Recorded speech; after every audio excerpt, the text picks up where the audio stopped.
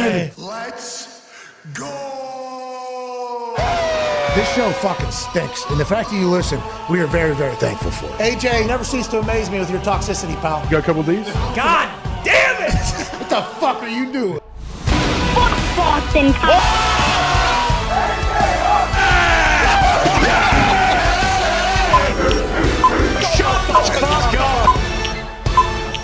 Hello, beautiful people. Welcome to our humble abode, the Thunderdome. On this Wednesday, March 22nd, 2023, a sports program starts now. Much mana! Much mana to all you boys as well, and everybody watching wherever it may be. We can't thank you enough for allowing us to be a part of your day. I've heard from plenty of people that are on the opposite side of this particular earth that watch our show every single day. And right now for them, they're like 13, 14 hours ahead of time. So it's a vastly different experience watching this show, whether you're in the Midwest, the West Coast, or potentially in fucking Japan. Speaking of Japan, I've had a couple people send me some DMs and some messages. I was very fortunate enough to go on a USO tour to Japan. Went to Tokyo, went down to Okinawa, went to a couple different bases, went out and about a little bit, went to a penguin bar where literally every 30 minutes they rang a bell and then these penguins would come fucking marching out of the goddamn aquarium that they had on the side of the wall, and they walk around table to table and you feed them a little fish. That's sweet. You feed them a little fish. Hell yeah. And then they would just waddle their asses right back into their rooms, and then they would swim in front of you while you finished your dinner. I've gotten a chance to experience Japan. I've gotten a chance also to experience the military that is in Japan and how many people the Americans have in Japan. So last night, while I was watching that game, I had full focus and intention of thinking about those military folks over in Japan. Hell yeah. Whenever the United States beats Japan in the World Baseball Classic. I thought about, wow, how nice their life must be when they go to a McDonald's and get a McFish. I forget what it is, the exact wording of it. It was a different McDonald's. Sure. It was not even. It is a completely different world over there. It is their language completely different than ours. Their lifestyles completely different than ours. They are very nice, very courteous to me. Now, I don't think they love Americans as a whole. Everybody because of something that happened in the past, which valid, but also. Valid, it depends. Both sides feel the way they feel forever. I think we're past that or whatever. Great allies. Everybody treated me very nicely over there, and I'd wandered off the whole thing. But it's a different world over there. And when our military's over there, they're living in a completely opposite world. Their families are there. They're there for like 13, 14, 15 straight months. So whenever the United States has an opportunity to take on Japan in something that both sports feel very, very, very good about, last night was a beautiful thing. Yeah. I enjoyed the entire process of it. I love the fact that Japan was on the national stage for us and obviously the international stage for everybody else, because a lot of us in America, and I think we're going to be informing the world of, a lot of us don't fucking watch baseball. Oh, not at all. So baseball's in an interesting time. That's why they put the pitch clock in. They're trying to make it a little bit more appetizing for people that are of a younger age and maybe have a shorter attention span in this world in which there is content everywhere. And there's like 4 highlights in baseball games normally. We can see them all on the internet in 14 seconds. So like baseball viewership is going down. So a lot of us don't watch baseball much. I'll watch the playoffs if the Yankees are playing or some other big names playing. I'll watch the World Series because it's the World Series. But normally there's a lot of other football shit going on too in that time, so it's kind of tough to do.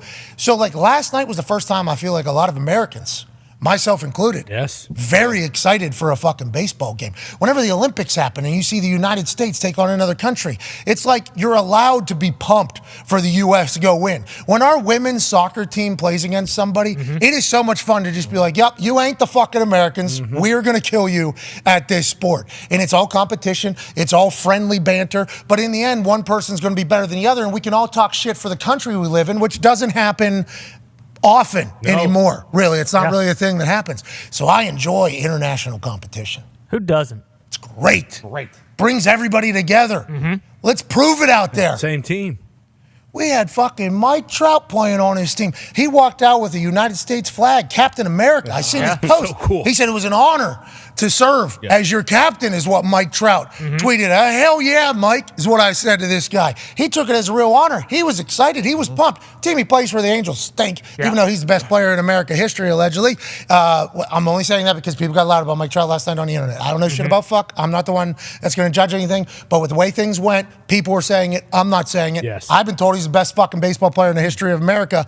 How much he cared about it, how much it seemed like the team cared about it. I met the coach last night in an interview. Oh, yeah. He had chops. He was funny. Yeah. He knew that there's probably 70, 80, 90, maybe 100 million people watching.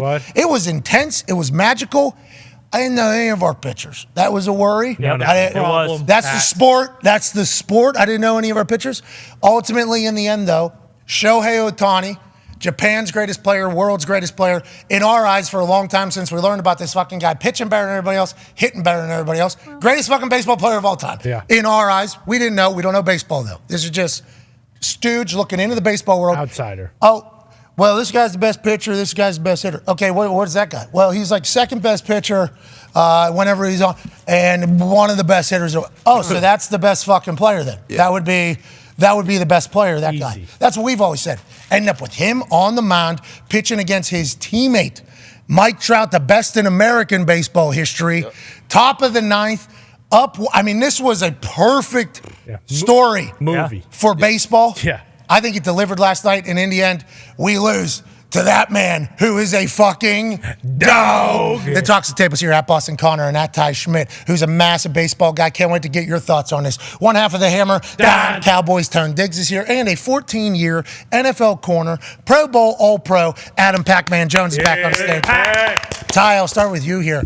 Last night delivered, I think, for baseball. That was a great game, close game. Came down to the game's two biggest stars, probably that tournament's two biggest stars, and it was one-on-one, and we go 100 miles an hour, 100 miles an hour, 102 miles an hour, 100 miles an hour, 87 off the table. How you doing? Keep it moving. Strikeout. Is there a better ending in the history of sport for Shohei Ohtani last night? Yeah, I don't think so. And then now there's stuff coming out that like when he was 15, he like mapped out until he was 45, like what he wanted to accomplish. And I think to the year, he said, like, when I'm 27 years old, I want to play in the World Baseball Classic and win an MVP. What do you know? He did it last night. That was a weird thing at the end, too, with the line, who's going first, who's not going first. They had Bob Manfred there and then two people that I assume very important people in the history of baseball. I had no idea who the hell they were. Great beard on one guy, had a nice bald head, and then the other fellow was a little bit older, but the commissioner was there closest. Was he involved with this? Because some teams weren't letting their players play, right, in the World Baseball Classic. Then seeing Bob Manfred there, and then I felt like Shohei,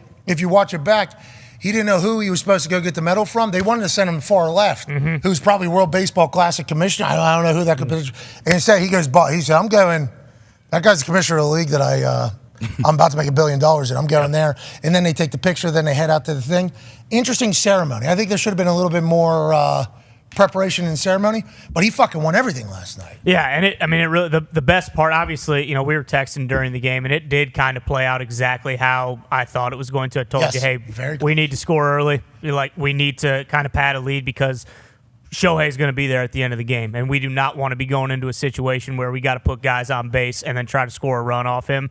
And we had multiple chances, you know, ducks on the pond, and we couldn't get it done. But the best part is that, like, baseball season starts next week, and like they couldn't have fathomed having a better, you know, like moment baseball. And like momentum going into the season. Because if this game or this tournament as a whole sucks and is boring, then it's like, you know, it's a non-starter. People don't give a shit that baseball starts, you know, next week. And granted, like, I don't think it's almost like your All-Star game before the season starts. Yeah, unbelievable. It's like good for baseball. I don't think. Pac and Ty, we're going to continue to talk about this. We got the mayor, Sean Casey, coming on the show in the third hour. He's from Pittsburgh, Pennsylvania. There's never been another guest that has brought more energy than Sean Casey. Oh no! And texting him this morning, he is jacked up. Okay. He is so juiced. Played for the Reds, baseball. played for the Tigers. Played for the Tigers. Red Sox. Yep. I believe he's been in a fist fight on the mound before a couple different times. He's a legend. Love for baseball. Jim Leland. Yeah, played for Jim Leland. Loved it. He mentioned Jim Leland's name and then immediately popped. Yep. Screaming into the microphone, and we were all like, whoa, what the fuck did Jim Leland do? Yeah. Like, what popped into Sean Casey's head there that he lost his mind? So we'll be talking about this a lot, I think, today, which is weird because baseball. But to your point, last night was great for baseball as a whole. Pac, you wanted to talk about it. You're like, let's talk about this baseball. Yeah, because it was very interesting. It was an unbelievable game. I thought it was just like you said. It was almost like a all-star game, if you ask me.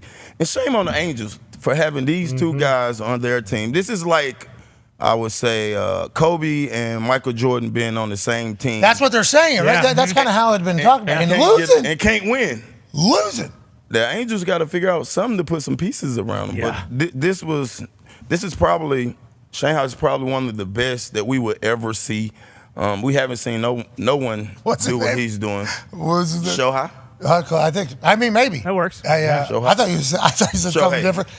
Shohei. Hey, listen, I've right to people's faces. I forgot their names, so I've had to kind of just stumble through it. It's going to happen. But Shohei. Shohei Ohtani. You had it right. I heard wrong. To pitch and hit is hard to do. And what he's doing, what he showed last night, it was unbelievable. You play baseball? Yeah, I played baseball young, but not at a level where I can really break it down. Yeah. At a high level, but yeah, I was pretty decent. Yeah, because I listened to some of these. I was at Get Up, for instance, and who was there? Mark Teixeira. Mark Teixeira was there. Yeah. Okay, so I got a chance to chat with him. And listening to him talk about what he's thinking about while he's hitting or whatever, it's like baseball has like varied.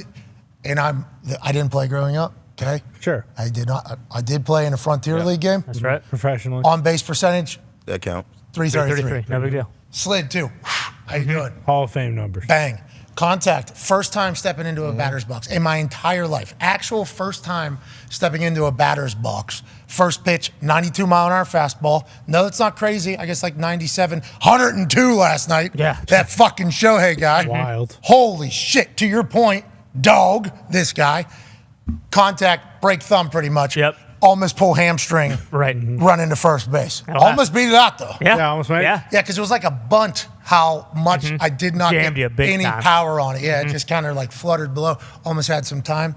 But I get on base. So not knowing the baseball as well as I probably should, I loved it, Connor. Yeah, no, it was unbelievable. The whole process of last night. And I'm in the same mindset as you. Like, I don't watch baseball. I'll watch the World Series. I'll watch the playoffs. Like, when the Red Sox are good, sure, I'll watch, but they haven't been good for a little bit. But to you guys' point about, like, all-star game feel, it's almost like with March Madness going on. It's like if March Madness ended and then their season started. Like, that's how I see it, because you got to see all these unbelievable players. It's like a world championship, and then they're rolling into the season. Like, I'm going to watch baseball next week because of this. Time Diggs, how was that little 20-year-old throwing 97 last night? Did you see that? How those little dudes do it, I'll never understand. Dude, this guy was 20 years old, appeared to be very small, and then it was just like 97. I'm like, what, bro? I loved everything about it except for the fact that, U.S.'s 25th best pitcher, Merrill Kelly, was the starter last night. I mean, where were the big dogs? Where were the big pitchers at? I mean, Verlander, Scherzer, fucking Gary Cole. Where were we? Grammy. Yeah, how come we got Trout out there? Yeah, all the position players are. Yeah, our lineup was unbelievable. Yeah, we could have used another guy, too. Fucking Judge, but he decided he doesn't love him. Judgy. Yeah, what's that all about? That's just a typical Yankee. Whoa. You mean the team, not the team. Yeah, the team. Yeah, Judgy could have maybe played, but I mean, the pitching is the major issue, because if we would have had our top That's the guys, sport, isn't it? I mean, the sport is the pitcher. And it makes sense, because in like a tournament like this, you assume that, because teams don't want, with the season starting next week, like, you don't want your ace going out there and having to throw 8 innings in a game. So Shohei Ohtani was pitching. Okay, this guy hits as well. Right. Why are we? But he only threw he only threw an inning because they don't want him throwing. What was the guy's name last night that was commentating? He said the Angels aren't going to be happy with a quick turnaround here with Shohei going into warmups, or would possibly not be happy because he won in the 7th, I think. Right. Yeah, he started warming up. Yes. And then they didn't, because Schwarber hit a homer in the 7th, and we were kind of starting to put a little rally together, and then they were kind of playing it like, well, are we going to have to go burn him and put him out in the 8th, and he'll have to pitch the 8th and the 9th? Or are we going to be able to hold on and just bring him in the 9th and kind of shut the door, which ultimately is what they got to do. But that's why our top guys aren't going, is because, and I think Bruce mentioned this earlier sitting out there, like, when you're getting ready for a season like this and these guys are going to throw over 200 innings, like, it's a process building your arm back up. So you can't come out of the gate just throwing, unless you're Shohei, but like a lot of these, like you were saying, Verlander, like he's like 39 years old, so he can't, like, if he doesn't have his full process working his arm. That was a text I sent to Ty last night, because somebody else came out to the mound. Yeah. Loop or whatever. Loop was the most baseball player-looking baseball player I've ever seen in my entire life. He did the job. He did. He got us out of a jam. Hey, Loop's kind of a dog, dude. Oh, yeah. Loop's lower body. He's squatting 10,000, I think. Oh, yeah. But these pitchers coming out, I don't know who the fuck. I knew who more Japanese pitchers were. Yeah. Then I knew the American pitchers, and I sent him a text. I go, where's Justin Verlander, Pack? Where's it? And I think the thing is, and you would understand this, I think, as much as anybody else, I would assume baseball is a massive, limit reps. Hey, we're going to have you on a pitch count. That's an actual thing. Yeah. A pitch count. And it's almost as you get older and older, that becomes like a year-round count of everything that you're doing almost to save your body. Is that why you think maybe we didn't have any of our fucking pitchers, Pac-Man? Or what are your thoughts on our competition level from the mound, which is the sport? Yes. That is the sport. The pitcher is the sport. I think this was a big payday for Shohei. That's why he was planning this. I think everybody knew that it would be us against Japan for the championship, and I'm quite sure he made a bankroll. Oh, yeah. I mean, listen to what we're talking about. I assume we're not the only people. That's getting it, though. That's like content, business, everything like that. I don't know how he remains so, just calm, cool, collected. You put one of our aces over there, they're not going to make the payday that he just made.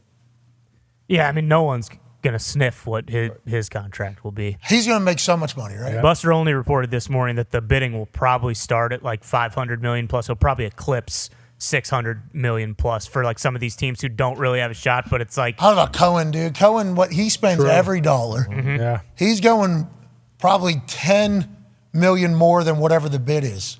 I've told you guys the story about I was at an auction, and it was a golf outing auction. Yeah. And they were offering up Saturday Night Live VIP with a private plane. Okay, with a private plane. Hotel, everything. It was hey, that sounds pretty sweet for 4 people, I think. I think it was 4 people or whatever. I'm like, oh, that sounds like a great time. Nick was potentially going to end up at fucking Saturday Night Live. We were just going to be having a good time on this thing. I start bidding. I have a pretty good amount of money at this point in my life. Pretty solid amount of money. I feel good. All right, we're going to win this. I don't know what it's going to take, but we are going to do this. I start bidding. It's starts at 10,000. I'm like, cool, 10,000. Obviously going charity. Somebody behind me goes 15. I go, sweet, 20. Guy goes 25. I go, okay, sweet, 30. Guy goes 50. I go, okay, 51. The guy goes 60. Oh. I go, okay, 61. The guy goes 75. I go, well, I don't know. What the fuck who is going on? And the person I was sitting with was hosting the thing. He told me the guy's name. The guy created Exact Target, I think. Target was the name of the company. And then it sold to Salesforce. And he did that literally 10 days before this auction. $4 billion or something, $3 billion. Flush with cash. So much money. Yeah. So one of the richest people in all of Indiana was sitting 4 tables behind me pretty much. And I was like, who the fuck? Because I Colt player in Indiana. Yeah, exactly. Pretty good amount of money. I felt pretty good for a second. No chance. So I did one more, 76. He goes 100. I'm like, all right, I thought we were going to do that. All right. Yeah. And I felt like the bidding war people at the auctions, I ran it up almost for charity. Good for me. I'm a hero. Yep. That is not the case. I look like an asshole. I look like a complete asshole. So I go meet old buddy. He's a Colts fan. Obviously, I should know his name. That's the person I should know the name of. I do not. He was a good dude. But there's those people in baseball now, it appears. Oh, yeah. That are oh, you're saying 61? Sweet. Here's 75. Cohen hears somebody offers this. He's like, hey, just listen. I want you to not only come, but I want you to be happy to come. We're going to go $20 million over what they're saying, and we're going to pay the luxury tax just to get you to become a fucking bet. I don't know if you heard this. I've invested money everywhere. They're fining me for everything. And then one of the guys I invested my money to, guess what he did? Shohei? Fucking just ruined his whole season in a game that didn't matter, allegedly, in my eyes, but I loved it. I love you. Here's that. They were talking about $800 million or something last night potentially for Shohei. Is that real? Is that a real thing? 800 probably not. The internet was talking about that. Yeah, no. I mean, but we'll see because it'll be the kind of thing where chances are he's also going to want to play in a big market that probably has some sort of Japanese reach. Because I think most of those guys who are studs it's still. I mean, he has to talk through a translator. And the translator needs a little moxie. Can we get a little? Because I think Shohei has a little personality. I think he probably does in there. But that is why places like New York, because a lot of Japanese people live in New York. There is kind of a sense of home a little bit. And it's just like there will be a couple of those teams, like the kind of blue bloods, like the Yankees and the Mets, obviously, because Steve Cohen has so much money. The Dodgers, talking about the Mariners, the Red Sox, like teams like that will be able to bid. Pirates, right? But ultimately, too, is like we'll give them a team. Shohei talks about that. Like, there's a reason he wanted to play last night. Like, he fucking loves baseball. Like, he loves competing. Like, he wants to win. You know, I don't think he's just like, he knows what he's worth. He knows how much money he's going to make, but he just spent 5 years in limbo where it's like, hey, like I'm not here to fucking win 75 games, miss the playoffs, and then just like have everyone, tip me all offseason about how good I am. Like, I want to show it in the playoffs. I want to show it like I did last night when the moments are huge. Like, he is an actual fucking gamer. So I'm not saying he's going to take, $50 million less to go play somewhere where he thinks he can win, but I also don't think he's just going to sell out and take money, because also the reach in Japan, like his off the field endorsements, he's going to make a shitload of fucking Has a New money. Balance deal? Is that what it is? Yeah. I see. Yep. Has a New Balance deal? Go ahead, Pac. What are you going to say? That's what I was saying. After winning this game, that number back in Japan done skyrocket. It's probably billboards, statues already being Pays planned. everything. How many million people are 127 million people in Japan. 127 million in Japan.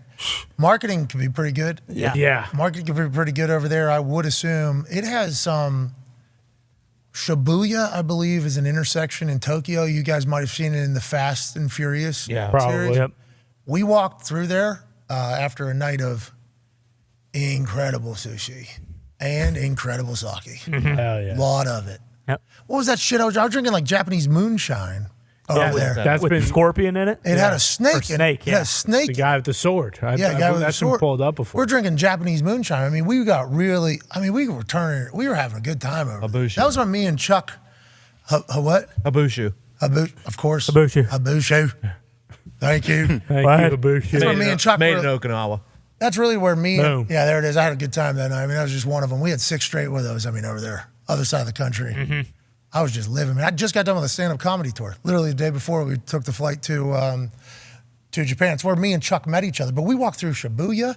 It was like 10:30 at night, 11 o'clock at night.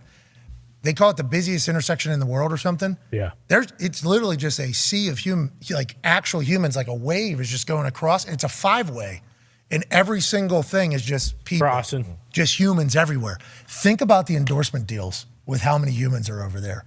Holy shit. Their business must be massive. Shohei's got to be the king of Japan. Yeah. Has to be right now. Yeah. It's like New York times 10 over there. And that's my point. Like, to win at that level and the showdown that it came to at the end of that game, you couldn't ask for a better rollout. Hell yeah. That was a nice rollout. And I think whenever we were supposed to be chatting with Laramie Tunsil, I think coming up here in. Okay, so Laramie, there might be a miscommunication. Because remember, we had timing issues there with Laramie. Yeah. We had a miscommunication. We don't know. This morning, too. Because what time zone is he in, Might have been speaking. No, I didn't. I never told Laramie a time. I actually told him the wrong day, and I have not. I have not even responded to that. So I think it's all whatever's going on back there, Ziti baby. So Ziti, the Texans, their teams, they're like, hey. They're about it. They come into the office. Exactly. Yeah. They send us stuff. They're like, hey, anything you need from us, please let us know. I'm like, I appreciate that. No, I don't know how, there's some things we have to, we're not just if the Houston Texans stink, we got to do what we got to do. Right. But it feels like they get it down there with us. Very Absolutely. much so. They're very wide open. I mean, and that was in the heat of the Easterby stuff. And they still, they understand that, hey, we have to talk about were very that supportive. stuff. That's when they got introduced to us. Did you hear about Jack Easterby? Do you remember what this story was? We probably tighten that up so we're done do that, I assume. Remind me. Jack Easterby was the FCA guy for the New England Patriots. He was the Loved.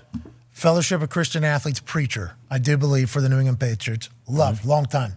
Goes down to Houston, gets recruited down to Houston with the GM, I believe. Nick Caserio. I don't know. Nick came was there after. before that, Yeah, yeah. he was before. Oh, yeah. Oh, is he with Bill They were O'Brien? saying that he was Yeah, it a was Billy O big and- reason that they brought in Caserio. Yeah, Billy O, maybe Billy O'Brien. It was somehow. Yeah. This guy gets brought in from New England, from a New England person's recommendation in Houston. Jack Easterby gets in there, and this guy can say the Lord's word. Hey. He's the Shohei Ohtani of the Lord's word. Bro, he was crip walking on 1 fish, 2 fish, red fish, blue fish in the middle of a service. That is Yeah. That's real deal. Anyways, he worked himself up to being the president of the fucking Texans, was making all the decisions personnel-wise. Allegedly, this guy. Had a mic. Had a microphone during games, headset during games with a thing. This guy, FCA guy, New England. Houston Texans, right up to the top. Wow. One fish, two fish, red fish, blue fish.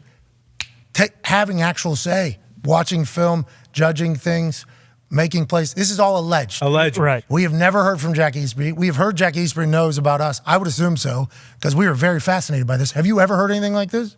I've never heard of Me anything. neither. No. Dude. It was weird. He must have been good. That's like taking Connor off the show Yeah.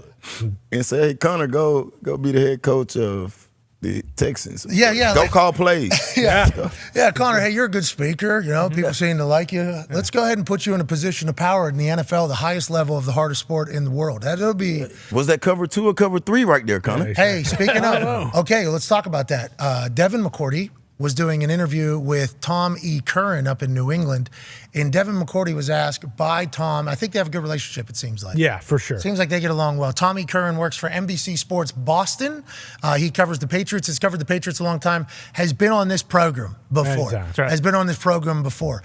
Devin McCourty basically broke down to Tom E. Curran like what he hates about television coverage and sports coverage as a whole of the NFL. And he even brought up the point where there's people that he appreciates and respects in the football world calling games in a moment and saying something's cover 3 and there's clearly 2 safeties on TV. So he says he doesn't want to be the person that does that. He would like to grade things because he's getting into the media world, but it's hard to do that. Is there ever a time where you remember where the commentator just threw you under the bus? And did you hold a grudge against that human forever because of it? I'll tell you a prime example. The Steve Smith play. We was in cover 2. It was a broken play. What was the Steve Smith play? Because I don't remember what it is. Clearly you do, though. He caught a long bomb. It was Ravens game. Oh. But it was a busted play. It was cover 2 in the coverage. But I end up catching him. And he broke the tackle. And first thing, the commentator say, oh, he was a man-to-man. He didn't keep his... We wasn't in fucking man-to-man. You didn't even know what the fuck you talking about. But no, I don't hold a grudge because I know once I get back to the meeting room, when we get that paper that grade us out, and then I get to go back and talk on Monday and Tuesday. Yeah. So. Yeah, you get to clarify some things. Yeah, you get to clarify. But it's not heard by the amount of people that are potentially hearing things. So for me, like kicking and punting, nobody knows shit about. Like nobody has a clue about hang time. Anything, yeah. Where I'm putting the ball, the hang time, like what I'm trying to do versus what other people are trying to, you know what I mean? Yeah. Like that whole thing is happening. So it's like, it's okay you don't ask me, but also like don't be, say like there's been a couple commentators that know nothing about kicking or punting that have made comments not only about me, but a lot of guys. And it's like, yo, what you're saying is not like, that is nothing to do with anything that we're doing, but that shapes a narrative in some people's minds. And those people are voting for Pro Bowls and other honors, and there's bonuses, big ones that are attached with those types of things. There's legacies that are attached to those types of things. I think it's very important that when we're watching something like that, the narrative is not built too early or completely false. Remember the one about Micah, Tone Diggs? Micah Parsons' first game. Yeah. Yep. He was middle linebacker. This guy has no idea what he's doing. Now, granted, he has ended up being one of the greatest edges in the history of the game through the first 2 years of his career of all time. Might go on to be that, which was, I think he would have figured out Mike too if he probably sure. I think he would have because he plays that a little bit. But that first game, he was getting cooked and roasted because of what the commentators said. He had stepped up to play the run in his run duties or whatever, and then had to flip his hips and get back into coverage and kind of wall off the tight end, and it looked like he was lost for a second, but he wasn't. But the guy created football who put the video out, so which you are a fan of again. Love that. So we need to let that world know. One tweet made sense. No. You are a fan. There was you are a fan. One tweet about Lamar that made sense. No. And you saw that tweet and you said, I'd assume if we agree on this, we agree on a lot of other things. We don't need to hold grudges, maybe because a couple different thoughts that people have had. I mean, they could hold those against us forever as well, right? Isn't that what you're saying about the guy? Book. Agreed. Yeah, you bought his book. Yeah, you did. Holy shit. Sent that book. What's your problem? I thought didn't we just agree we were? I just wanted to set this record straight. You At were the correct. time. He was incorrect. Okay. All right. Got it. But yeah, that Micah Parsons, that happens a lot at a lot of different positions and situations. It's like, are we 100% sure? And I think the DBs are normally the victims of it the most, especially after what we've seen from Darius this year. And then you hear other people talking, you hear Devin McCourty, like that's his first thing is like, Well, there's people that are talking, and it's like you feel that through like your career, because although you can get the answer on Twitter nowadays and things like that, there's like 42 million people watching these fucking Sunday night games. Exactly. Like there's a lot of people that their first thought is like, oh, that's a guy that got cooked. Like for 2 days, that's a conversation that happens. And there's humans on the other end of it and legacies. I think the world's going to get smarter though, football wise. Absolutely. Like I think I think we're at a stage where it's like getting, you know what I mean? Much better. I think so. Well, you don't think so? No, maybe I don't think Twitter helps because everyone has a voice. It's 50-50. I think it's actually jumped the shark a bunch, because now that like you can buy the all 22, like everyone thinks they're a D coordinator or like an O think so? You think this has been? Oh yeah, it's actually had a reverse. I think there's been like a shift, because you'll see people who get on there who watch the film and don't know what they're looking at, but because they have it available and they can watch it, like they've kind of and they maybe enjoy it, like they've convinced themselves like I do know what I'm talking about, and then it takes someone else who like was a coach or was a GM or like worked in the league for a long time to be like, yeah, just because this guy has access to the all 22, like he doesn't know what he's fucking talking about. Like this is bullshit. And I think that has kind of become a lot more prevalent since that stuff's become available. I didn't even think of for every action, there's an equal and opposite reaction. Oh yeah, exactly. And that is happening, I assume. But whenever you come out, that's why you need to keep saying stuff.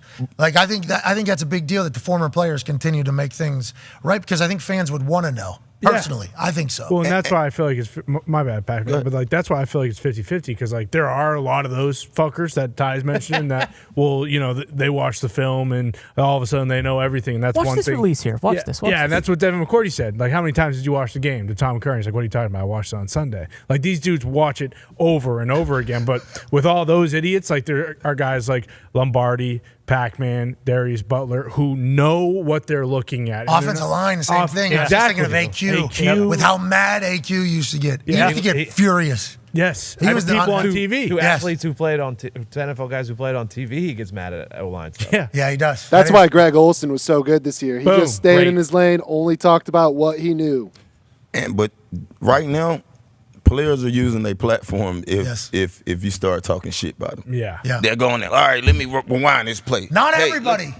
Me personally, right. Not everybody. If I was in the league now, I would break down every Sunday. Me too. Wrong or right, no matter how good I play. Don't need to give away strategy. Don't need to fuck your team. Hey, look, boom, that was a great play right here. And then if I get cooked one play, hey, look, I got out leverage on this play. This was a good release. He caught the ball, or I fucked up right here. Yeah. And it's actually something NFL Film should offer up. Like NFL Film should be offering that up to. That sounds like a good business idea. This is the things like the NFLPA should think of. Hey, NFLPA, let's think of this. Let's think of content ideas that NFL Films and probably a sponsor could do for the players, because now we're making money. You say not just taking money. Nope. And like using money. Now we're making money. Mm-hmm. Hey, huh? Pretty smart concept. That is a great idea, Pac. I didn't even think about that, and it doesn't have to be the whole game. No. Notable plays that you were involved in. Yep. Don't give away the strategy. You would not be giving away anything that anybody else hasn't already said. And if you are, don't. Obviously can't happen. Let the team watch it then. Like let somebody have to give the final okay. The NFL Films buddy have to give the final okay. The NFL Films people, high football IQ people, they've been around football a long time. They don't want to fuck anybody over or give anything up. Hard knocks. That would be incredible. It's not even that hard though, because right now you can go and watch every game. Yeah. Anybody got some. Yeah, you might be. Now, I do wonder, though, like what would be the backdrop? There would be people right now in the NFL that would not want this. Coaches would not want this to happen. Why?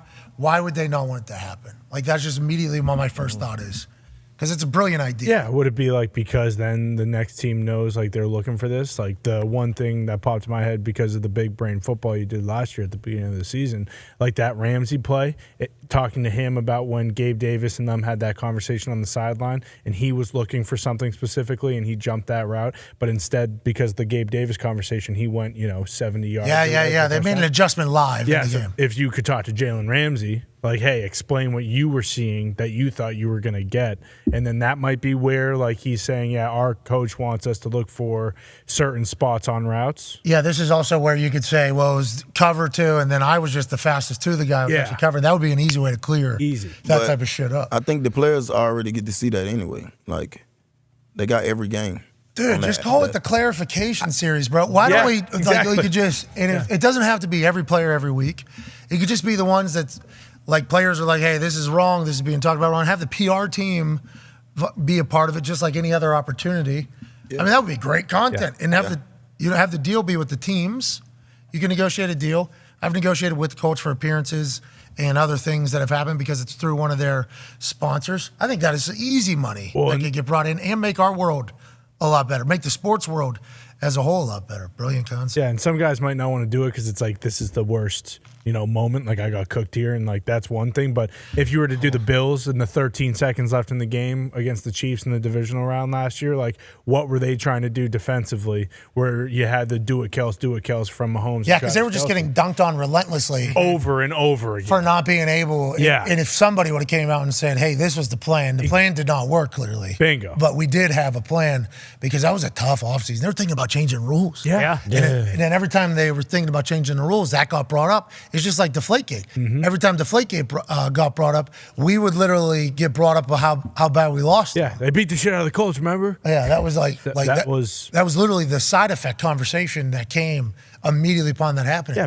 So I think you heard all of us, and I'm not saying I was anywhere near a spokesperson for the fucking team. I'm just saying the team. Everybody's idea was like, could we stop talking about this? Yeah. We would like to move on. Lasted 2 years. We just get dunked on. Yeah, 2 years. Yeah, he didn't get suspended until 2016. 2 years. What a wild time. That's kind of, that's every action. That's right. Yep. Equal and opposite reaction. And Bills were talked about all year. Who was that? Who was the equal and opposite reaction? Isaac Newton.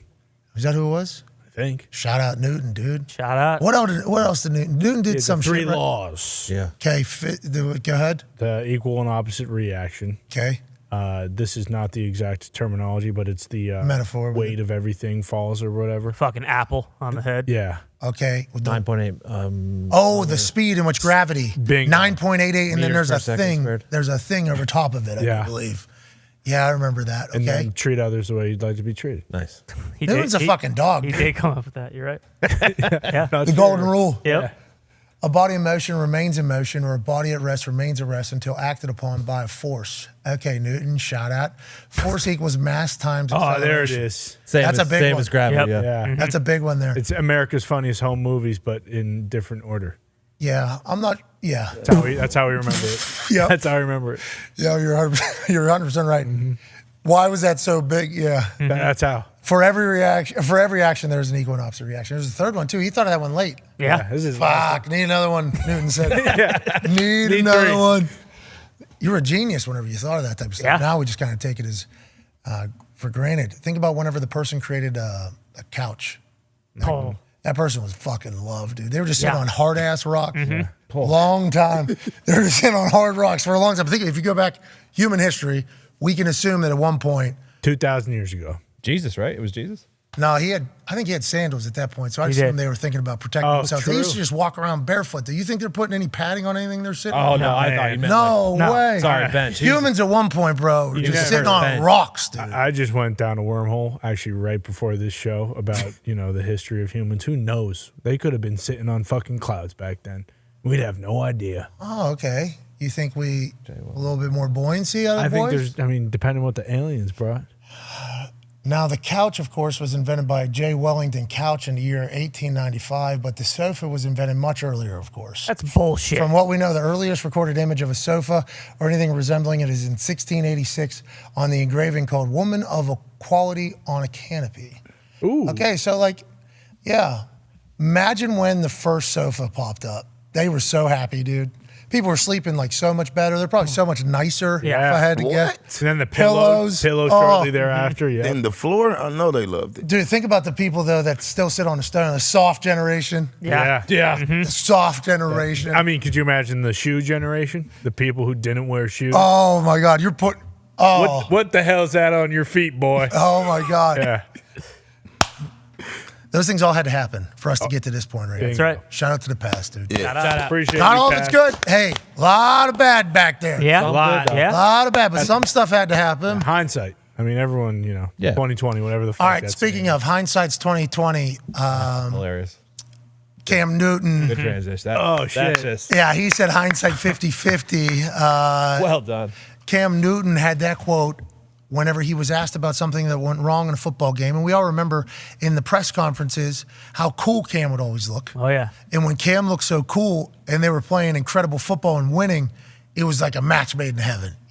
This guy's got this fucking top hat on. He's got a scarf on. He's got 4 jackets on, all different length. They all match perfectly. This dude loves his fashion and appears to be an absolute fucking dog. The way he handled questions, it was almost like he was built for the moment. This dude was a defensive end that could play quarterback. Had to go to JUCO. Obviously, we all remember that because he was cutting bars before a practice that was filmed. And maybe the earliest forms of great interneting. Cam Newton breaks it down. Then he goes to Auburn.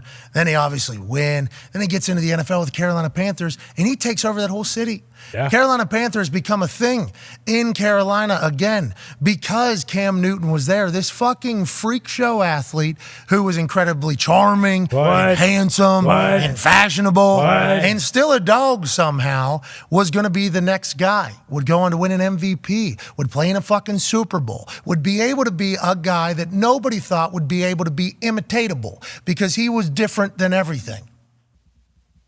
And some shit happened. Yeah. Some injuries, some situations, father time potentially. Situations weren't necessarily the greatest, and he was still going in there, not performing what we had seen him do in the past, which was freakish, which was unbelievable. So he's being compared not only against everybody else, but also what he used to be. That was 2 different types of comparisons happening. And now he's making a fucking NFL comeback, or he's trying to. Yeah. In Zubaz yesterday, he was at the Auburn Pro Day throwing to his younger brother and others. There was a bomb that we all seen on the internet. There was a promo from Shannon Sharp about Cameron Newton that I was incredibly put together. And if you're listening to it, you would be able to think to yourself, he's speaking the truth there. Everything he's saying is speaking the truth. But then you think about like Cam Newton. And you think to yourself, is Cam Newton going to go out like he went out in New England? And is Cam Newton going to sign up to look like that Cam Newton again?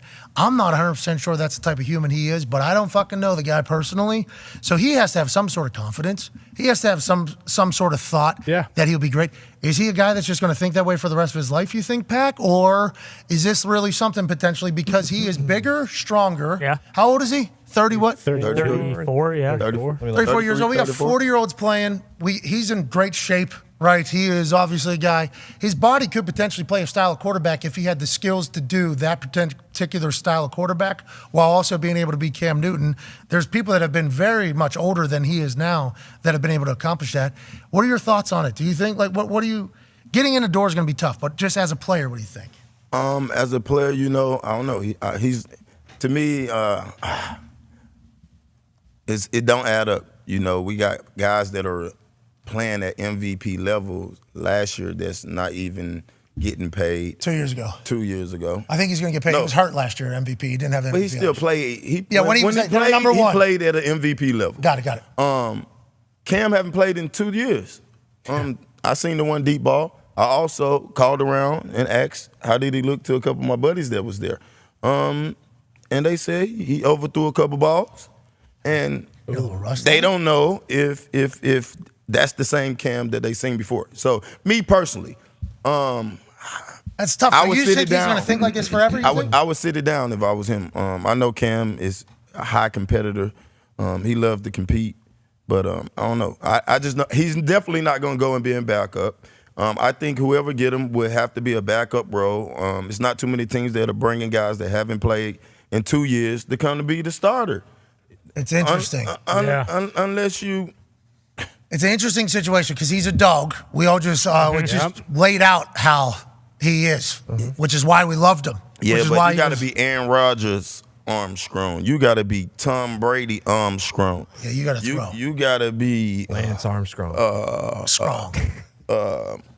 What's what's your boy? Peyton Manning. Peyton Manning. Bingo. My strength to come back for 2 years. Eli Manning. Eli Manning. Like it's not easy as what we making it. Yeah, the throwing aspect of it, the super elite throwers are the ones that are seemingly being able to last longer because they can control the amount of hits that they have to get, and they can still have success that people want to keep them around. So, like, the style of play that can last whenever you lose your mobility is obviously one.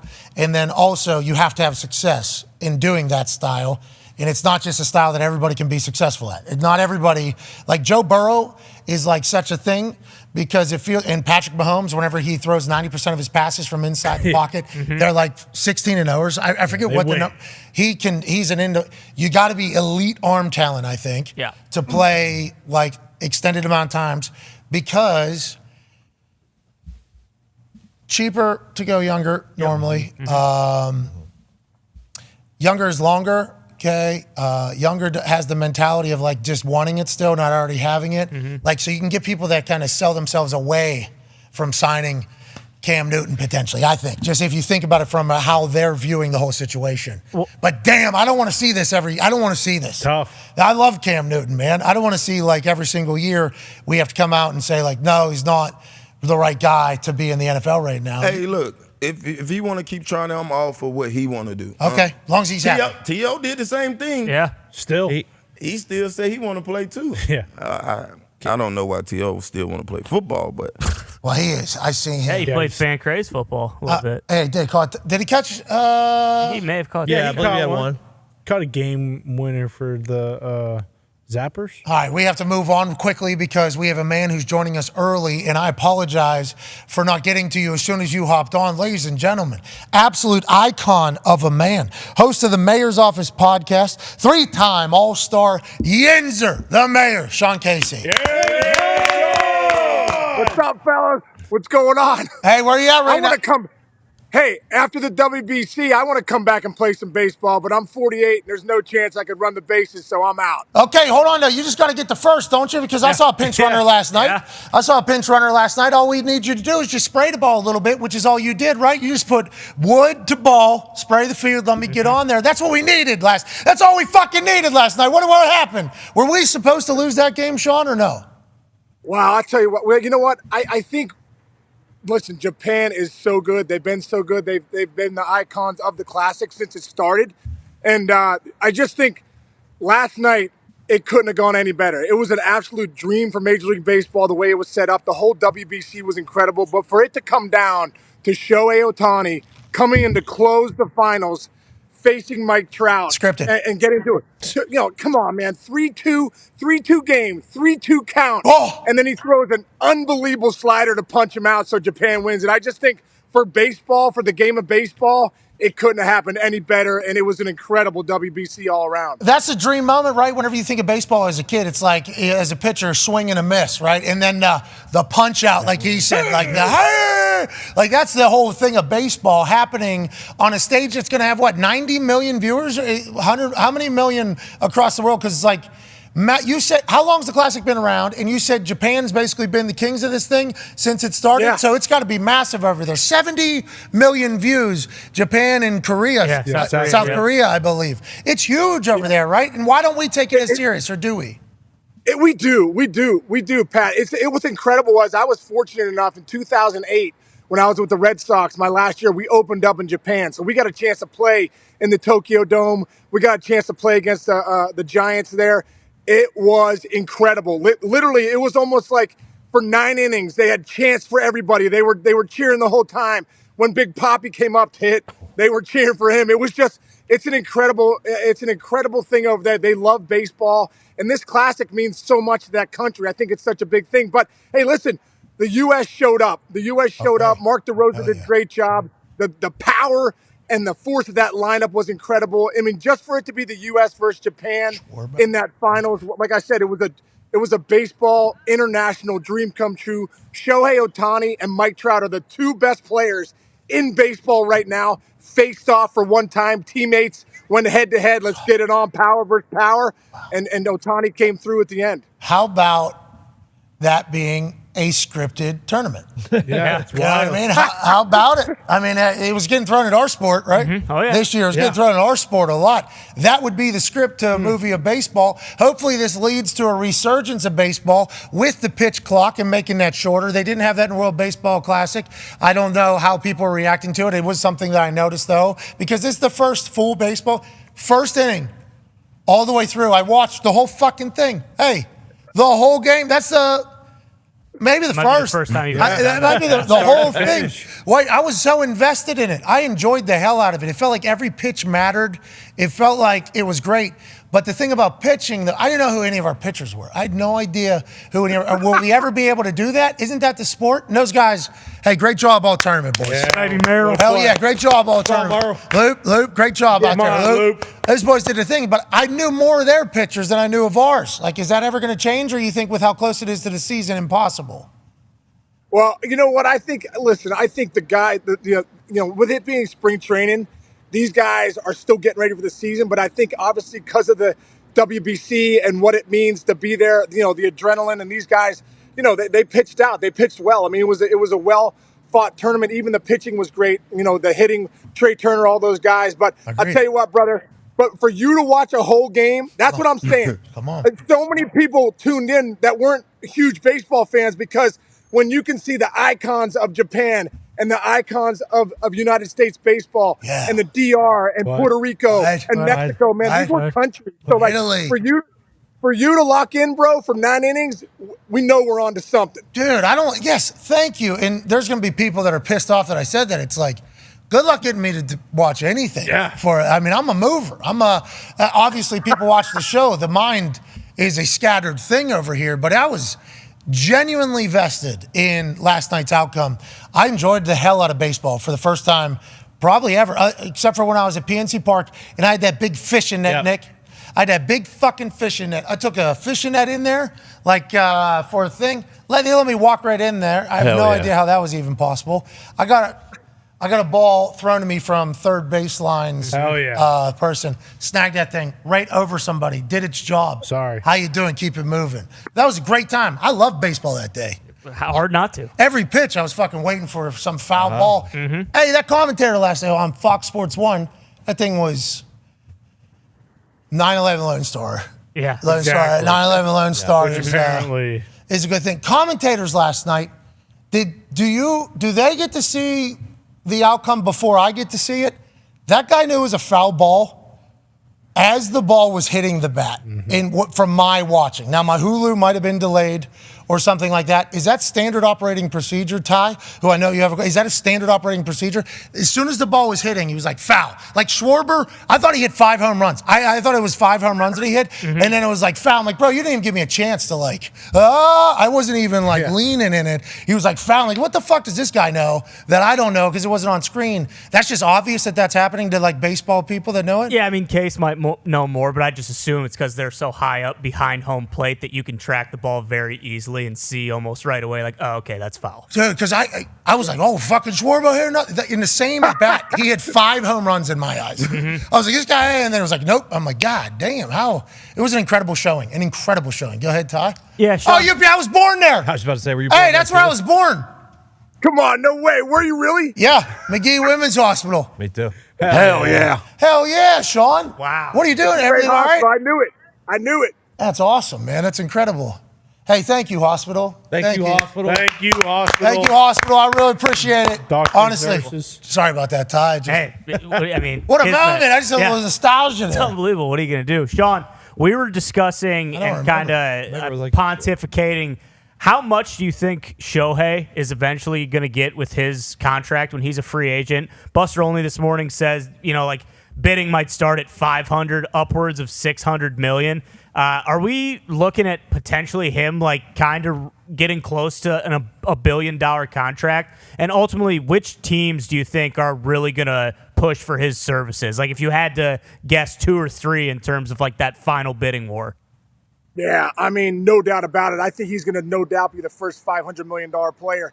We've never seen anything like it. I mean, it's incredible. We've never seen a guy that's one of the best pitchers in the game, that's in the Cy Young Award race every year, and also one of the best hitters. And also, he's probably one of the best base runners and would be one of the best outfielders if they let him play. But, this guy is incredible. We've never seen anything like it. It's going to be at least $500 million to lock him down, and it could be up to $600 million. And I think at the end of the day, it's going to be, I think the Dodgers are going to be in there big time.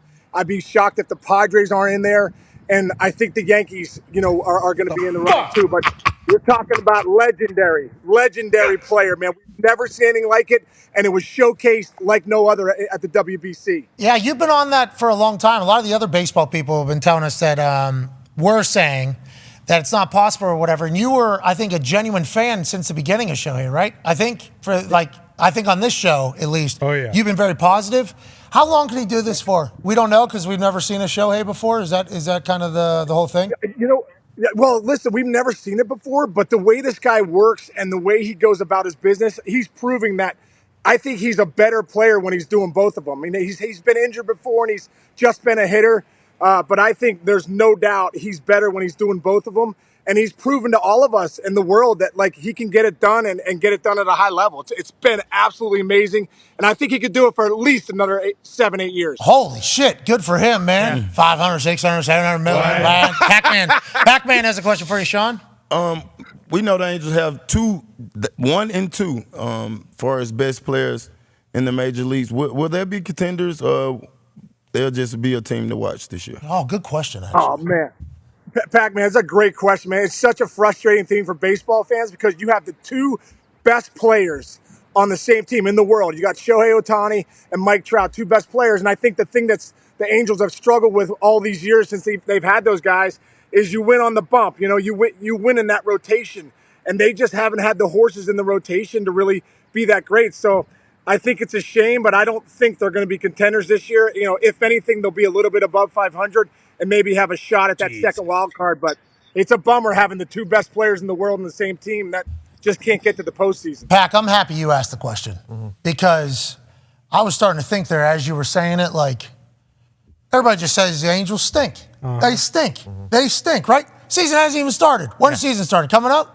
Yeah, next week. Yeah. They're going to be better than the Yankees this year. They're going to be better than the Yankees? Is that why you asked the question? I'll cut my arm off if the Yankees are better than or the Angels are better than the Yankees this year. Well, really? You got 2 best players in sport, I heard. They don't. That's debatable. Mike Trout's unbelievable. He is. But right now, and I think Sean would agree with me, he's not fucking better than Aaron Judge. He's just not. Oh! He's just not defending MVP. Judge is probably going to hit 70 this year.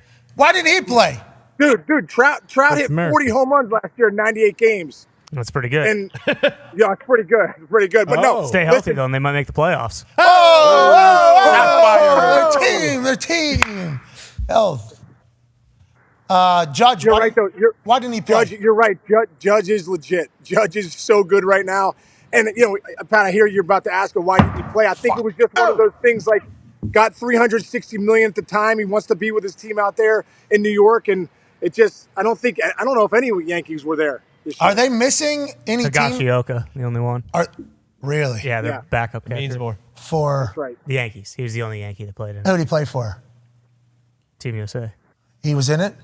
I don't think he ever played. He was the backup catcher, but he's allowed in it? Guy. He's allowed in it then, right? Yeah, because he's not going to play that. He's not going to be a huge piece for the Yankees this year. Oh, okay. So he just conceded that and said, you know what? Yeah, we'll be all right, Higashioka. You batted 175 last year. You can go play. Is that a team mandate? Like the NHL said players weren't allowed to play in the Olympics.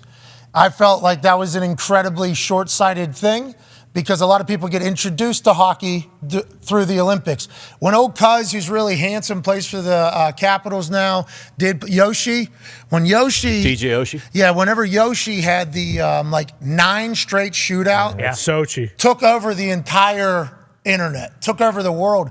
And then that was like the perfect guy for a lot of people that aren't hockey fans maybe to get introduced to. This guy's representing your country. Yeah. He was fucking good. Killing it. This dude was unbelievable. So there was those types of moments that if you don't let your players play in the Olympics because you're thinking about just the contracts and everything like that, you're missing out on for the sport of the game. Is that what happens with the MLB? Do teams tell players that they don't want them to play because of the jeopardy of Edwin Diaz happening? And and also anything else? Is that a league mandate, team mandate? How's that work, Sean? No, I think it's a team-by-team thing, but I also think, Pat, like early on when the WBC started, I think it was more of that. Hey, the teams didn't want their players to go because they didn't want them to get hurt. I think now, since they won it in 2017, and the WBC is getting bigger, and you're right, they're able to showcase the players. They're able to showcase the best players in the world. I think teams in Major League Baseball now are saying, hey, yeah, go ahead and play, go represent the U.S., show the world the talent that we have, or show the world the talent that we have in, Puerto Rico and the Dominican and Mexico and Japan. And Major League Baseball now is the best players in the world are here, man. The best players in the world. And the WBC gives you a shot to showcase that and to showcase the amazing talent that these guys are. Go ahead, Tone. Wasn't there one of the pitchers, I can't remember for which country, he struck out the side of, I think, Puerto Rico or something like that. And then Nicaragua. He immediately got picked up by an MLB team, correct? Yeah, it was a 20-year-old kid out of Nicaragua, punched out like Juan Soto, Manny Machado. I'm not exactly sure, but three guys, and Julio Rodriguez. And I think the Tigers signed him right after the game. They're like, hey, come on and come to Detroit, brother, if you're going to strike out three of the best players in the big league. Connor has a question for you, Sean. Yeah, Sean. I mean, I do kind of am pissed at you right now just because you said that Ohtani was going to go to a place that wasn't the Red Sox, and the Red Sox have his best friend Yoshida on the squad as we speak. I mean, hey, look, I understand Boston doesn't have Jim Leland as their manager, but still some good weapons to use. How do you feel about the pitch clock? Do you think that is actually going to, get more people to watch because they will be shorter games and there will be some sort of time limit to it? Or do you think this is something the players are going to hate? No, I think the players are going to love it. You're already getting a great response from the guys, because at the end of the day, Major League Baseball games are over 3 hours, and with the pitch clock, it's taking it down significantly. I think it looks like 2:38, 2:40. Ooh. It's knocking off 20-some minutes. And I think it's great. I think you look at it this way. Imagine the NBA without the 24-second shot clock, or the NFL without the play clock. You'd be like, what the heck's going on here? That's high school basketball. Yeah. That's high school basketball. It's so ridiculous where you can run the clock out. So I think it's going to be a great thing for the sport. I think they've tested it already in the minor leagues. It's proven that it works, and I think the players are all on board with it. Those high school basketball games, some of them, geez. Man, 25 20 left. They just started running the clock. Yep. Four corners. Yep. Every state. That's Iowa. Oh, yeah. That's Plum. Ron Richardson. Here we go. Listen, this is what we're doing, boys. It's keep away right now. For how long? Forever. 5 minutes. Rest of the clock. We scored how many points today? 17. Fucking run it. Yeah. What, dude? I'm excited to see how the pitchers utilize the pitch clock to their leverage. Yeah. And control the clock, because I think you can. Like, we watch offenses when they snap the ball in the play clock. Is it early? You watch people run tempo, Like, are pitchers utilizing it? Is there a strategy that they're employing? Like, what are we learning about here? That's a great point, brother. It's happening already. Like, because the hitter, if it's 15 seconds with nobody on, the hitter has to address the pitcher within 8 seconds. So at 8 seconds, his eyes have to be on the pitcher, and you are noticing guys, maybe a quick pitch. When I was playing before the pitch clock and stuff, you could call timeout to the ump and say, hey, give me a second. Now, these guys can quick pitch you, slide step you. So there's no doubt going to be a little bit of more strategy for the pitcher being able to rush the hitter even more. Here we go. This might change the game then, huh? Oh, Pac-Man, it's going to change the game, no doubt about it. What it's proven too, the biggest thing is that strikeouts are up in the game. Well, what it's proven when they did the pitch clock, more balls are put in play. Strikeouts have gone down, so it's going to change the game in a big way. There's going to be more action, no doubt, with the pitch clock. We appreciate you so much for joining us, Sean. We miss you. Thank you for taking me back to the place I was born. I said it earlier. I knew it, bro. Yeah. I knew it. I'm going to find the room where you were born. I'm going in right now. Where was Pat McAfee born? I want to find the room, and I'll get back to you, brother. They do not have that documented, I would assure you. But I appreciate you, man. You're the best. Host of the Mayor's Office podcast, which, if I'm going to listen to a baseball podcast, I'm going to listen to you, brother. We appreciate the hell out of you, man, every time. The Mayor, Sean Casey. Yeah, They called him the Mayor because at first base, he fucking talked to everybody. It was his office, is what they called it. Yeah, unreal. Like, that's the type of guy he was known for. He just talked to everybody. Yeah. And then he just sprayed the ball, right? Yeah, oh yeah. Just that's literally all he did. Maybe the nicest, most jovial guy on the planet. Of all time. Yeah. Has never been in a bad mood, ever. He's outside of a hospital right now. Yeah. What happened? We don't know because he would never let us know because he's just so pumped. So he's just hanging out. It also looked like he might have, like taken like a He took one miter off saw the- or something. Yeah, off to the his finger. head. Maybe that's why he was. I did see that. I didn't even think about it. I should have followed up with You'd hey, never know, though. Yeah, he's probably volunteering there. What if that thing was literally just Probably. gushing blood? Possible. He taped it up for that interview. That's why. It was that blue electrical tape that we have out here on the floor. That's it. Gritty. Speaking of on the floor, we got some big things coming today. Oh. You know what I mean? Oh, yeah. If you look out on this Thunderball court What's that? in the Thunderdome, you'll see what appears to be maybe an obstacle course. What? So Bud Light's doing an easy carry contest. Yep. Okay? Easy carry contest. The commercial's running on the television during March Madness. I think it's like grab your beers, get back to your seat and watch it. And this lady grabs 5 glassed beers and then she like battles her way through to get back to get everybody. I think. Okay? Nailed it. All right. Have I seen the entirety of that? We'll go back to the whole base. That's the first time I ever watched a I was baseball gonna say, game. I haven't either, but I did see that part. The You nailed it. concept. Yeah. Oh, so you don't know no, either. No, same deal, though. I saw it and I said, oh, okay. Okay, we I get it. Beers are easy to carry. Yeah. If you want to. Right. Hashtag easy carry contest. They're inviting everybody on Earth to go ahead and display. I guess you probably got to be 21 plus. I'd assume. I had the. I'd assume. Should have read the rules. They don't a want little you carrying ice cold beer if you're 17. It doesn't say 21 plus, but I assume it's 21 plus. Okay, you record yourself doing a sweet carry of beer to friend. Okay? What we chose to do with that idea was make a fucking obstacle course. Boom. Okay? Go. So you guys can get creative however the hell you want to get creative. This is what we decided to do. 21 plus? Yeah. Of course, it's a beer company Makes sense. in America. We should have known that. Yeah. Well, as soon as I said That it, certainly makes sense. Yeah, as soon as I said that, it's available to everybody. Like immediately. And knew. residents of the 50 states. Oh shit! There Sorry we go. about it, Japan. You won last night, not today. Suck it. And a legal resident of the 50 states. Whoa, easy toe. Yeah, come on. That What's that goddamn supposed to cowboy mean? hat. Right wing cowboy. Jesus, guy. Yeah, I'm reading the again. rules. So you guys can do anything you need to do that you think is impressive, and Bud Light is going to pick one winner of $15,000 Go. just for having a good time. I don't think it has to be anywhere near as dramatic as this or drastic as this, but go ahead and use your creative minds and potentially win $15,000. Not a bad time to win $15K with everything going on in the world. Shout out to Bud Light for doing that. And then we'll also pick 8 of our favorites from the hashtag Easy Carry Contest tab. And then we'll put them into a March Madness style tourney. Okay. And then we'll have people vote in polls. Nice. Okay, and then one winner will win an autographed. Hey, Bruce, can we get that belt? I think Bruce has the belt. This He's on thing, it. Old Brucey championships. Yep. This belt. Old Brucey titles. Old Brucey belts. What? Oh, baby. What dreams are made of right here. Wow. Bruce.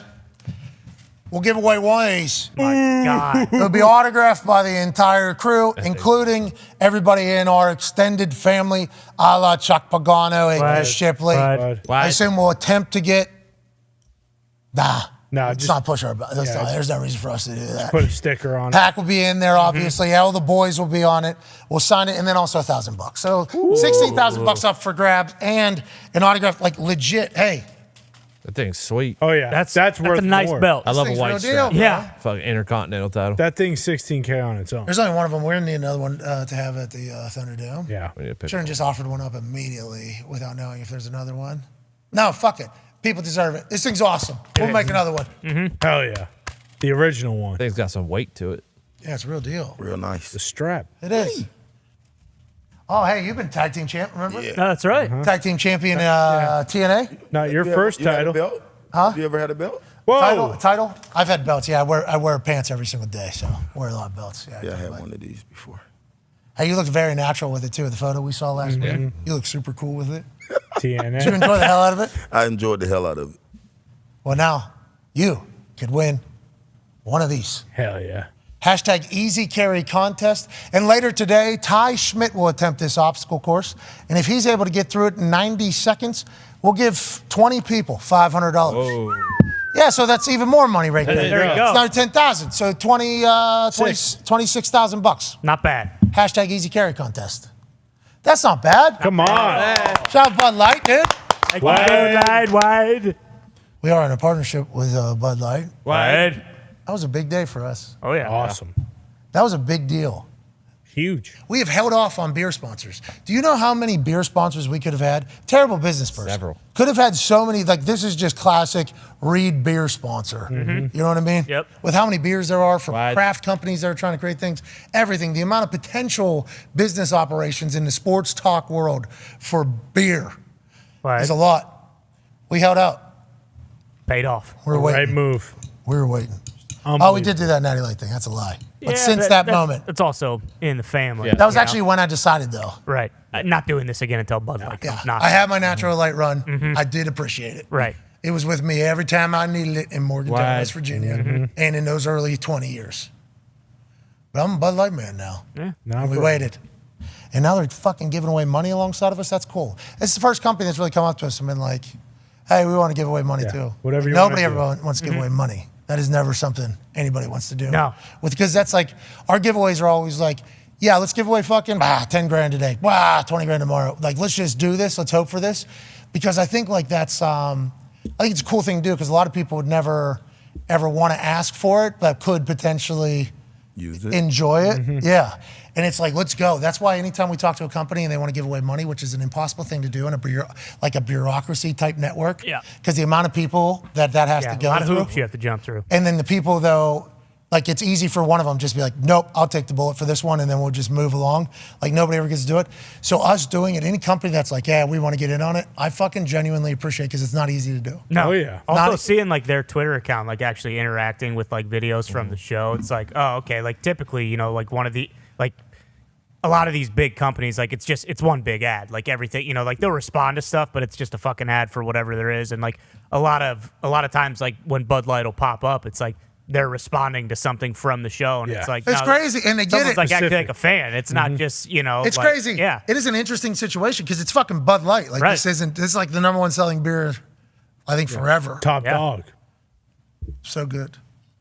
The best. Icy cold. You drink Bud Lights? What? I drink Bud Light. What? I think everybody does. Oh yeah, it's the beer. You can have enough. You know, it's tough with the keto though when you're going to do a beer night. You know, that is something. Yeah, I just got to buy into it. But whenever I inevitably stop doing keto in however many months, Budweiser Select. As soon as we get to football season, it's fucking.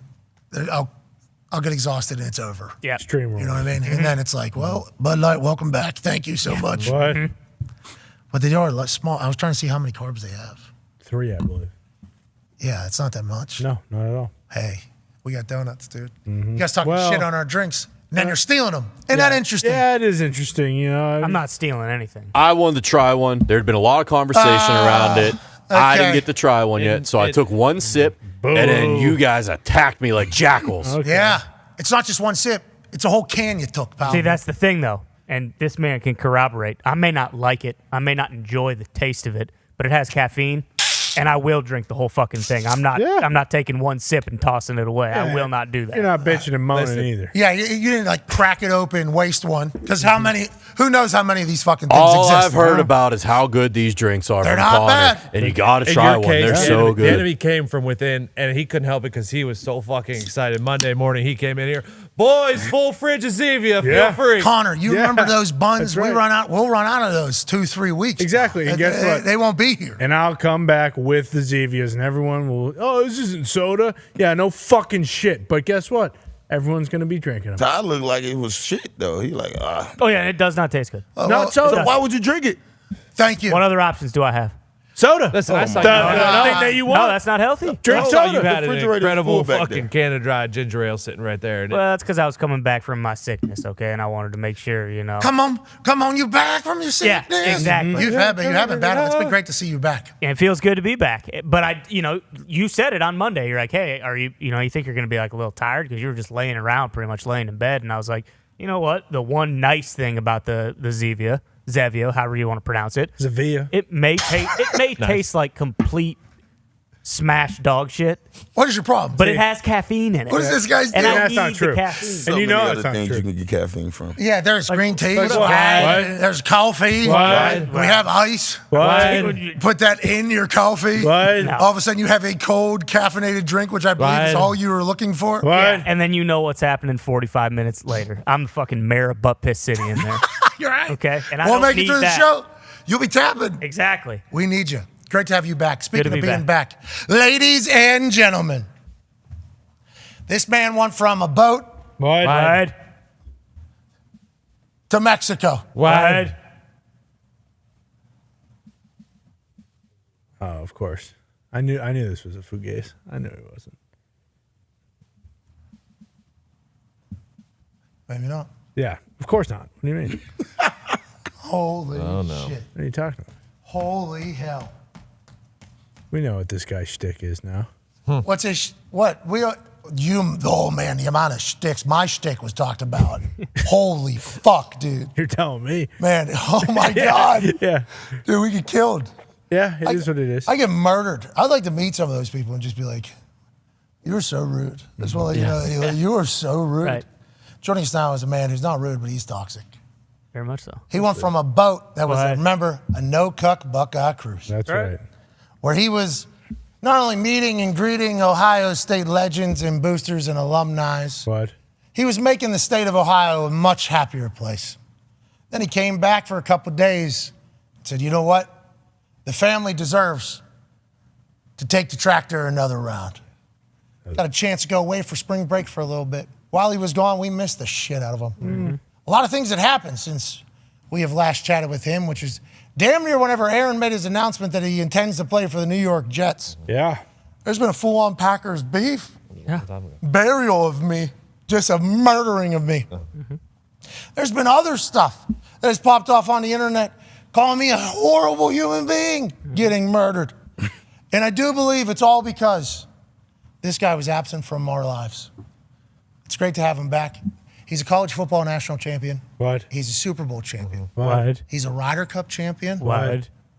He's the all-time leading tackler for the Green Bay Packers, who are one of the oldest organizations in the history of sport. What? Nobody's ever tackled more motherfuckers than this guy. That's right.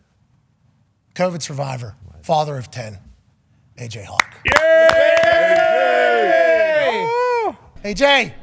What's up? Anything happen? What's going on? Bro, great to see you. A lot has happened, man. It is great to have you back. How was your trip? I hope you had a great time. I hope you're refreshed. You look fantastic. Look at he's glowing. Wow. You're glowing. I forgot what you looked like. You're glowing. You look good, pal. Yep. You say it every time. You say I'm glowing. I appreciate that. Thank you for the nice compliments. But yeah, it was nice to we went to Mexico for a few days with the kids and had a good time. It was fun. I love that me saying you're glowing is something you remember, because this is what I said to you last time. And whenever I was saying it inside, he was like, if this motherfucker doesn't stop. I'm not fucking glowing. Because as soon as I said you're glowing again, he said, oh, you're saying I'm glowing again.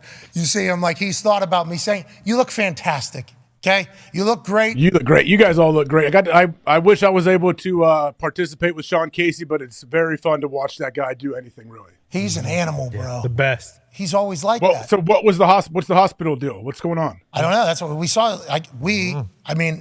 I noticed something with his hand. I didn't see exactly. The boys, it was bandaged, right? Yeah. Well, he volunteers every day at the hospital. I believe two fingers were together.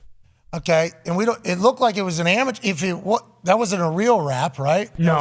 Putty tape. Was he going to get his finger get some finger surgery or something? You think he chopped it off in his wood shop or something? I do wonder. That's what I thought. I genuinely wonder what all caught in a Didn't door. Kevin Costner do that in the movie? Didn't he saw his hand off? Yeah, for the love Saw? of the game. Oh, Yeah. Saw. You remember? That was another good movie.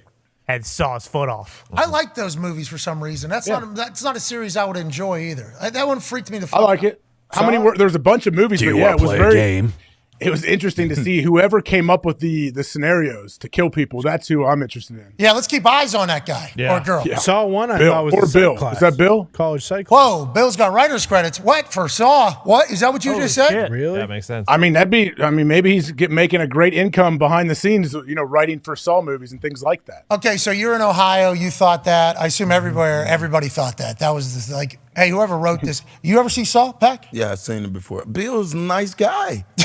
You're just getting He is ahead a of very it. nice guy. Yeah. Bill. Saw, I'm pretty sure was a college psych class. Then they sold the idea. What do you mean? Like it was a psychology class on like ways to get people to do things for them, and similar to the Stanford prison experiment. And then, I don't like that one. That one just tells you all you need to know about humans. Yeah, bingo. And then they made it into the Saw franchise. And then obviously after the first one, it was like studios. It wasn't. So the Stanford one that you just mentioned, is that true? I didn't know that. I'm pretty sure it is. Jesus Christ. Yeah. So there's other opportunities from other people that were in that class. Exactly. Not even like other humans that just exist. In that class, there's more ideas out there, which I understand it's probably for the good in the end. That Stanford prison thing, what an explanation of human beings if you were to just say, all right. What would you have done if you were one of those, like, if you were picked to be one of, like, the guards at their makeshift jail? Would you think you would have been that guy, like, trying to beat them and torture them? So I'm not signing up for that ever. Okay, that's something I know about me. So, like, to ask me if I don't think they'll allow that. They're not going to let that happen again. Unfortunately, we're not going to get a great in-depth experiment like they did. No. But I'd like to say, you know, you, me, all of us, we get approached for said experiment. I think we would all say, nah. Sorry. I think we would pass. I'm not 100% sure. So it's tough for me to even say what I would do because I could never imagine a time of my existence where I would have said, oh, yeah, there's a 50% chance I end up as a prisoner. Okay. Yeah, that'll be great. I don't want to do that, you know, And they pick you up from your house and arrest you to make it all, like, feel real, too. Yep. Yeah, for no reason. And then on the other side, there's somebody just like me, just like fucking asshole, jackass idiot who is all of a sudden the guard. And that person's in charge. So now a human, it's probably no way am I signing up for that ever. I would do it. You would? Yeah. Why? How come? I don't know. Just for the hell of To it. be the guard? I would want to be the inmate. Pick me up and let me go through the experience. It'd be crazy Was it thought. for extra though. credit? They get extra credit? Did they know going into, how did it begin? Like they chose. It was a game, wasn't it? No, I think it was picked. Like, wasn't it? I think it's like the same thing. Like when you're in college, you know, like the hospital will send those things out to students, and like they pay you for like these experiments, you know. And it's probably just. What would you broke do, college AJ? kids. You'd beat them up. You just said. Yeah. No, I don't think I'd be very good at that. I would probably be better as a prisoner than one of the fake wardens. Please, you'd be a warden. Stop lying. The warden, Jesus Christ, what a villain in every story I've ever heard in my life. Great gig in that though. Especially Josh. Yeah, you're in charge of all these randoms, and you're getting paid for it. And you don't even have to do anything. You just sit in your office and smoke cigs all day. if And you you're the want. worst human of all time. Take care of old Red, though. That's right. Get that dog. Sound like Connor. Oh, I would do that in a heartbeat. you would sign up for that. Yeah, I'd do it. I think psychology is very interesting. So what did they think was going to happen? They didn't think the guards would turn into fucking full-blown assholes? Probably not.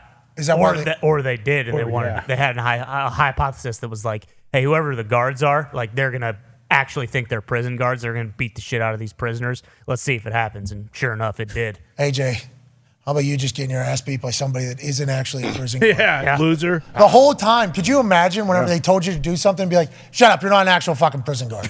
Every time. Yeah. Every time. You would think that's how it would go, but maybe early on they tried to fight, and then they just said, "Hey, here we are. Let's go with it." Everybody over here, everybody over here. Will you keep it down, please? You're not a fucking prison guard, okay? Jesus Christ. Shut up! What is Fake. What is this? Holy fuck. Bore on the floor. Do you think whoa. Probably Succession's run that. back, by the way. is. Let's go. Coming up. It's Sunday. Best season ever, they're saying. Hell yeah, AJ. We got it coming back. Will it be? How do they release them? I don't remember. Once a week. Yep. Sunday night. Come on. Do you binge watch shit? What do you binge watch? And do you do, if it's a weekly thing, like The Last of Us was the first one I've ever successfly done a 1 week drop thing since the streaming era has started. Do you do once a week shit, or do you have to have the full season or at least 3-4 episodes to get into something? I have to have 3-4 episodes to get Me too, dude. This one episode thing's tough. The Last of Us had me though. See, that's the thing though, is like when you have like The Last of Us or Succession, and like all of us are watching it. Like, it kind of builds excitement because we're all in the same spot and we can come in on Monday and talk about it. Is this like, what they knew would happen? Is this It's why like going back in time. It's like going back to the early 2000s. Bingo. HBO that's been their model for. Yeah. Because I think Apple's doing it too, though. Actually, that was every single person's model until Netflix came and had a different model. True. And then Apple had a couple though, where they would release 3 or 4 episodes. That's the right answer, I But think. now Just two. At least two. Yeah. Just give us two. Give us That's a all we loop. need. Hey, come on. Let us at least. Yeah, I watched first episode of Ted Lasso. It's like 23 minutes. I'm like, all right, what am I going to do now? Yeah, in season 2 of Ted Lasso, they put 2. They were at the White House. Diggs, I bet you were all into that. I was. Chupska. Yeah, Chutzpah. Chutzpah. Fake skin. Teeth. Teeth, excuse me. What's your problem, bro? I just learned what Chupska was. I love Sudeikis and I love Ted. So, yes, I did love it, AJ. I do. I love anything Sudeikis. I seen Sudeikis off good. Broadway. I'm cultured, bro. I seen Sudeikis off Broadway, small theater, intimate theater, I think 3 areas theater floor. Okay. Yep. That's like real theater type stuff. Oh, yeah. For that Robin Williams movie where he's the professor. Dead Poet Society. Dead Poet Society. He was Robin Williams in the thing. Great movie. It was a good show. He's fucking up in the crowd at one point. Wasn't he a professor in the... He's good. It was a good show. I had no idea what I was walking into. I had no clue what I was walking into. And it's, oh shit, we're like in theater class right now. Yeah. Like, it was a small thing, and then he was really cool afterwards. He said he rode his Vespa back to Brooklyn. He's a Vespa guy. Nice to meet you, man. And now he's a fucking coach of a team that is really on the uphill. Yeah, they're going for it all this year. EPL. 23-minute episodes. Yeah. He's getting $1 million an quick. episode.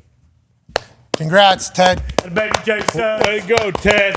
Joining us now is a man who deserves $10 million an episode every time he comes on here, because last time he was on the program, he said, Furman, you want to see a team that could put the ball in the bucket? Furman's a team that could get an upset. What did they do? Well, they upset fucking Virginia. Hell yeah. He also gave us a shout out about UConn, who seems to be like one of the hottest dogs on earth right now. I also saw a speech from their old coach. What's his name? Jim Calhoun. Jim Calhoun gave them a speech the day before they left, and it was... Better be able to smell it, because I can smell it. It was fucking, like, you feeling it? It was awesome. Sounds like all of UConn's rallying around. This man said that was going to happen, and I don't know if that's something that everybody's thinking about, but it wasn't something we were thinking about. Now I'm excited for the damn UConn Huskies out there. Ladies and gentlemen, he's the host of every college game day that is on television. When it is on television, it is normally the #1 rated show of the week. Ladies and gentlemen, Rece Davis. Sup, dude? What's happening, guys? How we doing? Rece, that Furman call. Hey, thank you. What a pick. I'm glad you didn't bring up the other ones, but I did. I was really happy to see the Furman game come through for sure. I will say, because all I was thinking about is like Connor's going to give me crap if none of these come. So I was gonna. You know? That is actually what Connor. Before we went live, I said, Rece, he had fucking Furman over Virginia and Connor and a few others. Yeah, Kent State and Charleston. Yeah, that was. But those were underdogs. But you also, after getting a chance to know you through College Game Day a little bit, the way you self-critique yourself, I knew that you would immediately address the elephant in the room. I knew you would attack that because your Furman call was spectacular. We appreciate your humility. Now that we're at the stage where we only get games on Thursday night and Friday night, I think. Thursday through Sunday, but there's... Kind of, we're a little bit closer now, right? With Sweet 16, it's not as much as taking over the entire world like it does the first couple rounds of the tournament. What do we need to be looking for here, Rece? And what should we be thinking, betting on these games more specifically? Are underdogs going to go? Should I bank on like FAU's guy still making like incredible plays? Like, how should I be viewing these games, Rece? I would be careful with the FAU game. I'm looking here. It's a 5.5 point spread. I do think that the way they play might give Tennessee some problems. Tennessee lost its point guard late in the regular season, and I was surprised they beat Duke. Very surprised they beat Duke without him. But they were able to kind of turn that game into a fist fight. Florida Atlantic will try to play ahead of them a little bit, so they could give them problems. But I'm afraid of that one. I'd lean Tennessee there. I'll tell you the one, even though I've got Alabama going to the Final Four, that number seems big to me. It's what is it? 7 is 7 and a hook? Yeah. Yeah. It seems a little big because San Diego State kind of grinds you down and tries to play slow, and they've got a really good defense, veteran team. I think Alabama will win. Think they should win. But that seems like a pretty big number to me. Okay, Rece, that a baby. Rece, what about a big NFL guy, Kyle Brandt, loves Princeton. That's his alma mater. What do you think about their chances moving forward? I like Creighton in that game. I'm fond of Princeton too because my son played baseball there, so occasionally the basketball coach would wander around. He'd come up on the hillside at Clark Field, and we'd chat a little bit while we watched the Tigers do damage in baseball. But so I'm fond of Princeton, but I kind of think that Creighton's really good. They're bigger. I kind of think it comes to the end of the line for Princeton there against Creighton, but I would love to see the Tigers win. Nothing against the Blue Jays or anything, but I'd love to see Princeton advance another round if it could. Are all your kids geniuses? I only have 2. Okay. So are both your kids geniuses? I like to think so, but I'm kind of biased. I'm probably not the best person to ask there. So. Getting into Prince, I mean, that's just like a throwaway comment. Yeah, that's a big fucking deal. I think. Huge. Oh, yeah. Okay, how about if I throw away another one and brag too? Because after he got hurt, lost a couple of years, lost a year to COVID, and played his last 2 years at Duke. So that's pretty good too. Okay. Yeah, Coach K. Guy's going somewhere. I don't think he played basketball. I don't think he played for Coach K. No, he's not playing for Coach K. So whenever, sorry about that. Go ahead, AJ. Do you have something for him? All good? No, I was good. I do want to ask you AJ's quickly, like, I've Reese. heard enough of this. No, Rece, you are I a know. never-ending supply of information. Like, AJ has a lot of questions. Sorry, Pat. I didn't think Reese is old enough to have kids in college. Honestly, I really didn't. But I did. I have heard about your son and everything he's went through. It's an awesome story. But quickly, I wanted to ask about these basketballs. They've been using for a couple years in the tournament. These shiny, rubber-looking balls that make it look like you can't make a shot. What's the deal with those? I don't. I would love to tell you I don't know, but I've noticed it too. And the other thing I've noticed is that guys just kind of lose the handle occasionally dribbling it. So I don't know why you don't use roughed up basketballs as opposed to slick new ones. Why would you do that in the biggest event out there? I haven't heard any of the players say anything directly about it, but I've seen several guys in a lot of different games just be dribbling down the court. It sort of gets away from them. That doesn't happen at this level, so it must be that. And they're bouncing on the rims, it looks like, in some places too. Yeah, there's obvious balls and situations when shooting that are better or worse. Yeah. And if something is the same way all the time for shooting, there's no reason to make it worse or harder in the biggest moments. This seems to be a convo like every year, isn't it? Yeah. I feel like we've had this conversation before. Why does it happen? What do they change? And why would they even think about doing it? Why would they even let us? Trying to keep the games close. That's the conspiracy. Oh, AJ. Allegedly. Please. Hey, is that similar? It's similar to the NFL though, right? When you get in the Super Bowl and the playoffs, people complain because balls are kind of slick and hard. So opening kickoff of the Super Bowl ball. Thing's brand new. Yeah. That's a nightmare. But that's the only different ball that I experience. And I think with quarterbacks now and with kickers now, the balls are also monitored. Like they don't want Patrick Mahomes to have a bad game. You know what I mean? Like they want Patrick Mahomes to have a good game. Jalen Hurts, they want him to have a good game. They want everybody to have a good game. That's why the ball change doesn't make sense to me. Like, don't we want this to be the best it could possibly be, at least what it normally is?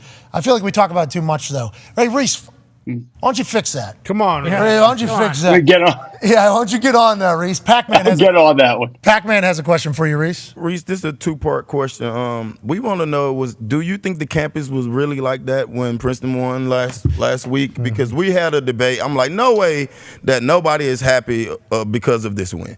And it looked like it was a stage shot. It was a kind of nobody excited, everybody just doing their normal day stuff, as in going to class and doing their work. And my second question is, with Alabama having Miller, do you think it's any team that will be able to stop Alabama? Okay, first part is that I would say it would be somewhat on brand for Princeton to continue business as usual after making the Sweet 16. But I also think, to be fair to them, you go to the eating clubs and you fellas would have a good time, some of the parties at the eating clubs, from what I understand. That's sort of like their version. Eating clubs are like their version of fraternities and sororities. But I think they were on. I think they might have been on spring break last week too. So I think the campus might have been a little. So both, a little bit of both. That was the campus, a little bit of both, but it was kind of rigged. Maybe, maybe so. As for the other part with Alabama, I still think they're the best team with the most answers, and Brandon Miller hasn't really shot the ball the way he's capable of. He's dealing with a little bit of a groin injury, and obviously there's a lot of outside pressure and a lot of scrutiny on him because of the tragic situation in January. But if they have more answers than anybody, they have more bigs to bring into the game. They have more shooters. They have more guards to offset it. But they will need him to play a little bit better. And if he does, I think it'll be really hard to keep him out of the Final Four. And the only two teams that if Alabama plays to its potential that can also play to their potential and beat them, in my judgment, would be UConn and Houston. Okay. Those two teams could probably do it. And that's because they can score? Is that what we're saying? Is it all about scoring? I think, well, Houston has a little trouble doing that, but Houston's an elite defensive team, probably the best defensive team in the country. And UConn, to me, is similar to Alabama in this respect, in that they have a lot of different guys they can turn to. They don't just have to have one guy to have a big game, and they've got multiple bigs. So I think UConn's already beaten Alabama in the regular season, and Alabama beat Houston in the regular season. So I still think those three teams are the ones that I would favor. But then again, I thought the stone cold lock of my bracket was Duke going to the Final Four, and Tennessee punched them in the mouth. Heartbreaker there. Heartbreaker there. I'm always fascinated by, because the way you broke down Furman, maybe beating Virginia, they can put the ball in the basket. Hey, which is so basic, but it's a real thing that when you're watching a team, it's oh, they got multiple guys that aren't scared to shoot. Because I think I'm watching this thing, and it's clear there's 2 to 3 guys on a court for some teams. They are not going to put a shot up. I don't follow college basketball as closely as I should during the season, especially because I end up losing all of my money betting on these games. But we talk about people standing off of Russell Westbrook, and we talk about people standing off of other people in the NBA. College, it's happening. I'm watching this thing happen. You're let that fucking guy shoot. And he just stands there, ball. He is not passing it. To your point about the Alabama team, Brandon didn't score a single point. They put up 81, I think. 81 points. That's not happening a lot in college, I think, is what they did, right? That whole team. Yeah, the game that he didn't score, I think they scored in the 90s. That was the opening game against Corpus Christi. Yeah. Okay. Yeah, and then the second one against Maryland, he played really well. He didn't shoot really well, but he played really well, and he made some big shots to stretch that game out.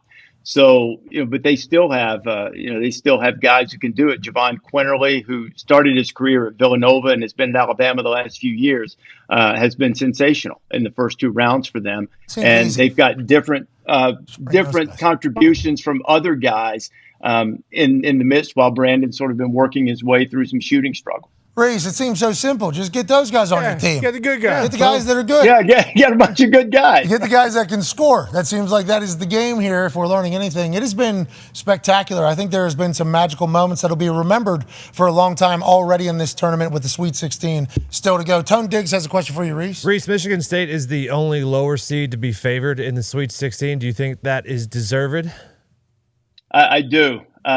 Kansas State, neither of those teams are playing their best ball at the end of the regular season. I would favor Michigan State a little bit, but both of them have been excellent in the tournament. Marquise Noel's a point guard for Kansas State from New York City, who's just been great. Keontae Johnson, I don't know if you guys know his story, started his career at Florida, collapsed on the floor during the game with a heart issue. We almost lost him. And then they didn't know if he'd ever be able to play again. Ultimately transferred to Kansas State and has been great. Damn. So that's one of the great stories Happy of the he's tournament. Back. Hell yeah. Yeah, but I do think Michigan State right now, Michigan State is probably not a vintage Tom Izzo team, but I'll name drop here. I was texting with Tom a little bit yesterday. Whoa! Hell yeah! He's January, February, Izzo. Hey, bro. Yeah, got it. You were texting but he feels. Hey, I just sent him a little congratulatory note, and he said, "Hey, look, we may not be great, but we got good guys who play hard. We're playing our best ball right now the last couple of games." So I would favor Michigan State in that game, despite the fact they're the lower seed. Let me ask you about Xavier, because I'm in Cincinnati. I watch Xavier a lot. They'd have won, 11 straight games.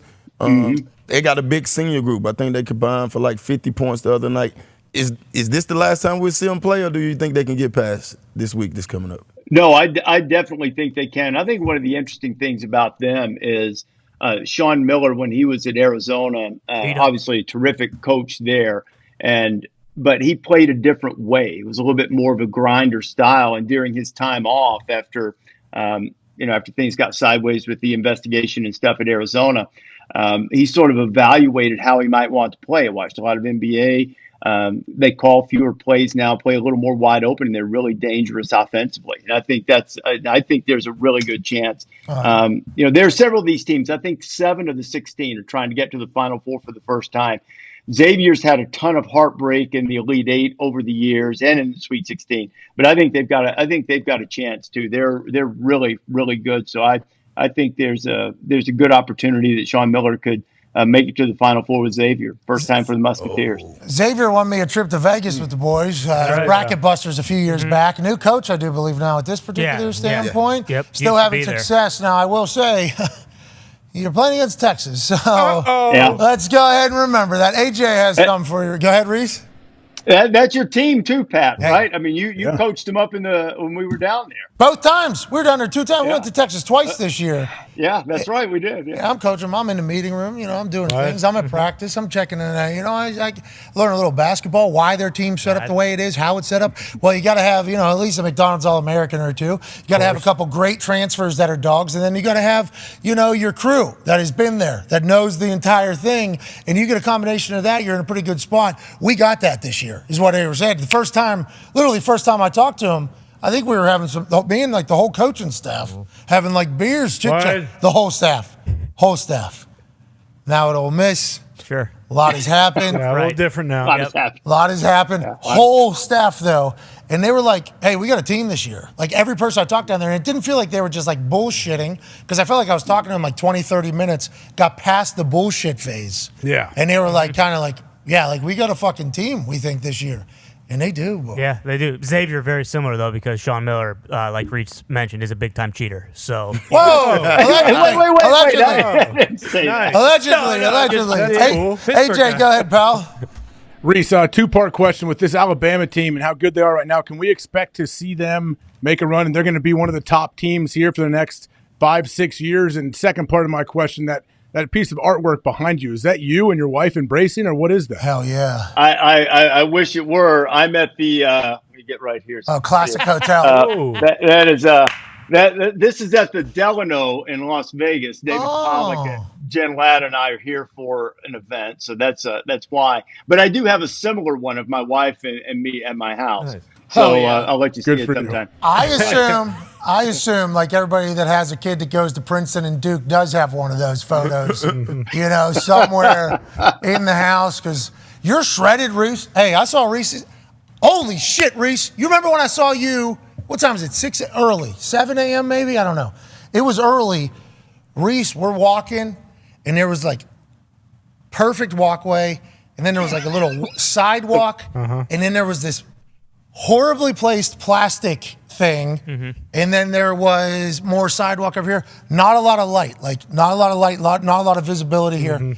I watched Rece Davis in front of me holding some show notes in his hand, in his hand, has a jacket on, I believe it was a little bit chilly. Incredibly fresh, tailored suit. I mean, fucking fresh, tailored suit. Nice dress shoes. They brown, they were shiny. It looked like brand new out the box, but it was fucking unbelievable. He turns the corner, he hits this thing, slips, boom, right here. Catches him, hits ground, catches him, pops right back up, keeps walking as if it didn't fucking happen. I'm like, Rece, did you just break your wrists and your elbows there? Like, with the violence in which you hit the ground, I would have been sore. Like, whiplash potentially happens. Rece pops right back up, didn't even drop the papers, and just kept moving. I'm like, you're a weapon, dude. Dog. Hey, Rece, you're a fucking weapon. Honestly, dude, you're one of the most impressive things I've seen in a long time, pal.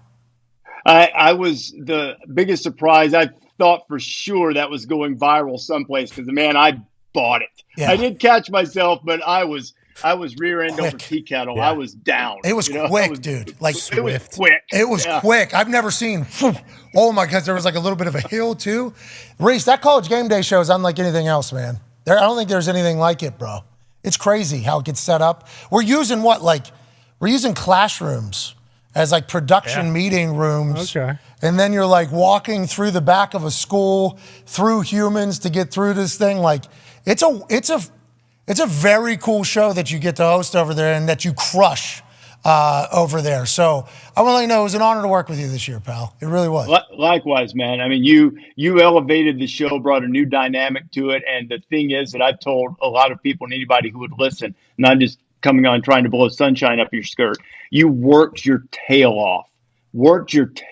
Not only with everything you do, but I think what you told me was that you'd sort of been locked in on the NFL much more than college football. And it took you hardly any time at all to be right there in the middle of it. You worked. You worked, man. I said a guy was on the opposite team, and I picked the opposite team because the guy was on that team. And that was early, though. And that was also my fault. No. It was not your my fault because I heard it was, wasn't it? Yeah, but I heard you say it. And I should have fixed it right then. And I thought he just means he's going to get after. I think it was Kansas State and TCU. I thought he just means means Duggan, and he said the other. So I just let it go, and that was my bad, dude. That was on me. Yeah, of course, yeah. Every thought I say, you should correct it. I'm not an adult. Yeah, good teammate. No, that is not how it goes. I was trying to watch film though, like the night before. They have like little 5-minute games. And I remember this guy. I'm like, this is the fucking guy. Dog. And then he was in a purple uniform. So as we're on the set, I'm literally talking about, as we're live, I'm talking about it, and I see his highlight, and I'm like, oh, yeah, I forgot he did that. And then I just immediately, boom, wrong team. Both are wearing purple. Oh, yeah. Son of a bitch. It was early over there in Oregon, too. I mean, that was pitch black whenever we started that show. It was a blast. The boys have some questions for you, though, Rece. I don't want to waste any more time. Blowing up skirts. I wear tank top. Pants, though. You know what I mean? It's been a good time. Yeah. Connor has one for you, Rece. Yeah, Rece, Pat was working hard all college football season. You said it. The team that's not working very hard again is Purdue. Are they cursed? Do they fucking stink? What happened here? Because it seems as though they cannot make it past the first weekend, and they're a team in Indiana, and we would have liked to support them. I don't know if cursed, but they've got a psychological problem with the tournament. They're in trouble. It's a third straight year this has happened. And hey, look, I love the Fairleigh Dickinson story. Their coach got a new job out of it. Good for all of them. But that shouldn't happen. No. And you could see how tight they were. Pat was talking about it earlier. There were guys that didn't want to shoot the ball. Yeah. And they've got to find a way. I don't know what they have to do psychologically, but now they've got a problem. Before it was just sort of an aberration. Oh, they stumbled a couple of times. 3 times in a row, that's a problem. And it was embarrassing. No way. It's the worst loss in the history of the tournament. Any measure. I mean, there was one other 16-1. Maryland, Baltimore County beat Virginia a few years back. This was worse. They were a bigger underdog. And Fairleigh Dickinson, if not for a weird rule, wouldn't even have been in the tournament. I mean, because Merrimack won that conference by beating Fairleigh Dickinson, but they were ineligible because they're moving up from Division II or whatever. Yeah. So, it was the worst loss in the history of the tournament, and there's really no excuse for it. And they've got to find a way to address it. It's a psychological problem. It doesn't mean that, Matt Painter's a terrible coach or anything, but they have to deal with their psychological hurdle to have any kind of success in the tournament. It was embarrassing. Yeah, it was a bad performance. Lose to a 15, then you lose to a 16 the following year, and then that record's 2-150. Yeah. That's not a lot of times that particular situation has happened. And obviously it's going to get loud for Coach Painter, but everybody that knows him says he's an incredible coach, so I think you just need a new batch of players, which happens in college and in basketball all the time. Speaking of new batch and change, so Merrimack is doing something better for their school, better for their sports, better for everybody's life going to D1. And the NCAA says, you can't, until you get here, you could if you would have stayed. Until you're actually here, you can't. Why is that even a rule? Why?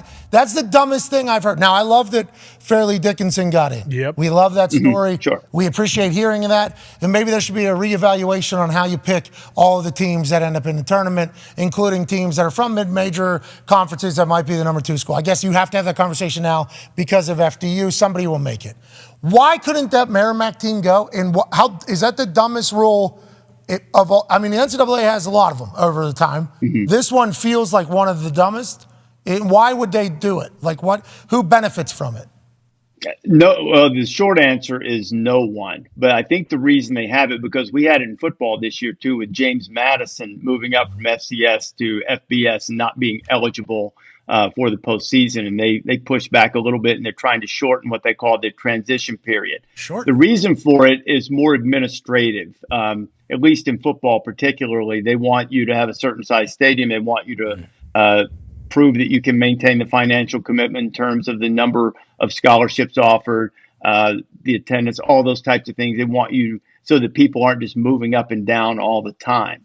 But that doesn't seem to outweigh, if you're going to let them play, they have to be able to compete for championships. And certainly in basketball, where it's a much larger group in Division I than in football, if they're there, if they're in it, you've got to let them compete. And if you're accepting them and they're playing in the conference tournament, and that's how you're going to give away your automatic bid to the NCAA, and they win it, they've got to go. It's as simple as that. I think it needs to be addressed, and whatever the administrative issues are, just make it more difficult to move up instead of doing this whole transition period. Well, yeah, but like, I agree with everything you said there. And Rece, you're so reasonably minded about everything. But like, Fairleigh Dickinson, they're not trying to move up, and they lose to that. Like, why? Fairleigh Dickinson's got a small arena, doesn't have a, you know what I mean? Now, granted, they showed up in Ohio there. The FDU chants were fucking very loud. It was awesome and everything like that.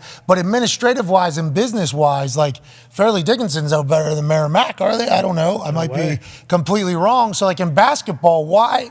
And they said they want to shorten it. Why are we, for sports purposes, I guess for like, I don't know why you would do that. I don't know why you would not just eliminate that, because you're going to have to go through the work of voting on shortening it, right? So then why don't we just go on no vote to let's just eliminate this thing? If you're gonna have to do a procedure, we might as well do it, right? Or you don't think that'll ever happen? No, I think that maybe this pressure will help it happen. I mean, I think the smartest thing and most reasonable thing is, if you're accepted to a level, whatever level it is, why do you need this transition process? If you're in, you're in. If you're not, you're not. And, you know, it's as simple as that to me. They make things way more complicated than they ought to be. So. No, that doesn't happen in our world. What? Every world, actually, nowadays, it feels like, Rece, it's a bananas thing. The more I learn, the more I'm confused. Ty has a question for you, Rece. Yeah, Rece, sorry for insinuating that you said that Sean Miller was a cheater. Those are my words, not yours. Moving to allegedly. Not allegedly. That's why he had to leave Arizona. So very, very true. But you're right. Yeah. But moving to a different guy who is also, no stranger to cheating or bending the rules. Jeez, Rick Pitino is going to St. John's.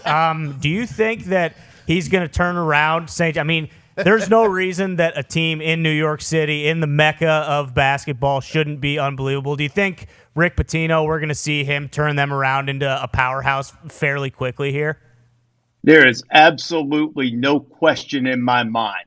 They will be in the Sweet 16 in a maximum of 3 years, probably shorter. Wow. And, I mean, this guy is a brilliant coach. There are a lot of them out there. But if I had one game to win, equal talent, and they said, you don't get to hem and haw, you don't get to be diplomatic, you've got to pick one coach to coach that team to try to win that game with all the money on the table, I'm taking Rick Pitino every time. Whoa! Every Izzo. It's got to be Izzo, Rece. Number two's got to be Izzo. Maybe 1A. Whoa! I like that. I wouldn't go against Pitino, man. And being in New York with his background there, his ability to develop and motivate and all of those things, he's going to attract talent like you can't believe. They're going to turn it around fast. I was excited to see him back on the sideline in that incredible suit. Oh, yeah. You know what I mean? He had the arms crossed at one point. The suit, he is. I assume you've met him through your travels here for college basketball. Oh, yeah. He seems like he's either the most fit or thin person of all time. His suit's always like impeccably fitting, and he has just like a look on the side. And then you see Iona, people are like, look out, they might go on a win. It's like, this guy's all the way back, it feels like. This is kind of the routine, right?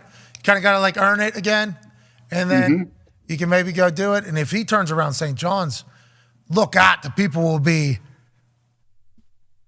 Pitino going to turn around fucking St. John's? Is that what's going to happen, Rece? You think that's definitely going to take? He's in the middle of New York City. I'm just starting to think about that. They used to be like Big East days. It was fucking, they were great at basketball, St. John's was. Yeah.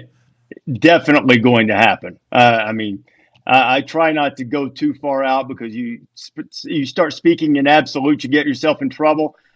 There is little in college basketball that I would be more confident about than Rick Pitino turning around any program, particularly one in New York City that's sort of starving for some success. So with the way you can get into the transfer portal and rebuild your team quickly now, and his reputation among players, and look, he had all kinds of NCAA trouble at Louisville. I think, as memory serves, that like Sean Miller, that the official reports exonerated them mostly from any of that type of thing. But we all know the head coaches are responsible for what goes on in their program.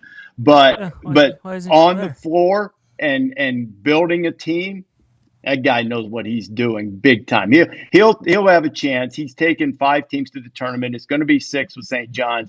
He's won a national championship at Kentucky and Louisville. I don't know if he'll do that at St. John's because that's a little bit of a crapshoot. But I'll bet you he has a shot at the Final Four within the next 3 or 4 years. Look how good he looks. He looks like a spring chicken. Look how good he looks. He was running the sideline. He's 70, they said, right? Yeah. I guess they didn't say, like, his birth certificate would say it, but people were saying it, and that's how I found out. Like, damn, he looks great for a 70-year-old, and he looks great for a 50-year-old, it feels like. Patina's going to go win New York City. Last question for you here, Rece, from Pac-Man. It's a big day up in Ohio State in Columbus where my boy AJ is. Speaking of quarterbacks, who would be your first quarterback off the board? Who are you hearing? I heard CJ had a really good day today. Yeah, I think it's going to be C.J. Stroud. If Bryce Young were just a little bigger, I would put him in the category of prospect of like Andrew Luck. I know Andrew's way bigger. I understand that. But I mean, in terms of can't miss guys, the only thing that can possibly miss about Bryce is there's not a history in the NFL of guys his size, not an extensive one, of guys his size having elite success. I imagine they'll go with C.J. Stroud. If I were making the pick, and we're going to take a quarterback, I'd probably take Bryce Young. And understanding that quarterback is the most important position, I kind of need to stick to my guns here. I've said for a couple of years, if you have the first pick in the draft and you don't take Will Anderson, you're doing the draft wrong. So I'm going to stick to that. I mean, I like all the quarterbacks. I'd take Will Anderson, but that's just me. Well, right now, the way people are drafting is every team that's good in the NFL has a fucking great quarterback. We need a great quarterback. Yep. That is how everybody is drafting in the NFL right now. And you still think Will Anderson, huh? He's an absolute can't miss right now. I think he's absolute can't miss. And while all of the quarterbacks, well, I won't say all of them, I have real questions about Levis and Richardson, even though Richardson's a the ceiling is higher than the roof for anyone, for Anthony Richardson. Boom. I have questions about them. Much smaller ones about Young and Stroud, but I have zero about Will Anderson. Barring the injury type thing, he's going to be a star for a long, long time, cornerstone of a defense. But I mean, you guys know better than I. You got to have the quarterback, and if you really believe that Stroud or Young, that they're that guy, then you got to take it. Even though it's possible that the quarterback class next year will be a little bit less. There'll be fewer questions about the quarterback class at the top next year than this year, I think. Oh, quick early projection before we get you off to your event with Pollock and Jen Latta. Projection about which quarterback next year? Yeah, you think Caleb they're just going to have above everybody else? And then I think Caleb and Drake May. I love Drake May at North Carolina. I think he is. I mean, Caleb's obviously great, but I think those two guys are your generational, can't miss, no real holes at this point type of quarterback that I wouldn't mind staking my franchise to. I like C.J. Stroud a lot. I love Bryce Young, but I've mentioned the question there. There's a little history there that would give me pause to staking your franchise to it. Everything in the draft's a gamble to a degree. Everything, but I wouldn't have any. I would have far fewer questions about doing it with Drake May or Caleb Williams. Okay. Caleb tall? Probably about 6'2", 6'3", something like that, right? I think he's tall enough. Yeah, that's good. And Drake May, I thought he was he redshirt freshman? No, I just was wrong all year. I kept saying first-year guy. Yeah, I know it was his first year to play. I actually ran into him a couple of weeks ago. I mean, great demeanor, great presence, hanging out with Sam Howell, already an NFL quarterback. So, I think he's going to have another sensational season. Okay. We appreciate you, brother. Thank you so much. Enjoy the event. Likewise, man. Please tell them we said hello. And we appreciate the hell out of your time, Rece. You're the man. I will. See you guys later. Have a great one. Hey, let's stay on twos, while we're walking. Let's not need to hit all fours. But if we do, we know you're a fucking jungle cat out there. Ladies and gentlemen, Rece Davis. Never seen a more violent fall in my life, AJ. Honestly. And a quicker pop up. Really? Dude, it was... He pop up and start running like it didn't happen? So Jason Kendall? No, he definitely he looked back. Yeah, it was kind of pop time like Jason. It was a Jason Kendall pop time. Wow. That's exactly it was a Jason Kendall pop time off the ground. He acknowledged that it happened. He looked back like, what the hell just happened? And it was like this. I didn't see it at the time either because we're kind of walking in like a group. There's humans. It was cold in the morning. So there's like kind of a moisture on the ground, but we thought we were on a good sidewalk. And this thing was just kind of like peeking into over top of the sidewalk from the side here that had a little fence on it, I think. And then we were going up a little bit too, but not enough for like to shorter the fall. Okay. It was like up, but like still like kind of plateau? like that a little bit. Dude, fucking quick. He's an athlete. Athletes know how to fall. He's an athlete. I think so. I thought legitimately, I thought maybe both wrists. Wrist snap. Cement. Probably skinned his palms pretty good. Yeah. I hate that. Holding the paper too. So I mean, he had to. Lesser athlete would have broken both hips and probably smashed his face. I was so impressed, dude. I was so fucking impressed, AJ. It was. How old is Rece? That dude looks like he's 38. Yeah, but I think he's like. I mean, I don't know. I'm not doing it. I'm not guessing. I think he's like 48. Nah, he's got a kid in college. Looks awesome. Princeton. Yep, be low. Like he's almost 52. 60, bro. He's 57 years old. Wow. Whoa. Unbelievable. Are you serious? Yes, Holy that's why shit. whenever I saw it all happen, and I think I had learned like either a week before that or 2 weeks before that this dude who is like quick as anything and boom, is almost 60 fucking years old. I think he was in a meeting. Dog. He said something, and I was like, damn, that was pretty. That gives everybody hope. Don't you think that gives everybody like, hey, look at this dude. You say he's 57 right now? 57, and I would have never guessed anywhere near that. And I don't want 57-year-olds to think we're dunking on you or anything like that, but I just, in our heads, like damn near 60, I think to myself what I'm probably going to be like. And it's like, I'm not going to be anywhere near what that is. Like, that's my projection. So to your point, I guess it is kind of like a hope, but he said like, I remember, he like quoted something from way long ago. And I was like, where'd you read that? He was like, there. I was there. I was like, so I like Googled, how old is this fucking guy? Yeah. And I was like, damn near 60. I'm like, Jesus Christ. And I think it was like the next week. It was fresh in my mind that he did that. And I'm like, boom. Bounce right back up. This guy's got to be dead. Oh my God. I thought it was like I've fallen and I can't get up time. Yeah. I thought it was give me a button time whenever you're getting damn near 60. He's fucking planking while falling faster than any human I've ever seen. He defied one of Isaac Newton's. Yep. That's right. 3 laws. 3 laws. Gravity fell quicker that day. It wasn't 9.8888, whatever it is. It rose quicker per too. second. That was awesome. All right, let's get to a break, dude. Listen, I don't think we've taken one. 2 hours straight. Pretty solid. Pretty solid idea. Explosives. AJ, have you seen the obstacle course that Ty Schmidt will attempt to get through to maybe win 20 people $500? Can you explain? Does he chug those 5 beers and then have to carry 5 full ones? How's it work? This baseball bat is Andy Dufresning off of the stage. Do not mind that at all.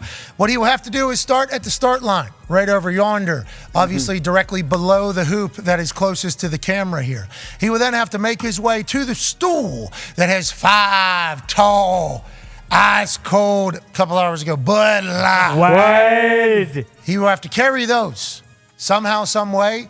He will obviously prepare for this and have his own technique to carry those 5 as efficiently I as thought you possible. have to pour them into glasses. From what I've seen online, they pour them into glasses and have to carry them. Not everybody. That was only one commercial that did the glasses. Yeah, come on. There are people also doing it with cans. Be an asshole. So you can do it, however, with a Bud Light. What?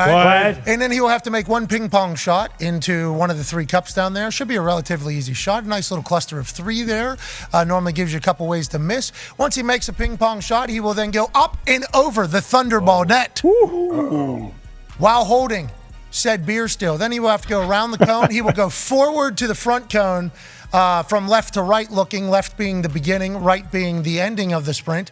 He will go from around that left cone up to the front cone, have to kick that cone. Make sure you get all the way to the cone. I will. Backpedal around that second cone on the left, front to that front one, kick that one again. Then he'll be able to turn around the left final cone there. Those coolers will be open.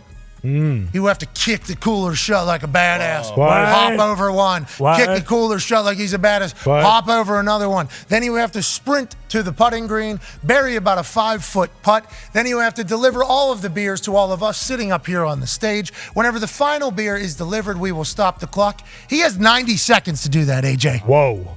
90 seconds. Wow, I cannot wait to see the end of this program to see when Ty does this. I think he'll do it, though. Ty, how you feeling about it now that you've got a chance to think about the hashtag Easy Carry contest by Bud Light? Well, it certainly won't be easy, but I'm up for the challenge. Let's go.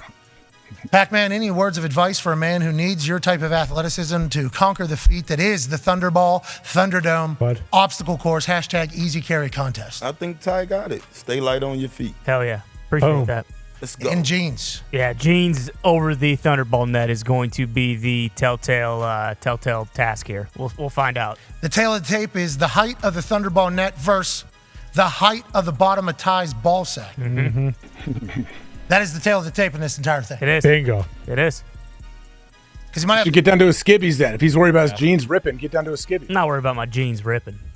We don't promote you bullying somebody and taking their clothes off on the show. I'm trying to give him options for a faster time. Let's see your balls. Guys been on vacation. Bumblebee tuna, your balls are showing. I get you want to relive, the whole sitting and gum prank that you did to every single one of your teammates every single day of practice. Explain that to me. I don't know how that works. You know exactly AJ, what it is. Let's call it to AJ Hawk. I was disgusted. Send you a picture. I do not show people my balls and say I sat in gum. That's Okay. not my thing. Yeah, you did. That's what I've it been is. around people that have done it, though. No, you're more of a goat, brain, batwing type of guy. Anyways, you're disgusting. Okay. Cheeseburger. Thank you. Speaking of CJ Stroud balling out over there, we were watching it live on that TV. There was a couple rollout dimes. Ooh. Did you get on NFL Plus somehow? No, it was just on ESPN. They were just streaming it.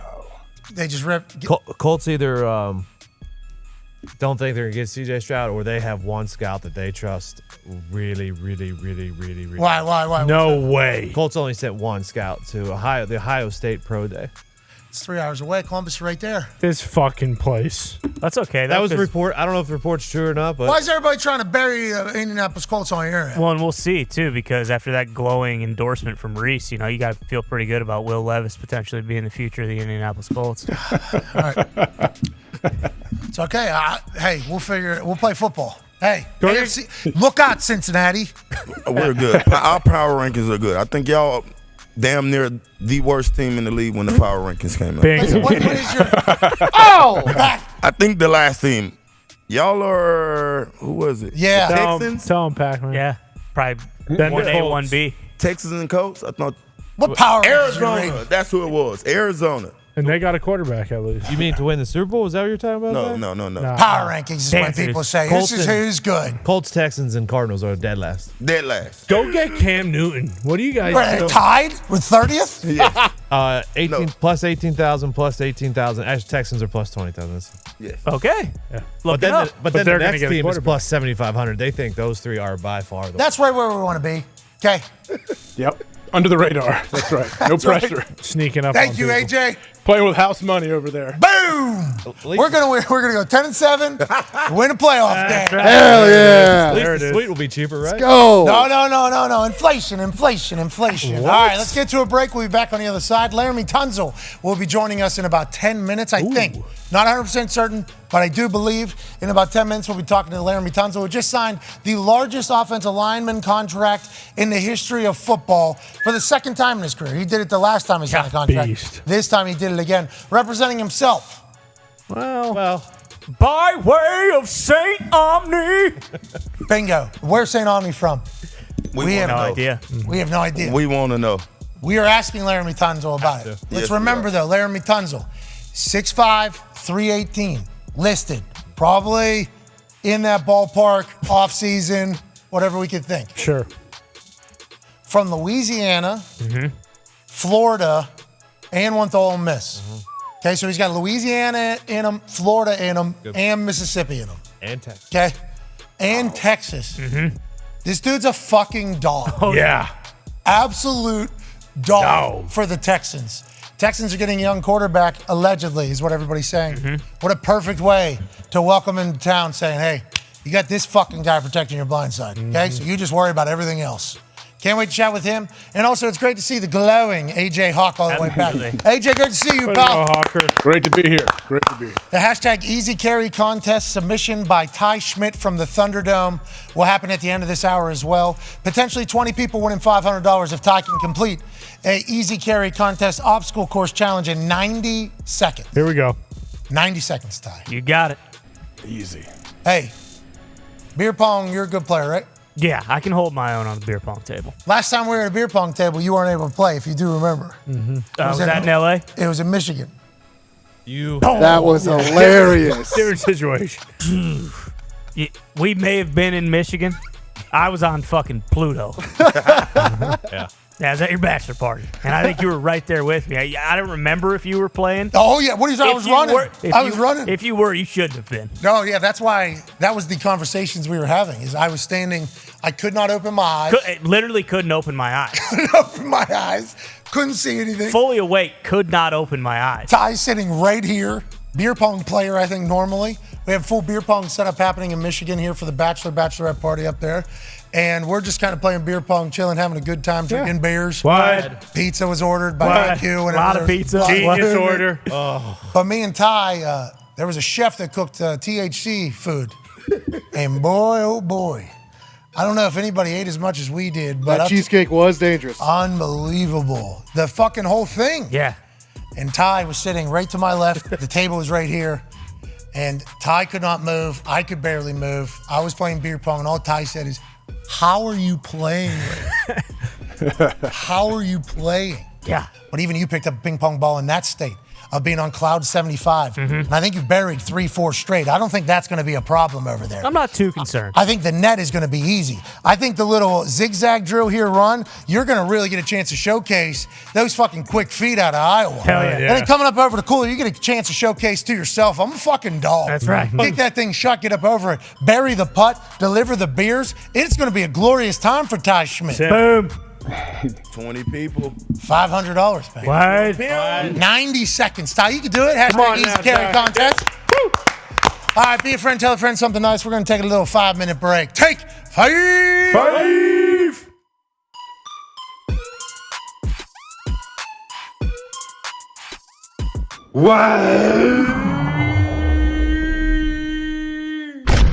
Let me tell a tale about this little blue can. Inside there's a nectar love from here to Japan. It's a vibe, it's a time, ice cold or with lime. So sublime. This shit is divine. It's the beer of choice when you want to rejoice. Hey yo boys, what's the noise?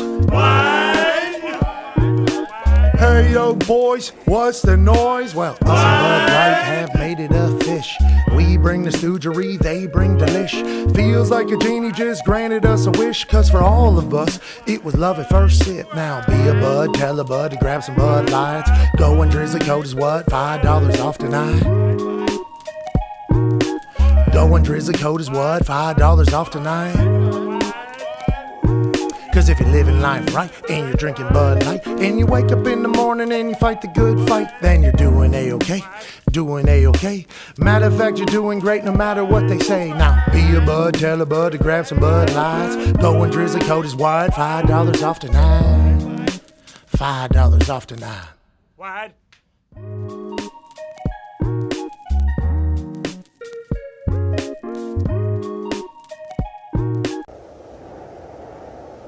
We're talking hockey.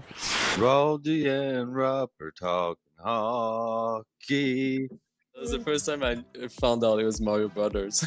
That's all. Growing up, like everybody called it Mario Bros. You know, that was just Once you're called the fucking king of New York, you didn't feel like you had to dress to the higher level. What I love about New York is however you want to dress, however you want to, who you want to be, you just blend in, and it's so comfortable. This is an organization in Arizona that wasn't paying their fucking bills earlier in the season. Again, he's not trying to square off with Cats because no one. Someone didn't pay the electric bill around You here. fucking bum. Where you at? Away from the dungeon? What is that? You got the bricks in the back. The fuck's going on? Is this a fucking Saw? Is this a Saw movie, dude? Yeah. Where's fucking Jigsaw? You want to play a game? Hey, boss. Thanks for talking. Hey. You said you swept the stars. That kind of shut me up. For the rest that of the kind of. show. Hey. Not one of my finest moments or proudest moments or whatever you want to call it, but I tell you one thing. It's infamous in the sense that I go into schools and young kids will come up to me and they go, "Oh, you really gave it to Bellows." And I got to, oh, kid, Yes. you know, that was computer generated. Get into the Blues alumni kind of unofficially / officially. They gave me one of these bad boys. Oh, so look at that. I Got you feel- one of I feel these. pretty. Look at that thing. That's What? We're winning the fucking Stanley Cup. The Red Wings are almost as bad as Fox internet service right Whoa! there. The Bruins are getting fucking ran out of town tonight. Your biggest lock, I got it. And Ty knows, even though he might be Mark Stoner in this thing, the Vegas Golden Knights fucking stink. Texas, what's that known for? WrestleMania's coming to town? Mania's coming to town? Not the goddamn Dallas Stars. Let's go, Pens. We can't lose with 7 in the stands. Now, Hey, great haircut. Good to meet you finally. You know, we're Yeah, the I love soft side in the chair. I love it. No, It's as simple as this, okay? You gotta have fuck you in the game. Oh yeah. And if you don't, you're missing something. I said, "Sir, if I could just speak up on his behalf, this is like the second greatest player ever." And Mario turned and looked at me and goes, "Second? Behind who?" All 4 of those guys aren't rolling, or it's not enough to win one round. This is supposed to be a team good enough to win a cup. We're talking about one friggin' round. Aaron Burrows told me, and he said this to Henrik Lundqvist's face at dinner. He goes, "Henke, you know how they did the renovation at the Garden for $1 billion? It's all you, bro. It's all you building the net. $1 billion renovation at the Garden, paid for in 5 years. It wasn't because the Knicks were in the playoffs. It's because the Rangers went on all those runs, and the stud on the team, among several, was their goalie, Henrik Lundqvist." Gino, honestly, he's one of the funniest guys you can be around, and he probably busted my chops more than anybody. Why are you so slow? You old. Like, he would look up, like, my old contracts and be like, what? No, you're no good. Grabbed me on. This was good hockey.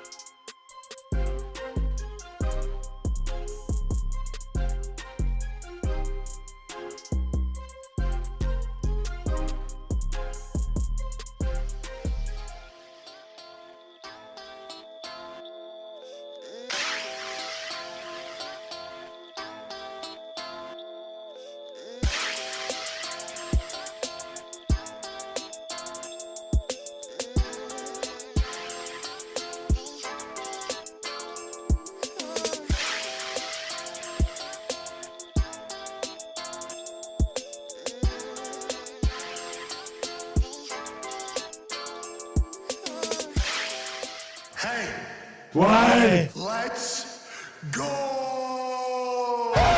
This show fucking stinks, and the fact that you listen, we are very, very thankful for it. AJ, you never cease to amaze me with your toxicity, pal. You got a couple of these? God damn it! What the fuck are you doing? Boston.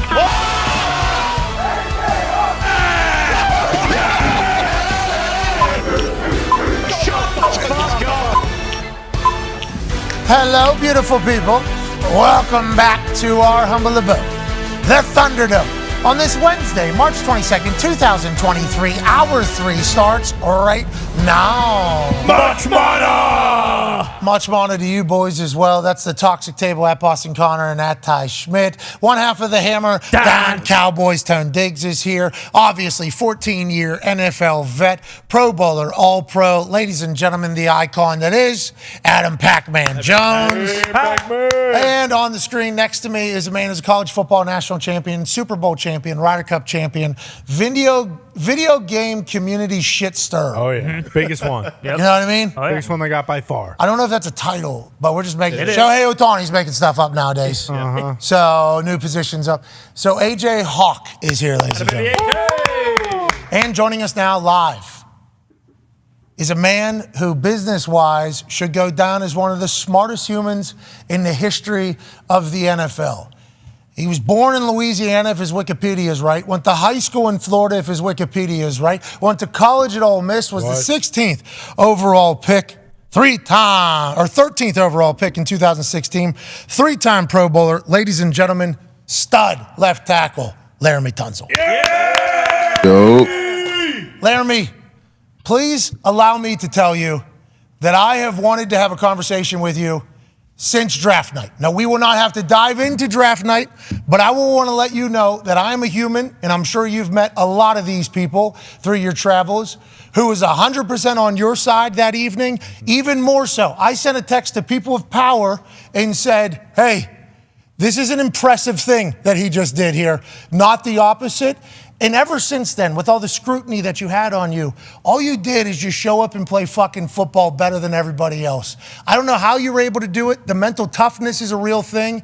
And we want to, as a show, congratulate the shit out of you for battling through something you did not deserve at all, I think, to start this whole thing. So let's dive into it. You just re-upped with the Houston Texans. Yes, sir. Was that the plan all along? Is that what you assumed would happen? And how long did that process take? Yeah, that was the plan all along.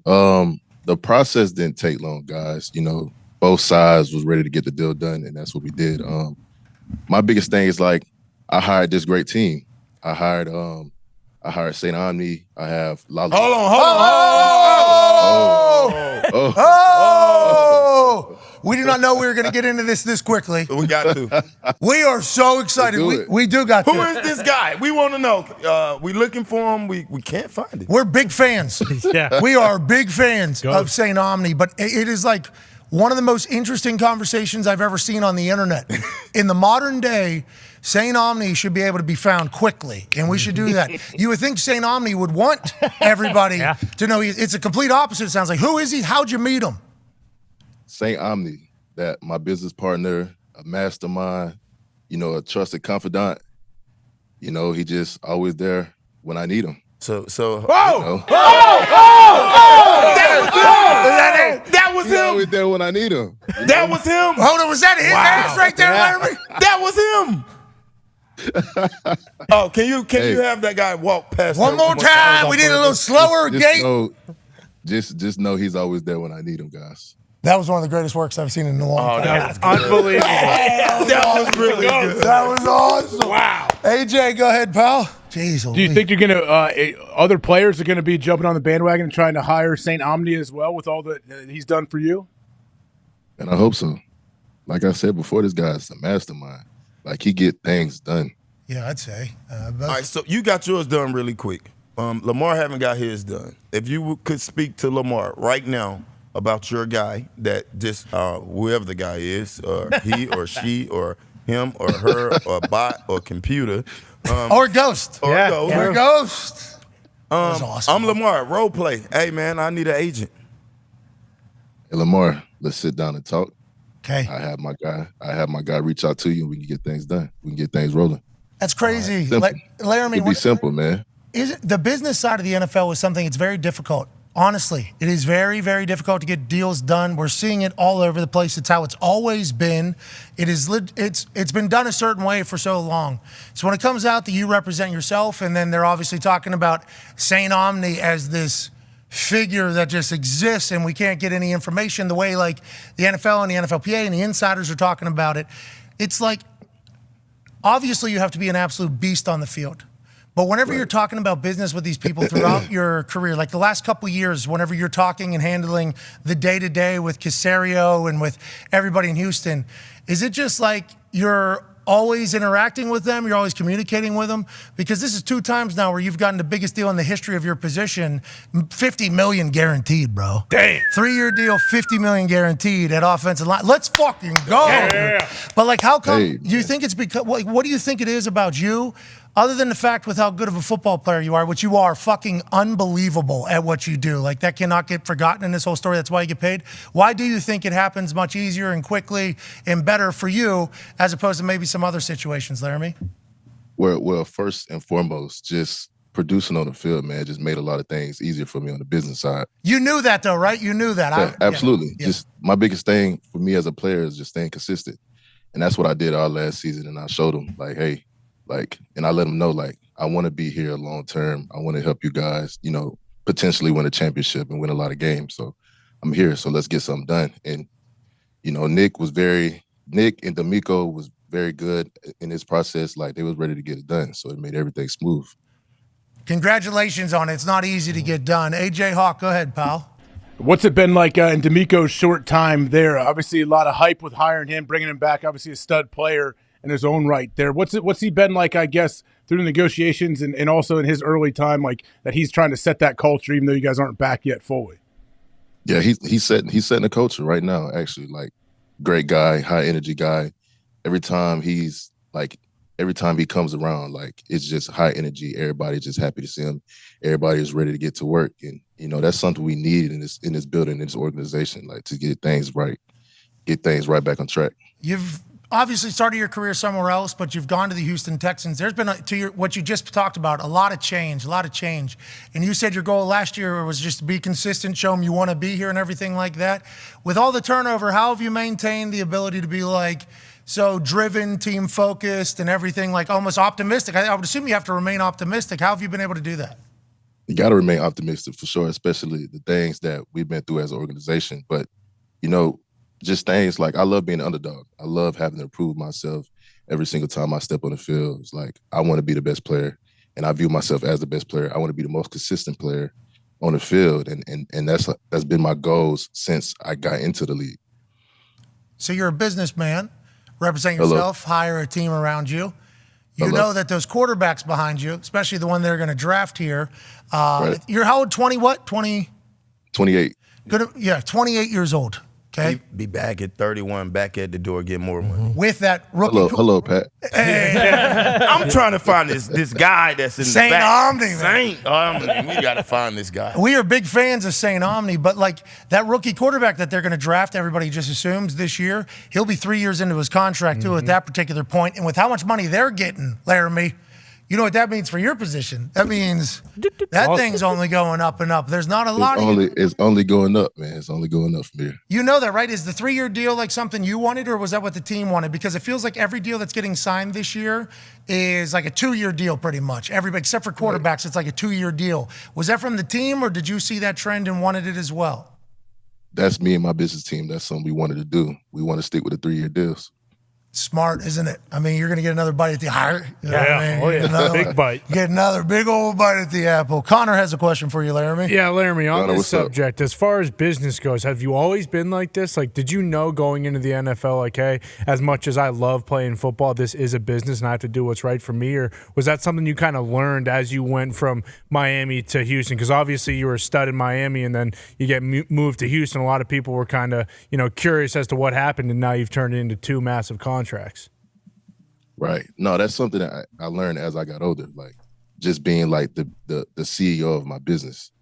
I always wanted my business operation. I always wanted to be the CEO, and I always wanted to hire smart, intelligent guys around me, or smart, intelligent women and guys around me. and just get things done. So as it's something as I got older, I just realized, You were saying guys as a full thing. Everybody. Yeah, I think you're saying. I don't think anybody. Pac-Man has a question for you. Pat, what up? What's up, baby? You know you the big dog in the locker room now. If you could pick one of these quarterbacks right here, and there's four really good ones. I don't know if you got to see CJ play today. His pro day today. If you could add one of them over there to lead the huddle over there, which one would it be? I love to have any one of them quarterbacks in the locker room, honestly. I trust Nick and I trust the front office to make the right decision to help us win games, man. Have you paid attention to it at all, or you just got to focus on your own thing because you're just in the contract? You have to hear it. Nah, right? I've been tapped in. I've been tapped in, man. Somebody don't call. Hey, their pro day, dude. CJ's pro day was right here. They're showing these clips from CJ's. It's like, man, he's fucking phenomenal. But then we'll watch another pro day. And then we'll watch another pro Bryce day. Young tomorrow. And it'll be like, and I think that's why you said you're good with any of them, because it seems like right now it's like, how do we definitely know?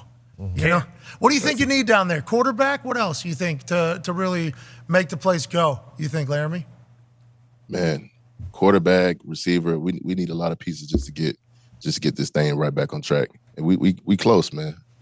I love the fans down there. They're loud. Yeah. Oh, yeah. They were a loud fan. Fifth largest city in America. People forget about that whenever. No, fourth largest city in America. It's moving up, yeah. Phoenix is fifth largest city in America. People forget about that because all you ever talk about is New York, LA, Chicago. It's like Houston's fucking massive. Yeah. Huge. It is a huge place with a lot of humans. Ty has a question for you, Laramie. Yeah, Laramie, you kind of alluded to it when, Pat asked about all the turnover and staying positive there. And, obviously your job is to protect the quarterback first and foremost, but we've learned a lot more about offensive line play this year with a guy like AQ Shipley, who comes on the show, played in the league for a really long time.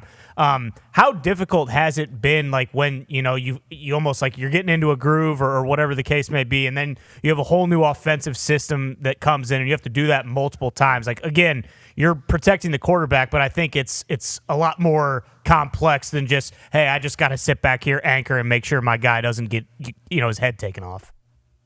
Of course, it's ups and downs. That's what come with this. That's what come with this business. That's what come with this league. It's gonna be a lot of ups and downs, but that's a part of the business. We just gotta. My main thing for me was just to stay consistent, no matter what happens, no matter how many ups and downs happen, no matter what we go through. Just stay consistent and just get it done. Laramie, I've done some pass sets in my day. See you over there. I used to do public pass sets, Laramie. It was like walking through the airport. Somebody's walking and you just start doing this to them. It is a hilarious thing. People have like their AirPods in. Mm-hmm. They're just walking. What the hell? The fuck is wrong with this guy? And then you just keep walking. It is a fantastic thing. Is there anybody in the league right now that whenever you're, but pretty good, right? You saw that square shoulders. Fucking didn't peacock too much. You saw it. I know you saw it. Hands are ready. Inside leverage. We would do it unless we're fucking out of that. You know what I mean? But is there anybody that lining up on the other side, you think you like less sleep the week of? And it feels like there's a lot of those types of guys in the league right now. We got some fucking monsters coming off the edges these days in the NFL, AFC also. Like, is there anybody up there that is different than anybody else? And is there any weeks that are different for you? I'll give credit to this one guy, and I've been giving him credit since we was in college battling. Myles Garrett, man. Good dog. Good dog. Dude, he is. What's he do? Is it a combination of his size and speed and everything, or what's he do different? Size, speed, bend, he can do everything. Hey, he's dunking too, just like you ever see athlete. Instagram, he's taking his shirt off, he's fucking oh yeah. And then he's just like dunking on these kids at LA Fitness. It's like, bro, could you imagine I'm going to play a pickup game? LA Fitness? Yeah, hold on. Oh, you win a game and like somebody shows up and they call next. It's like you're not even really paying attention, you're on the court again. Third game, new team comes on. A little tired. And they got fucking Myles Garrett on the team. What are we even doing when it comes to that? Zito just told me that you have a YouTube page that is very new, I believe. A YouTube page that is about to go. Protect the Tree at Laramie Tunsil 78. There's a video on it. St. Omni's in this. I've been told. I've been told St. Omni is in that video. Is that accurate, Laramie? Hey, y'all gonna have to watch it and let me know. We appreciate the hell out of you. Congrats on the new contract. Thank you for making time for us, and good luck with the rest of the offseason. I appreciate y'all guys. Thank you. Hey, and tell Saint Omni, hey, bravo, dude. Yeah. Keep it going. Sure. Laramie Tunsil, ladies and gentlemen. Thank you, man. That was him. In the back, walking by. What a work. I think we found this Instagram. Yeah, I showed him the thing that Gumpy sent us. Yeah, definitely. Yeah, so we've had a photo for a few days, but we certainly were not going to be the first people. No. It also just seems too. I mean, again, we talked about this earlier this week. Like Gumpy is, he is deadliest catch of internet fishermen. Mm-hmm. He will find his man. He always Sig. does. He's Captain Sig. But I feel like it was just too easy. It's too out there. Like Gumpy found it. Gumpy found Right it away. In like 4 minutes. He found it. It got sent in. And then there's no other photos at all anywhere. It's like, I don't know. That IG account I don't know. It does have a lot of NFL players saying happy birthday on his last post, so maybe. Which would also be a great cover. Very easy setup. Yeah, it's going to be a fake account, dude. There's a chance this is not a real person. You can say he's a mastermind. Yeah. He's this, he's Well, that. I mean, It's like, him- goddamn, this promo. He's there. He's always there when I need him. Bro, he walks by like this. Yeah, covering his face on the phone. That was awesome. We got worked. That's never happened. Nobody has had the forethought to work with him. Respect. Unbelievable. I respect that a lot. That was Is fantastic. he an agent? Is he a certified agent? No, that's the big thing. And believe me, you've missed a lot since you're in Mexico. No. Catch up. Should he not just get a doctorate in agenting? Like, when people give a donation or they accomplish enough in life that they get a degree? It happens all the time. Yep. The NFLPA just won't just be like, hey, if you work with St. Omni, you're good. The guys' contracts are better than all these motherfuckers that we have certified. By far. Not all of them. A lot of these motherfuckers that we have certified. They should just give them like one of those honorary certifications. Like a doctor. Congratulate. Holy shit. There That's, it is. that's the. So that was not the That's photo. the I don't think. Instagram. Yeah, it is. Was it? I thought that That's was a little him. thinner. I think so too. See, what if they change? And that's the thing. What if they just change the person that they put the @Saint in front of in this video? Like, this That'd is be the first good work. What yeah. if they do just work it the whole time? This is the first one, but like, who knows? Beard. The guy did have a beard in the photo. There's a He good. definitely had a beard. There's a good chance he's like Definitely Jason had Bourne. like what's the name? Like it wasn't short hair.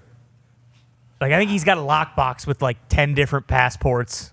Is Protect the Tree, is that in reference to protecting Davy Mills because he's from Stanford, or is that something different? I don't. To be honest, Zito told me the name of it in my ear while old buddy was talking. He was like, "Oh, no YouTube page, Protect the Tree," and I was like, immediately like, "That's sweet. This guy's got like a marijuana lobbyist thing." You know what I mean? Like I thought that's what it potentially was. Maybe he is pro plant though. He's trying to protect the forest. Well, he certainly is. Yeah. He certainly is. I think it's a reference to Old Miss, isn't it? I don't know. No, you mean when that guy from Alabama killed the tree at Auburn? Oh, Harvey Updike? At Laramie Tunsil 78, if you want to find it on YouTube. If I would assume that video is going to do pretty good numbers right there. Yeah. Saint is in it. That's up from 4 months ago. I assume people are going to want to see that. Immediately. That's the thing with YouTube that's so fascinating. And I always tell people, like, just keep going, because the videos that you had at the very beginning of your YouTube, those numbers are all going to grow because the more people that see you later are all going to go back. So it's like, as you continue to go, you're only going to continue to grow, and literally everything else grows as well. So maybe you weren't able to have as big of an audience whenever you were kind of younger on TV or something like that. Like on YouTube, there's a good chance a lot of the shit that you've done is all going to help. It's all going to grow at a chance with it all. I'm excited to see what that video does with the growth of St. Omni. Yeah. I would really like to see what that video does. Protect the Tree, a documentary series with an inside look into our company brand, Divine Tree. Follow the gang as they try to master their crafts. Season 2 is here. Tune in for more episodes and shorts. Okay, so Divine Tree is the company. Protect the Tree. Now we know. For the brand, for the shoe. Yes. Protect the tree. For the tree. Divine Tree. For the tree. For the tree. For the tree. Literally. Oh, sorry. Guy has a medical license to do that in Ohio. That's right. By It is. doctor. It is prescribed. AJ, I know what you were thinking as soon as you made that move. CBD in here only. Always. Here in Always. Indiana. AJ, you want to take some phone calls on the 500 phone line? 1-833-432-3663. 1-833-4DO. This is what we'll do. Hey, Go ahead.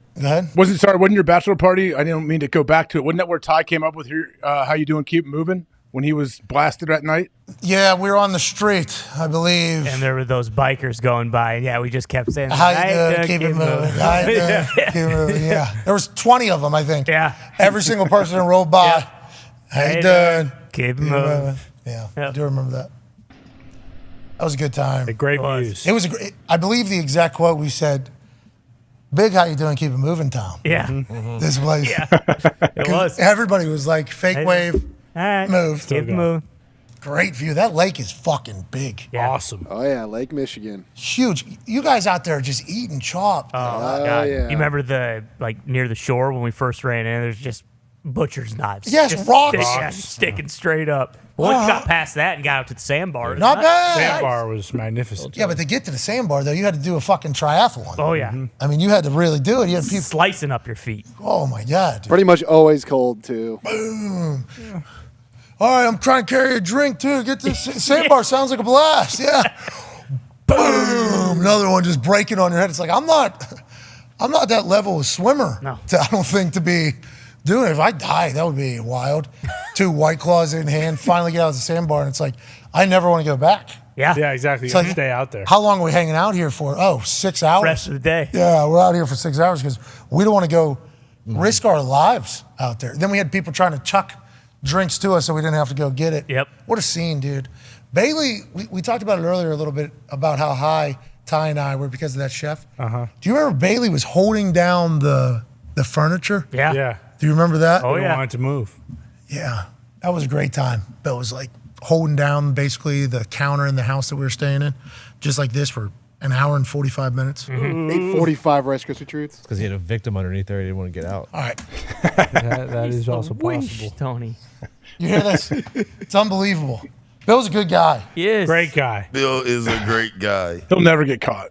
No, he won't. Exactly. Hey, Jay. He's not doing He's too anything. smart. He's too smart. It's a compliment to Bill. Well, I don't know. we love Bill. We appreciate Bill. This is a new Bill. New Bill 2.0 too is going to be Much faster. Even Even chase better. people down quicker. Correct. That's right. Yeah, he's been working out 2 times a day. Yeah. He ain't that fast. It's not chasing people down. Yeah. Exactly. Jesus, this show is the worst. Bill was involved in some physical contact this past weekend with numerous people. No. Yeah, downtown Indianapolis. It was not. You okay? Are they okay? Bro, Well, they're in a few different places. we didn't get to but- see them, okay? No one ever will. Yeah, exactly. We did. Because they're dead. Yeah. All Yeah, right. exactly. That is not true. We got to make sure we know that that's not true. We have ended up in lawsuits and such for things that are Good point. blatant jokes that have been taken very Allegedly. seriously. Allegedly, we have. But I woke up Sunday morning to a photo text message from Bill McComas, and my heart dropped. I'm like, oh my God, Yeah. is this guy okay? We almost lost Bill. I think we almost lost Bill. Legit. Bill is back though. Yep. Bill's back. Was it 30 people jumped him? Well, That's the only way. That's the thing. We've heard a couple different. Yeah. We're gonna find out. Yeah, cameras are coming out, so we're gonna learn. All right, Bill. Text me. There's a chance though this video comes out and Bill actually Yeah. Grabs his Batista knife. bomb. all of them, 4 or 5 people. Slit some throats. No, Connor. Because he has his knife. No, Self-defense. Self-defense. Yeah, exactly. Always got his knife. All right, let's get to a break. On the other side, Ty will attempt our hashtag easy carry contest Hell yeah. entry. We will be entering alongside everybody else who has the opportunity to enter who's 21 years of age or older. Bud Light's giving somebody $15,000. Wow. Nuts. 15 grand. Whoa. For you to get creative and do this one might be tough, Ty. I'm looking at this thing. What we're having Ty do to enter the easy carry contest that Bud Light's doing, one winner, $15,000, must be 21 years or older. He's starting at that start line right there. Grabbing those 5 ice cold Bud Lights about 3 hours ago. Yeah. Then they were ice cold. Ice 3 cold, hours ago. fresh out of that cooler, Yep. literally feet away. Yep. Immediately regretted pulling them out and starting the whole thing without just having them grab out of the cooler. But also, don't want to go much longer than 90 seconds. Let's not add in that beautiful cooler getting tossed around. Also, if they would have been as ice cold as they were earlier, it would have made it like a 50 times harder. So, Holding him. so we made the right play. Absolutely. Ty will carry those 5 lukewarm Bud Light bottles Bud. to that ping pong table right there. He will have to make one ping pong ball into the cup at the end, one successful beer pong toss, and then he will move on. What he'll have to do next is going to be a tall feat. He's going to have to go up and over the Thunderball net. Once he does that, while carrying the 5 beers still, he will be zigzagging through these cones, but it won't just be the standard half-ass zigzag. No. He will go around the left one. He will run forward towards the first one on the right. He will kick that one. He will have to backpedal to the second one on the left, go around that, kick the second one on the right, then he'll go around the bend. He'll go up over both these coolers, both of which will have the roof back. You have to kick those sons of bitches down. What? While balancing the beers and not dropping one. You drop one, you're DQ'd. Yeah, it's over. Can't drop one. You will then go to the putting green. You'll make a putt, hopefully. Then you will deliver a beer to all the boys here. And that means the time will stop. You have 90 seconds to do it. If you do it, 20 people will win $500. Wow. Let's go. Let's get this thing set up. Let's get this thing ready. Here we go. Let's do that. Then we'll answer some phone calls. And then we will wrap up this glorious Wednesday. Hell yeah. Hell yeah, AJ. It's great to have you back. You think Ty completes this 90 seconds, AJ? I think Ty does it in under 60 seconds. Whoa. Okay. Wow. He's going to drain his first or second ping pong ball and then boom, glide over that net and see ya. If he does it in under 60 seconds, we'll make 25 winners. Boom. $500. Perfect. Should it be 60 seconds? Should it be 60? Can he spill No. beer? Can It'll he be spill closed. any beer? They're going to be closed. Oh, okay, good. We want this to be a successful operation. Definitely I think, 60 seconds then. Definitely we'll do it under a minute. yeah, like people aren't going to do this if they're just going to spill beers all over their house or apartment. It's not the point. You know what I mean? Like, that is not what Bud Light wants. Bud Light's just like, hey, you go grab a can of beer, Bud. go ahead, bring it to a friend, get it to the spot. Easy carry. Boom, easy carry. Like, let's go ahead and do this. Not And if you can get 4 or 5 of them, what a stallion. Unbelievable. And if you could do a cup, 2 of them, whoa. Yep. Probably, just like how they score tricks in Olympics and stuff, Sure. your pre-score will probably be higher if it's a cup. Yep. Higher difficulty. And risk, because you're potentially ruining the carpet in your entire place. Losing beer. Losing beer as well. Dropping a pint, shattering one. Glass everywhere. Yeah. Impossible to get every piece. Oh my God, yeah. Risk score would have to be high. Yeah, later on stepping on glass. But if it's not a success story, it doesn't matter because you're not going to get enough good scoring in the other areas. Exactly. Kind of an who cares? Gotta add up. Bud Light, one winner of $15,000 if you enter and make the best video in their eyes. We'll take their winner and 7 others to put into a March Madness Elite 8 bracket where people will vote in a poll either on Twitter or on YouTube to see who will advance in the video contest. One winner will survive and win. Right here. Oh, it's right over here. Pac-Man. Boom, right here. It's a good idea by Bud Light. I like it. I do too. One winner will win this incredibly professional title. One of a kind. We don't even have another one. We're just giving it away. We'll all autograph it in our universe and another $1,000.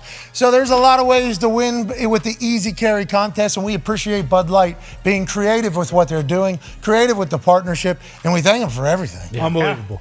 All right, we got to get this set up. Ty's going to try to win for 20 people or 25 people on the other side of the break. Ty, let's go, huh? Come on. Here we go. Here we go, Ty. Here we go. Dial it in, Ty. on now. Be a friend, tell a friend. There's a lot of money on the line on the other side. Take 5.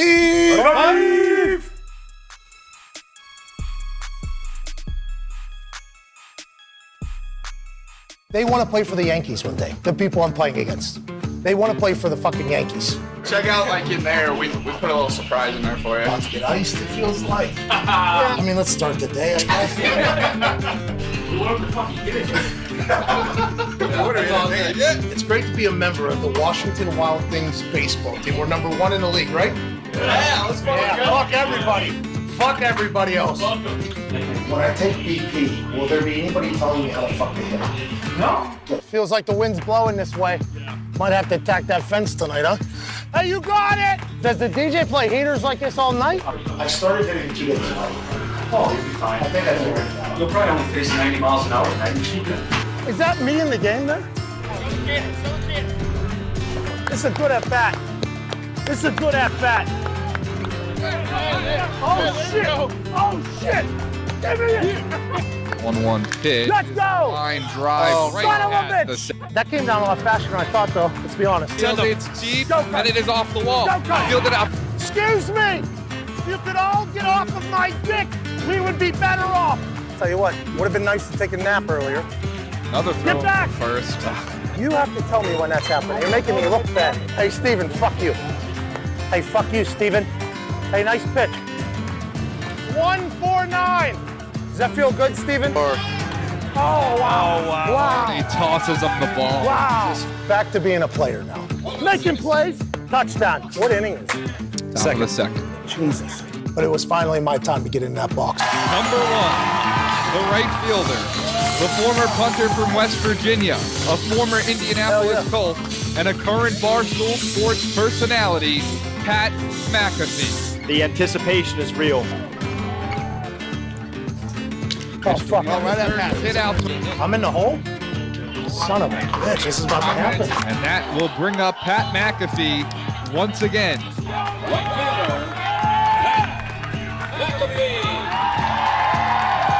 First pitch from Reynaldo Lopez, swing and a miss by McAfee. Hey! What was that? And the catcher goes, I had to give you one.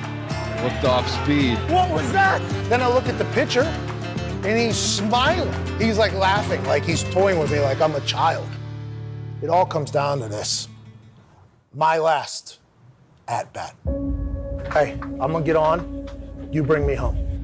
This is your life on the line, fucker. Let me tell you something. You're going to take an L, okay? You're going to take one. So I think that the close your eyes and swing method is perfect for you. Oh, this is hardball. Oh, yeah. Oh, my God. Oh, my God. Jesus.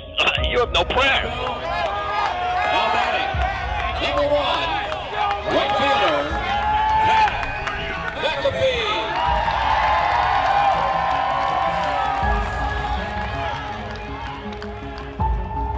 Oh, boy. Oh, this is the thing.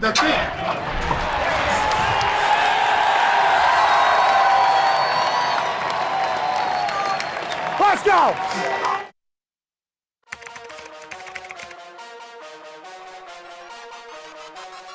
You ready?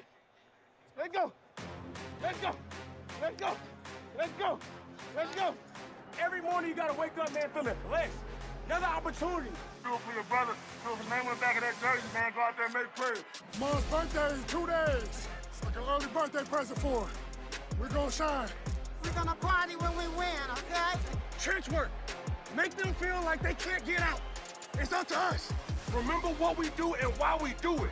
And stick together. Let's go. Let's go. Let's go! 3rd and goal from the 1. Bears lead 22-21, 2.5 minutes to go. There was that. Cousins on the spring! Touchdown! We just got in because of you, bud. You got us in, bud. Fires across the middle. Andrews has it at the 5. Turns and he's in for a touchdown! You're too wide open. I ain't had to shoot and run it there right now. How are you, yoga? How do you come in so low and still keep your balance? I don't know. That's impressive. I just try not to think about it.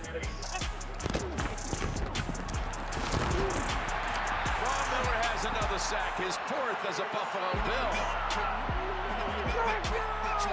Let's go! Let's go, let's stop here. It gotta be us. It gotta be us. 3rd down and 2. Gino scrambles out of pocket.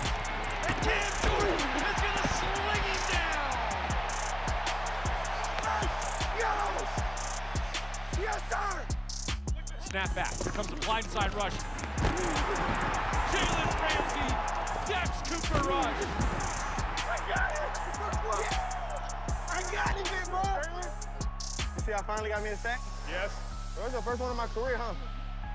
That was a good one, huh? Yeah, fumbled too. He fumbled? Hell yeah.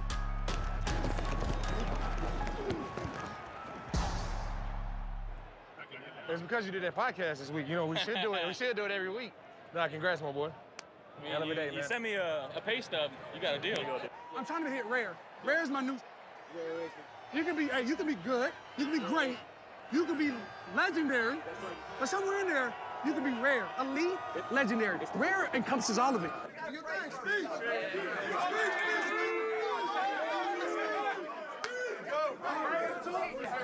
Yeah, let's pray first. You're absolutely right. Yeah, we got to wait on our head ball coach. He's right behind you. How you doing? We came on the road, and we're leaving here with the mission accomplished. All right? Mission's accomplished. You fight your asses off, okay? Find a way, and it's got to be so much better, okay? Starting with us, okay, and then all the way down to each and every player. I'm so proud of you guys. I'm so proud of the fight. I'm so proud of the effort. I'm so proud of the fact that you stuck together. Hey, great team win. I love you. Dude, I love this team, man. Cowboys on 3, 1, 2, 3. Cowboys!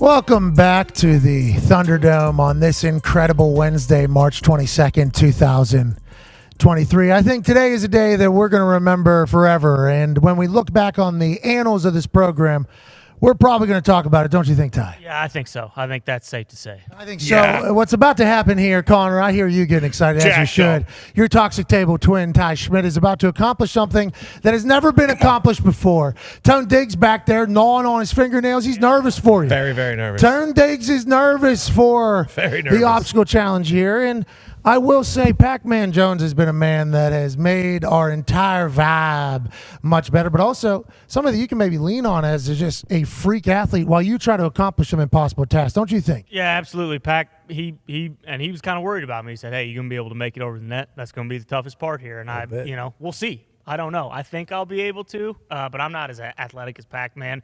My knee is very tender from sitting up there. Oh, really? What happened? No. Just tweaked it last night, too. Kind of rolled over in bed a little bit. Oh, okay. No. God. I'm a little worried about it. Tweaking knees sleeping is a tough time. I mean, that's a tough age. Pac-Man, any thoughts here for Ty after hearing that he got hurt sleeping last night? You better get your ass over that rope now. Let's go. Okay. I feel like Pac-Man is motivated because we all are. If you're able to accomplish this obstacle course for the hashtag Easy Carry contest brought to you by Bud Light, which everybody can enter and make their own hashtag Easy Carry contest, obstacle course, or challenge while trying to deliver beers to your friends. You will start right over here, Ty. You will pick up these 5 beers right here. You all clear? Yeah.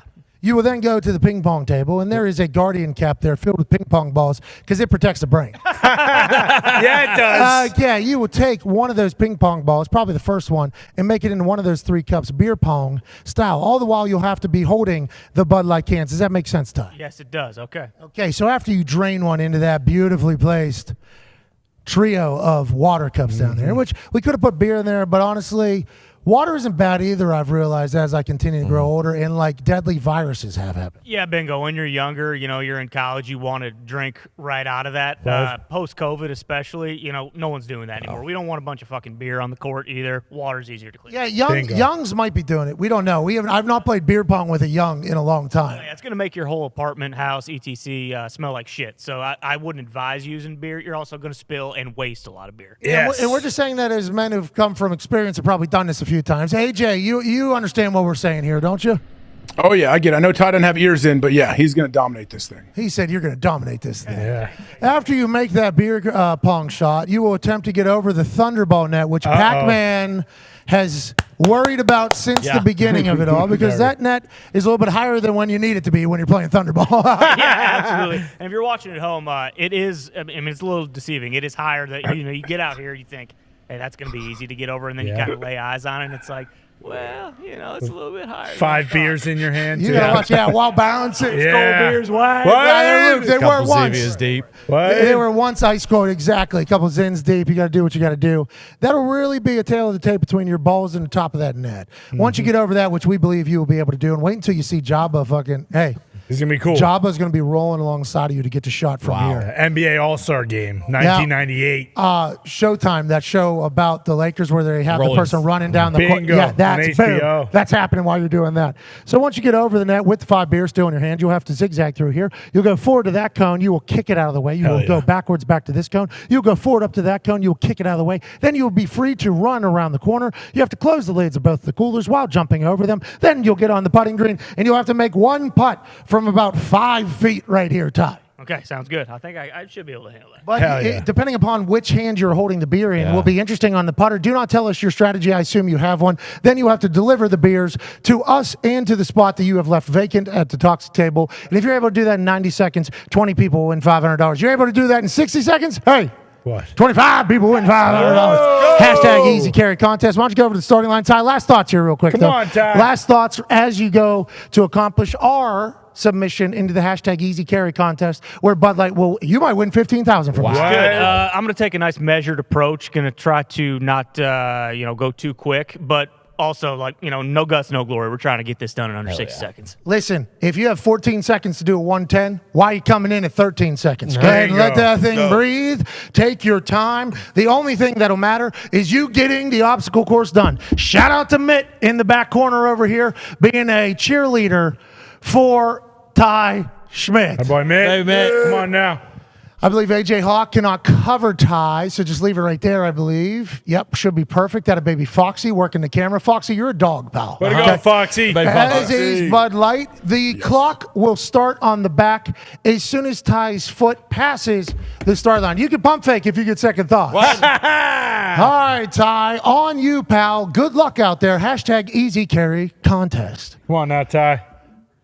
Well done. He's off. Angle. Slow start. Great angle. Yeah, you see, he went A to B, they say, direct line. He did that. He was like the runner in lane 2 against fucking. Okay, 2 under the arm. 3 in the hand. Okay. This is a great. A little bit strong. He's jacked up. How could you not be? Fired up. Adrenaline. Third shot. Now, as Jabba takes a ride, Ty Schmidt goes, like Andre the Giant going over the top rope. What? Jabba couldn't even catch up to how fast Ty was going. Boom. Good kick. Goodbye, cone. Whoa. Go right. Oh, no.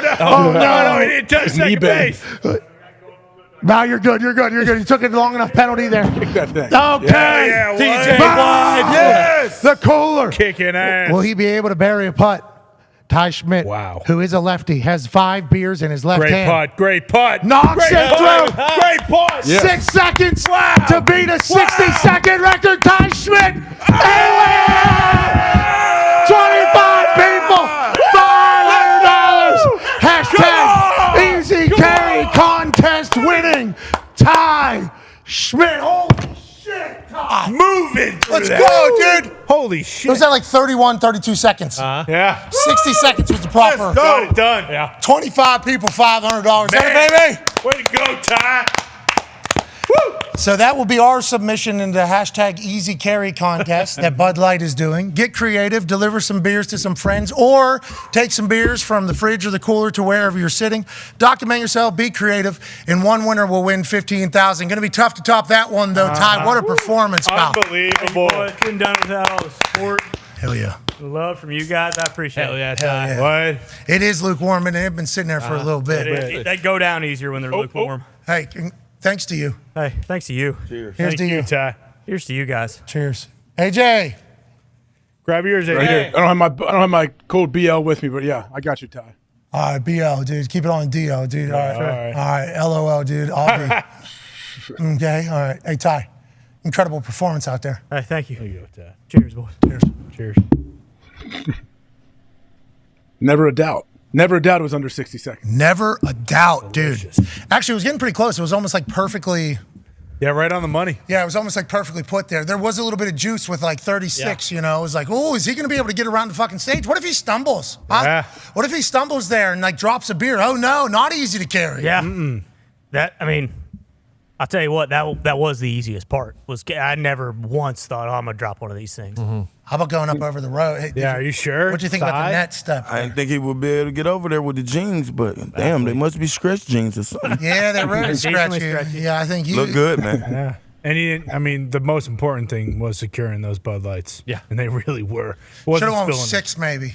6 and 60. I probably could have done 8, to be honest with you. Wow. All right, well, tomorrow. Yep. I think you're allowed to enter a couple times. Put Yeah. 65 seconds on the clock. I assume you can enter as many times as you need to, AJ. I don't know why we wouldn't put another one out there to potentially woo the voters. Who's voting, you think, AJ? Who's the one deciding the winner here? I would love to know. I thought, well, at least for us, it's the bracket here.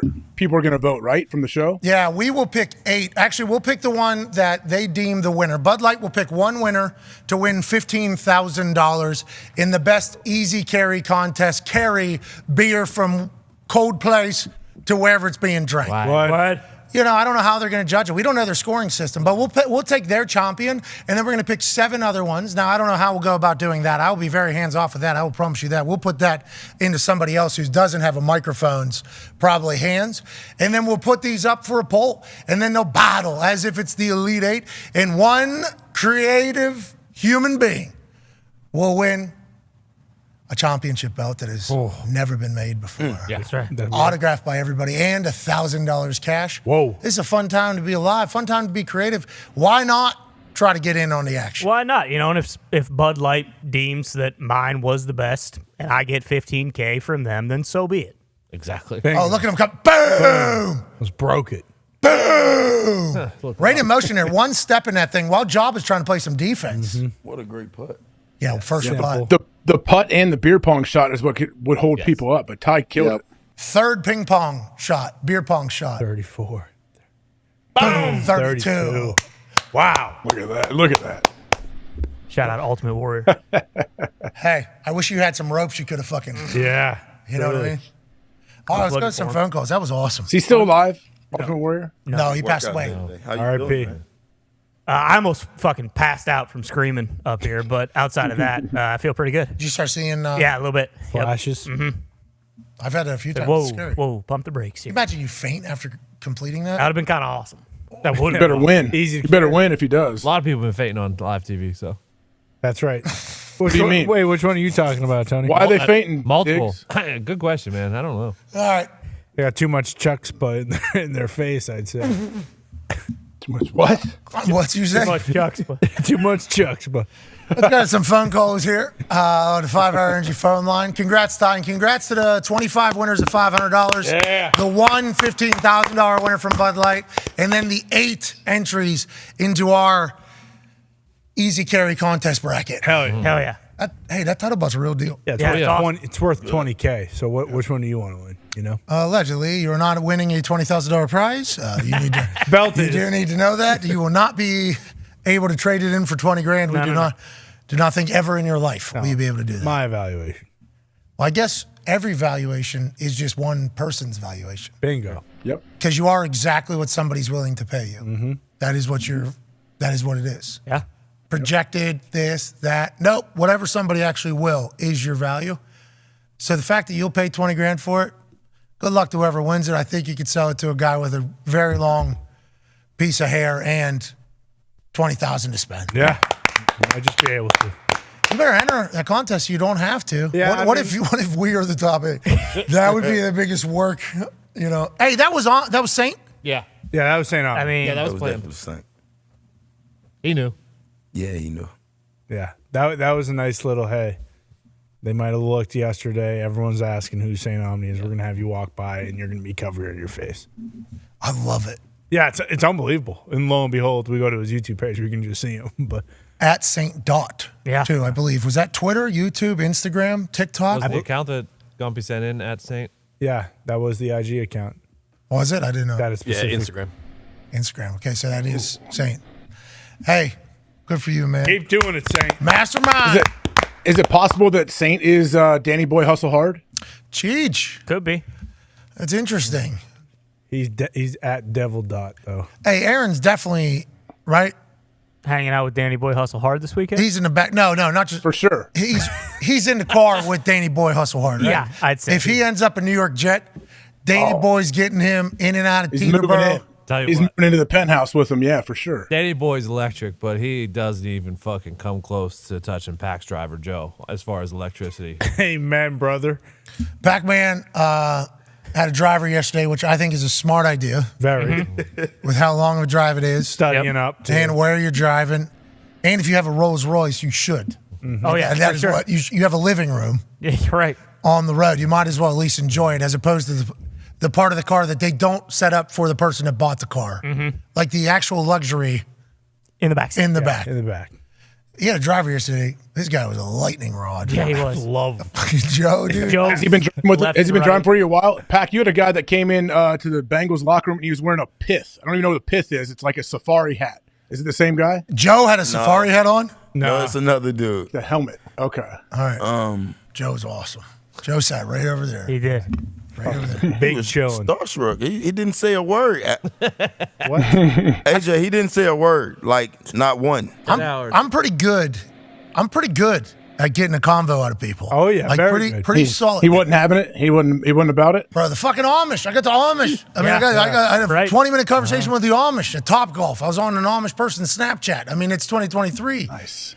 Joe, I couldn't, because I could tell that I like the cut of Joe's jib. Yeah, he's a tough egg, though.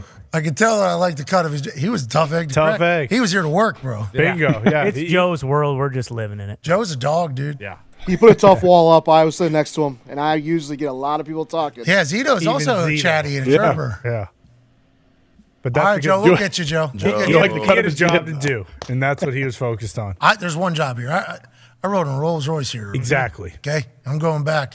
Joe's handling biz. I get my package from point A to point B.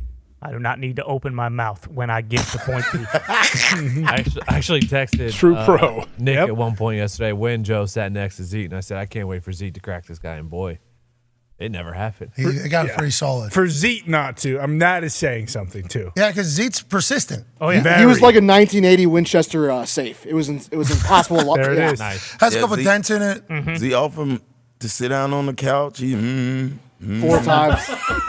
Say something, man. Yeah, he's a good guy. Joe's a good guy. He was a good guy. Let Joe be Joe. Good guy. Joe laughed. There was laughing moments out of Joe. Wait, when? Yes. He laughed? Yeah, right out Where here. was I? Taking a right, poop? Probably. Probably. He like, He had good vibes, dude. Joe had good vibes. He Oh, did. absolutely. He did. I did love him, though. Zeke. Hard not to. I loved him. I'd take a bullet for Joe. You kidding me?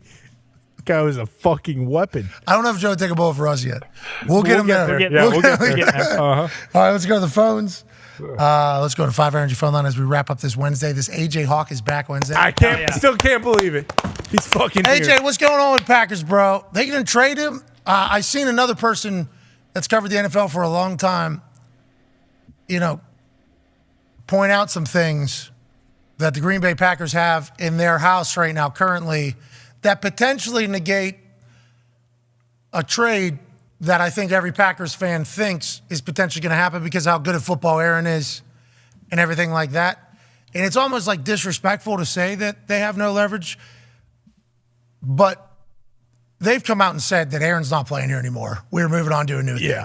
They have to see what Jordan Love has before they, extend his 5th year. He'll be gone. There was also alleged trade talks about Jordan Love saying, I would like to be able to play and prove that I could be an NFL guy. I got drafted here. I've just been sitting here. So I think all these things that are very public have taken away from the Packers' leverage. And whenever you're talking about deal making, it's easy to talk about comps and everything like that, but comps are only comps if the leverage is comparable. And there is, I don't think for either side any, it's just almost like, let's get a deal done and let's move on is how I view it. Is that how you see it from a 30,000-foot view? Where do I have it wrong and what do you think is going to happen? No, I mean, especially with where we're at now and the fact that it hasn't happened and it's so public. Like you said, the Packers basically said he's not going to be here. He's not playing here. Aaron comes on here and says like he plans to play for the Jets next year, and still nothing happens. And I hear this could go all the way to the draft. Like, it's not good for either team to be hanging in limbo right now. Neither team, it's good, obviously. But for the Packers, you got $60 million in the cap. You're sitting there. Free agency just came and went. Not that, the Packers are normally big-time spenders, but it's like Jordan Love, you're going to want Jordan Love to succeed. Yeah. It's like, are you just going to have a guy sit there and take up $60 million? You lost Lazard already, too. So he said that they didn't even really talk to him, right? Isn't that what Lazard kind of said, that the Packers didn't even reach out to him? I think Goot wants like his own team, which, by the way, he will be judged by. This is a results-oriented. Goody was there when they drafted him, though. Yeah, he drafted Lazard. Okay. So that doesn't make sense. Yeah, but they have two new guys this year. Obviously with Dobbs and Christian and Romeo. And then they had two other rookie receivers, Torre. They got in the 7th round. He was a good player. Remember, Aaron? Yeah, he didn't get very many opportunities, but when he did, he was pretty solid. There's a chance the Packers are very good. Like, we are not saying that there isn't a chance. For sure. But at this exact moment, it's like a lot of holes to fill. Yeah, and you got $60 million being held up right now just because of what? Stubborn? I don't know. What could have? You know what I mean? Very selfishly, I do kind of hope it gets dragged out and then he gets traded on draft night, because that'd be great for us.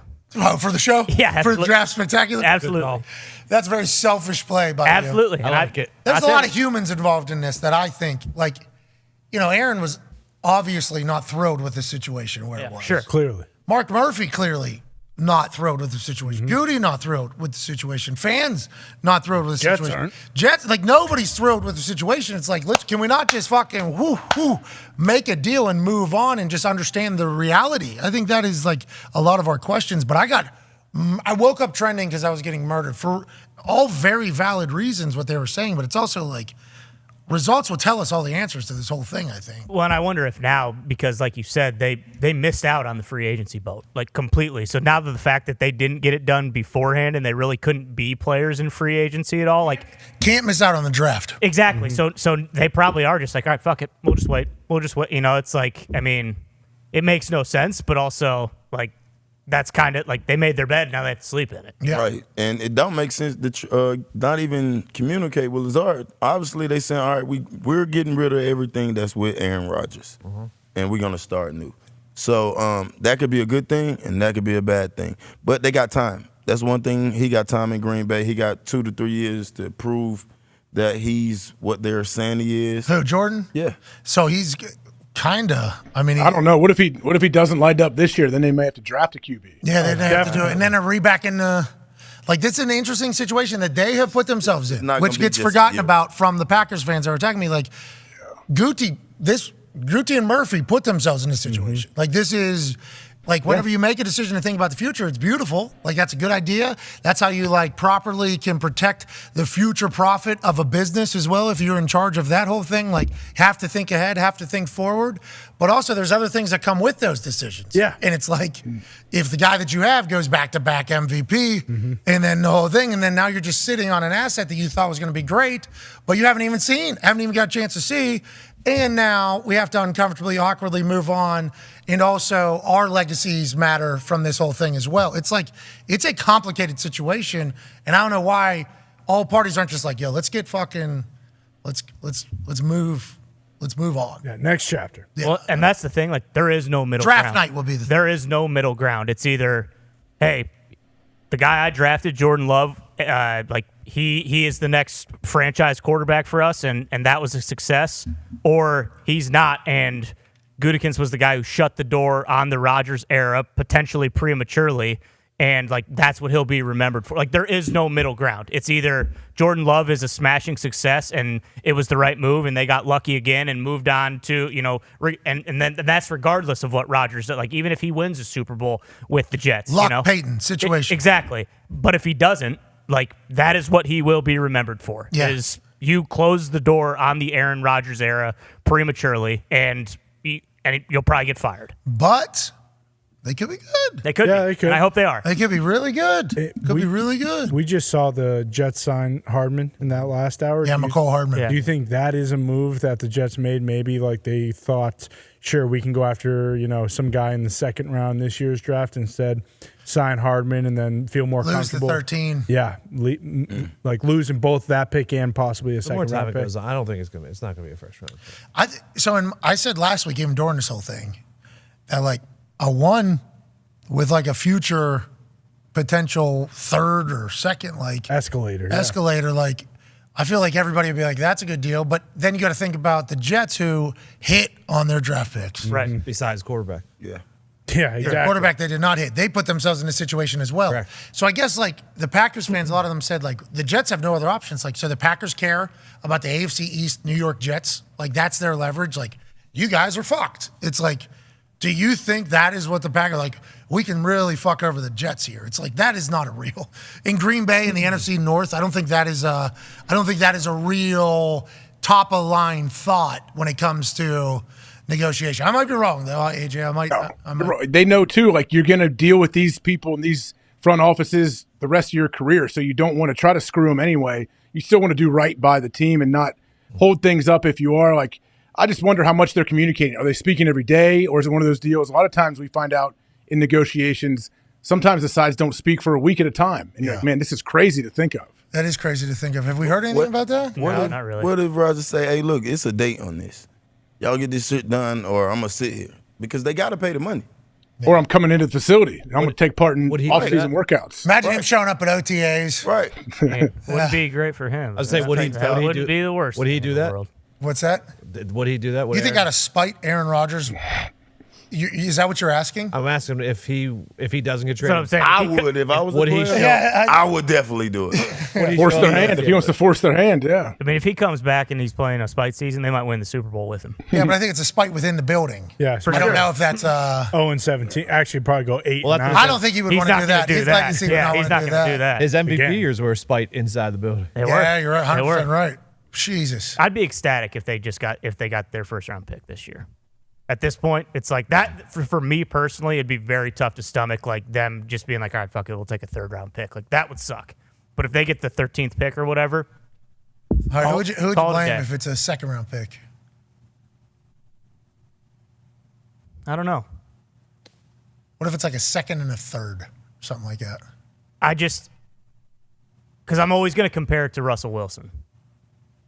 I'm going to look at what the Broncos got for Russell Wilson, and then I'm going to be like, this fucking guy who threw 12 touchdowns last year and, 18 picks and fucking sucked. And Rodgers has won 2 MVPs in the last 3 years, and he's going for a second and a third.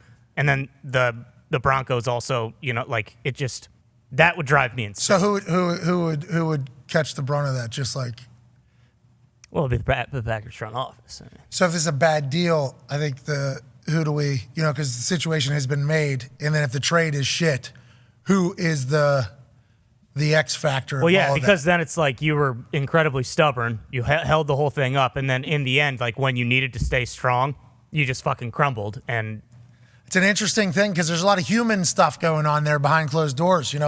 Everything you said about his legacy, he knows that. Goot knows that. Oh, yeah. Gucci knows that 100%. He knows exactly what he's doing. He's committed to it. Yeah. He thinks that there's massive success on the way. It's like, okay, if that's the case, let's go do it. Let's get it done. Let's go do it. Like the Rush contract, like that would suck, and Rush got an extension, but like even the Devontae, like look what these wide receivers were getting traded for last year. Tyreek Hill, what did he go for? He got, I think, a first, a second, 2/3. Like that compensation for a wide receiver, and we're talking about Aaron Rodgers here, who he's won 2 MVPs in the last 3 years. I think there was competition though in both those, right? The Jets and Miami were in there. But even looking back to the Devontae getting traded, in hindsight, it kind of feels like they got fleeced on that too. Yeah, because Tyreek? And what Devontae did. And then Devontae, it's like he kind of has a ho-hum year and he still has fucking 1,200 yards and catches 12 touchdowns. Yeah. Oh, yeah, he's washed. Yeah, they traded the quarterback. That was a good play. He's washed. He's washed. Cut the QB. But I guess in that situation, they did offer him more. Like, they tried to keep him. Allegedly. Have we heard that exactly from, anybody in Devontae's camp? I don't know. That's always been just, the story. Yeah, true. But it's probably possible. Don't you think the Packers eventually try to leak through insiders that there's other teams coming for him to try to hurry the Jets up? So that's what I'm saying too. It feels like there's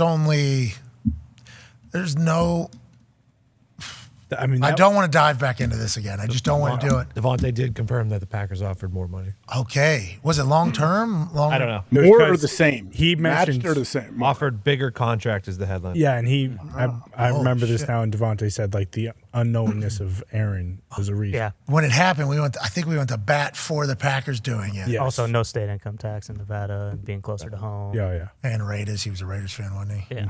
Derek Carr's like his best buddy growing up. He's not there anymore. Roommates at first now. Yeah, he's gone. He's now a quarterback in Could- Have you seen Your Honor? Oh yeah. The show? Who's in it? So good. Bryan Cranston. Yeah. Oh, I did see a trailer for that. Chet Hanks. Have you seen this? Chet Hanks? Chet Hanks is Yeah, in it. he's a henchman. Chet Hanks is in this? Where yeah. was he? I didn't see Chet How far are Hanks. you in? Huh? Yeah. How far are you in?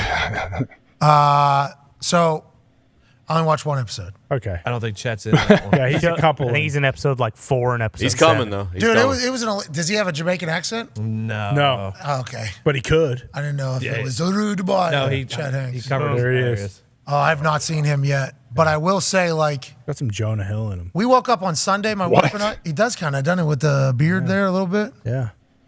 Jonah has a bunch of different Jonas. Yeah, that's true. Yes, Great he actor. does. Jonah, he's incredible. Jonah's really good. Sunday morning, we wake up, though, and I'd heard about Your Honor from a couple different groups of humans. So there was nothing to watch until the fucking basketball came on. So I was like, oh, I heard about this Your Honor. We had to find where it was. Give it a run. We put it on. 10:30 a.m. on a Sunday morning. That's a wake up. Watching that show. Not the time. No way, dude. Do not do that. That thing's a thriller, bro. I was like, Sam was like, I really like the show. I'm like, I do too, but I don't know if I'm doing this in the middle of the day on a Sunday. Can't do it. I cannot do it. It's a fucking, from moment one all the way through, it's like, it's a real deal. Yeah, and the Cure the World of Pain guy from the Oxycodone show. Okay. That's the dad. It is? Okay. That's like the. Are you speaking with an accent there or what? Yeah, he tried. That's how he talks in the Painkillers. Richard Sackler. Yeah. All right, let's go to the phone. That's how he talks. It's a good show, though. I've only Dick watched Sack. one. I think I'm in it. It's a great show. I haven't seen season 2 yet, but Good show. because you've brought it back up, I remember now how good it was. You should have heard Samantha, my wife. As soon as I said, I'm not trying to watch this in the middle of Sunday, she's like, oh, you don't want to watch it so I can watch it by myself? I'm like, whoa. I enjoyed it. Took Whoa. 10 steps there. I was like, yeah, if you want to watch it alone, you can watch it alone, but I'm going to watch it alone as well whenever I get time. She was, oh, well, so if you want it to be one of our shows, like, we got to be able to watch it together though when we're together. And I'm like, valid, but like, I'm trying to have a Sunday I here. can't wake up. March Madness coming, and I got Is it dark or what is it? It's just what do like- you mean? Like It's intense. dude, it's very intense. It is very dark as well. I mean, the Parts of it. opening episode. Yeah. Unbelievable stuff. 10:30 a.m. on a Sunday, I see a guy's leg sideways. I'm like, what the fuck, bro? There's some happy scenes too later down the line. I have yet to see one. Start to finish, it is unbelievable. Yeah, it's a phenomenal program. All right. That's I'll at check night, it out. though. I think that's a nighttime. Company said season Absolutely. 2 is also good, but you want to go to bed with that though? You want to go to sleep with that? You're right, like maybe after work then. Like, like a I don't want 7 to wake p.m. up to that. I know the rest of the No. day. Rest of the day. It's after dinner. You want to watch that after dinner, then after that, maybe get into some sport. PGA or a basketball. Watch Baby Rock before you go to bed to feel good. Young Rock, Baby and I know Pepper. why you did what you just did. We're going to the 5 Energy phone lines. Let's go to the phones. Young Rock is a great show. great. Really? Hell yeah. Is that right? Let's go to Arizona on the 5 Energy phone. Extended for 5 more seasons, I heard. I hope so. I mean, I've heard from Probably. people who love everything that even the last episode was a little tough. Zito said that to you? I would never say Evie? that. Yeah. I don't love To all of everything. us. No, that's Evie has false. never bought into Young Pebble. He's not a fool. Oh, shut up. What is Young Rock's a good show. Oh, Okay. it is. That's Great another show. that's another program, the 22 minutes Yeah. episodes. It's like, Should be With longer. commercials. Well, speaking of 22 minutes, too. What? Fucking Ted Lasso, first episode of season 3. 23 minutes. Yeah, you kidding me? It's a perfect story. What have they been before? Were they No normally an wasted hour? lines. What's that? Were they normally an hour or are they normally what? No. Like what's the normal time? 30. 26. Yeah. A couple, 45s. Boom. Oh. Those are quick, bro. Yeah, late seasons of The difference. Office. That's what it should be. What were they? 45. Was it slated to be an hour on TV? No, they started at like the 23. Oh, sorry, on TV, yeah, probably. So like that kind of controls everything, I think. Back in the day. Now with the streaming shit, it doesn't. Yeah, without commercials. I mean, come on. Remember when we started learning about the length of their shit from the streaming thing? Like, hey, this is a 53-minute drill. This is a 37 minutes. Like, whoa, a lot of commercials on this fucker. I mean, they were pumping them in there. How many people you think watched that World Baseball Classic last night, AJ? Did you watch? 200 million? I don't know. What do you think, Pac? I'm gonna say 150. You think it's gonna be bigger than the Super Bowl? Yeah. Holy shit. Well, shit. Now I'll say 40. I say 40 mil. No, the Japan-South Korea game was allegedly 70 million viewers. But do the U.S. you think carry more than South Korea? No. That's what I'm wondering now as we think. South Korea's watching it though, don't you think? I think more South Korea is watching it than the United States. That's why. I think I'm saying like the Asian countries were probably still watching. But North Korea, can they see it? I think it's like World Cup. I think they're still following. North Korea has not had a team in the World Baseball Classic yet. No. Kim Jong-un. Yeah, because Kim Jong fucking paints the black and throws heat. He's too good. What they say, 107. I think. Yeah, 107 is fastball. Call him Shohei-un. Shot in 18 golf. These are actual reported facts. Yep. No butthole. True. Doesn't poop. He bowled the perfect game. Twice. Right-handed and left-handed. Actual reports being released to the public. Rodman was there. Well, he saw the basketball game where Kim Jong hit a full court shot. He dunked from full court. Opposite. No, opposite free throw line, I think. Three-quarter. He dunked He did step in the line then, didn't he? Yeah, he did. So, but nobody would tell him, obviously, because how could you? It was still impressive. Yeah. Actual reports. He ran a 4.1. And he's faster than you. Yeah. Slow Hopping ass. on one foot. Yeah. Slow ass. All right, let's go to the phones here. Let's go to Dylan in Arizona on the 5 Energy phone line. What's going on, Dylan? Hello. What's up, boys? Hey, how you doing? Hey, keep it moving, Dylan. Hell yeah. I want to talk about the Raiders and that number 7 pick. It feels like we're signing somebody new every hour. What do we do with this pick? Are we picking up a new player? Are we trading it away? What do you guys think? Interesting thought, Dylan, there. I don't know if I've gone through my draft board just yet. I don't know if I put it all out there. But I do like the fact that Jimmy G looks really cool out there. Always. I do like that the last 2 off seasons, that brand new GM named... that is Elliott Dave Wolf. Ziegler. Oh, Dave Ziegler has been making moves. They're bringing people in, paying people. They're trying to get better. What do you think about the Raiders, Pac? You know much about them? Have you looked into it? Well, I know they got rid of all the toxic, so I say that. I think it's a rebuilding point. I don't know if they're contenders. I think they're in the midway group. What they pay Jimmy? What Jimmy G get 3 paid? years, 66. Yeah. How much guaranteed? I think 40. It's like 2. It's more like a 2-year out, I think. Probably every deal.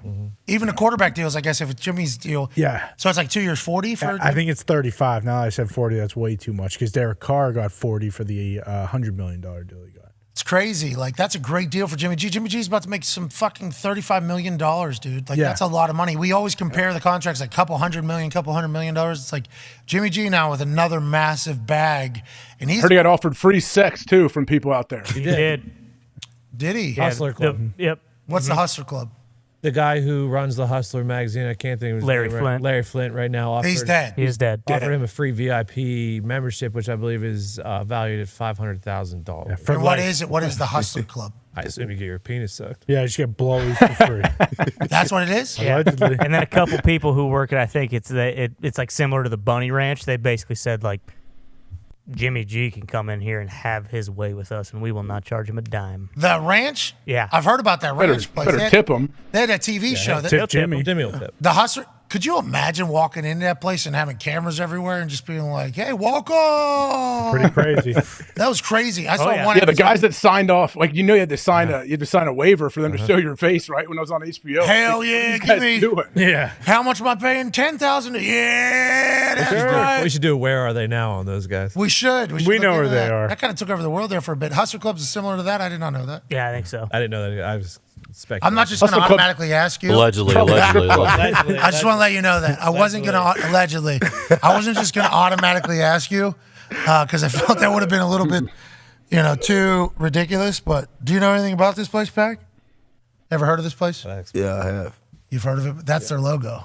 Sweet logo. That's almost as cool as the Fives in the Major League Pickleball. Hey, Gary V's team played in the game, and their team name is the Fives. Let's go Fives. Is that what they're chanting? Let's go Fives. Let's go Fives. Let's Hey, these go Fives. pickleball leagues pretty lit. Oh, yeah. Does he play? Does Gary play? He's the owner. Owner. He's not Jackie Moon. What do you think this is? He's a professional. He'll play. I watch him play basketball. I watch him swat dudes on the basketball court all the time. Foul dudes. Yeah, you've seen him foul. He'll play in the final, in the grand final. He's not going to fuck around in the regular season. Hey, Is it Thunderbolt. better to watch? What's that? It's better to watch, like, these, I've said before, these high-level pickleball players just sit the net and dink and dunk. Yeah, it's sometimes when you start playing the game, though. I don't fully understand the logo. Why? What do you mean? Why is it a clown? That's to scare the opponent. That's the crazy clown, and he fucking spikes it all over the court. Because I think it's almost like these are clowns. Yeah, they're we're gonna funny beat the good. shit out of these clowns. Yeah, you don't want to be like, hey, I play for who? The clowns. Yeah. I'm a clown. That paddle looks like a massive spoon. They're not a clown, though. They're the fives. Let's fucking remember it. People are scared of clowns, though. Maybe he wants them scared. Yeah. Intimidation does work in pickleball, I think. You get Connor out of his game. He's done. He'll quit. No, I just shut the fuck His up. body language sucks. No, I mean, I out of just shut nowhere. up. This guy gives up 1 point and he just crumbles completely. It's not true. That is true. Foxy? It's 1,000% true. I And mean, then you- when he you- tries, he rallies 6 in a row on me. I'm like, thank Boom, God boom, he's boom. not trying the whole time. That's not true either. When I do get points, it's when my serve actually goes over. And guess what? 80% of the time, it's not going over. You know why it's not going over? Because I just switched from bounce to hit it out of your hand. Yeah. No, because you got Rap Sheet's mindset going into free agency. I don't. week. I Every time. understand. I understand how it might appear that way. But if I'm just shutting the fuck up and just hitting the ball, that's just me and my game, baby. That's how I play. No, you get upset. You get really upset. I It's not fun. absolutely- I don't like it. I get pissed off. Yeah, who doesn't? I haven't seen you play one game and shut the fuck up. Bingo. That's because that's the afternoon boys. In the morning, it's a much different story. The morning Thunderball boys. Yeah, Foxy and Pat are incredibly good. Whoa. We don't know. We haven't played against anybody who's like professionals in this thing. Well, no one's professionals at Thunderball. Thunderball is a little different game here, AJ. We're not playing pickleball in here. This is Thunderball. It is a take on pickleball, though. Yeah. I think it'll help us with pickleball. A chicken and pickles coming to Fishers, Indiana. Oh, cannot wait. Cannot wait to get up there. Cannot wait Who made to just that? see. Is that Gary Brackett back in the pickle game? Come on. Yeah. That'd be sweet. I think that's a franchise where Yes. that's a restaurant and a pickleball place. That's cool. They've had a bunch of them. I wonder how similar Thunderball will be to actual pickleball. Well, if we know anything from the fucking video guy who came in here, much different. What? I think he lied. Casey. You talking about TikTok? kid. Yeah. I think he lied. AJ, you'd be great at Thunderball. Does the ball react different bouncing off that gym floor? It's a little quicker, yeah. I do believe it skips a bit, you know? Quicker and wider. It's not, but it's not like it's. Take me some time. It's not like because it's not like you won't be able to adjust to it. Who, AJ? Yeah. Yeah, AJ figured it out. AJ be a good Thunderball player. Pack's starting to figure it out. You feel better about your game, Pack? Way better. Just need more reps. It really is a reps game. Yeah. That's all it is. Yep. I'm playing like 10 games a morning. That's awesome. That's a great little routine. Yeah. We've gone into it. More Thunderball boys. It's been so awesome. Foxy's been in here every single. Foxy is a player. Foxy looks like Rafa Nadal out there. Yeah, he does. There's certain games though where when Pat's on, like I actually physically cannot win, but when we're both close, those games. We had are 4 incredible. deuces today. We had 4 deuces today. It's been so fun. It was good intensity. There are some times so my ping pong strategy was, I'm milking 2 udders out of that cow. Okay, I'm going this way. I'm going that way. I'm going this way. I'm taking the ball that way. I'm taking the ball every time. I'm going back and forth. Bang, pow. Like I am. Yeah. So I've been playing this style of ping pong literally since I'm like 13 probably. Yeah. So that is the technique in pickleball though. Like you are, because you're getting people to run now. So you're just wearing them the fuck out. So it's like I feel like I've been preparing for fucking Thunderball. I don't know about pickleball for a long time. Just have to get used to the fucking paddle, which is where the tennis helps. Foxy's got this. Keep it in play. Just keep it in play, right? Yeah. It's much different. We're past that now, AJ, unfortunately. Are you? I know, trust me. It's Yeah. frustrating. In Arizona, though, it was a keep it in play game. It is not the same. Well, Yeah, force the other team to make a mistake. That was the Arizona game. Yeah, that was Arizona completely. Like who's going to make the error? Now it's like much different. we're hitting shots and stuff like ending points. It's Winners. It's getting fun. I'm almost embarrassed in Arizona that we didn't have both partners up at the fucking kitchen line. Ever, yeah. Like that's the biggest difference is how quickly we get up to the kitchen. That's what's going to be interesting to see because I feel like our court is damn near perfect, but we might be 6 inches off. Yeah, everywhere. Just by a little, It's but that makes smaller. a massive It'll be difference. easier It's when we get definitely out smaller because it has negated my game big time because I can't hit a cross court backhand winner. You just can't do it. Yeah. because it's just the dimensions are That's smaller. that's your bread and butter, Tom. Bingo. Yeah. Well, You gotta take a line. Take a line.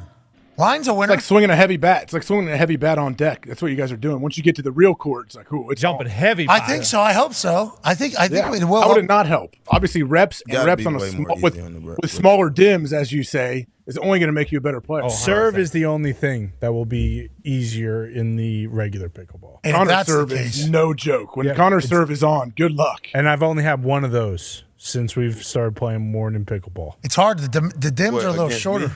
You only play good against me. Steve. Against Foxy today, I only had one good serve. The thing about You had like 4 against me though this morning. You had That's good not ones, true. and then you just See, this is why I don't like more than pickleball, because you guys are just blowing. What did Rece say? Smoker, sunshine, Sunshine on my skirt. up your I skirt. don't want to hear that shit. Okay, I'm you losing. did. You had 4 good serves. I'm losing Yeah. 11-3. We're not talking about good serves. What is this? But You scored 3. talking about dimensions, like because you cut the court in half on the serves. Because like in here, you got to stand in the middle, and you don't know if it's going left or right. But in the regular Yeah, pickleball, defending a serve easier probably. Oh, so you can way. serve either way on that? Anywhere on the yeah. court? yeah, it's just one box. Oh yeah, Yeah, it's it's a problem. it's a game.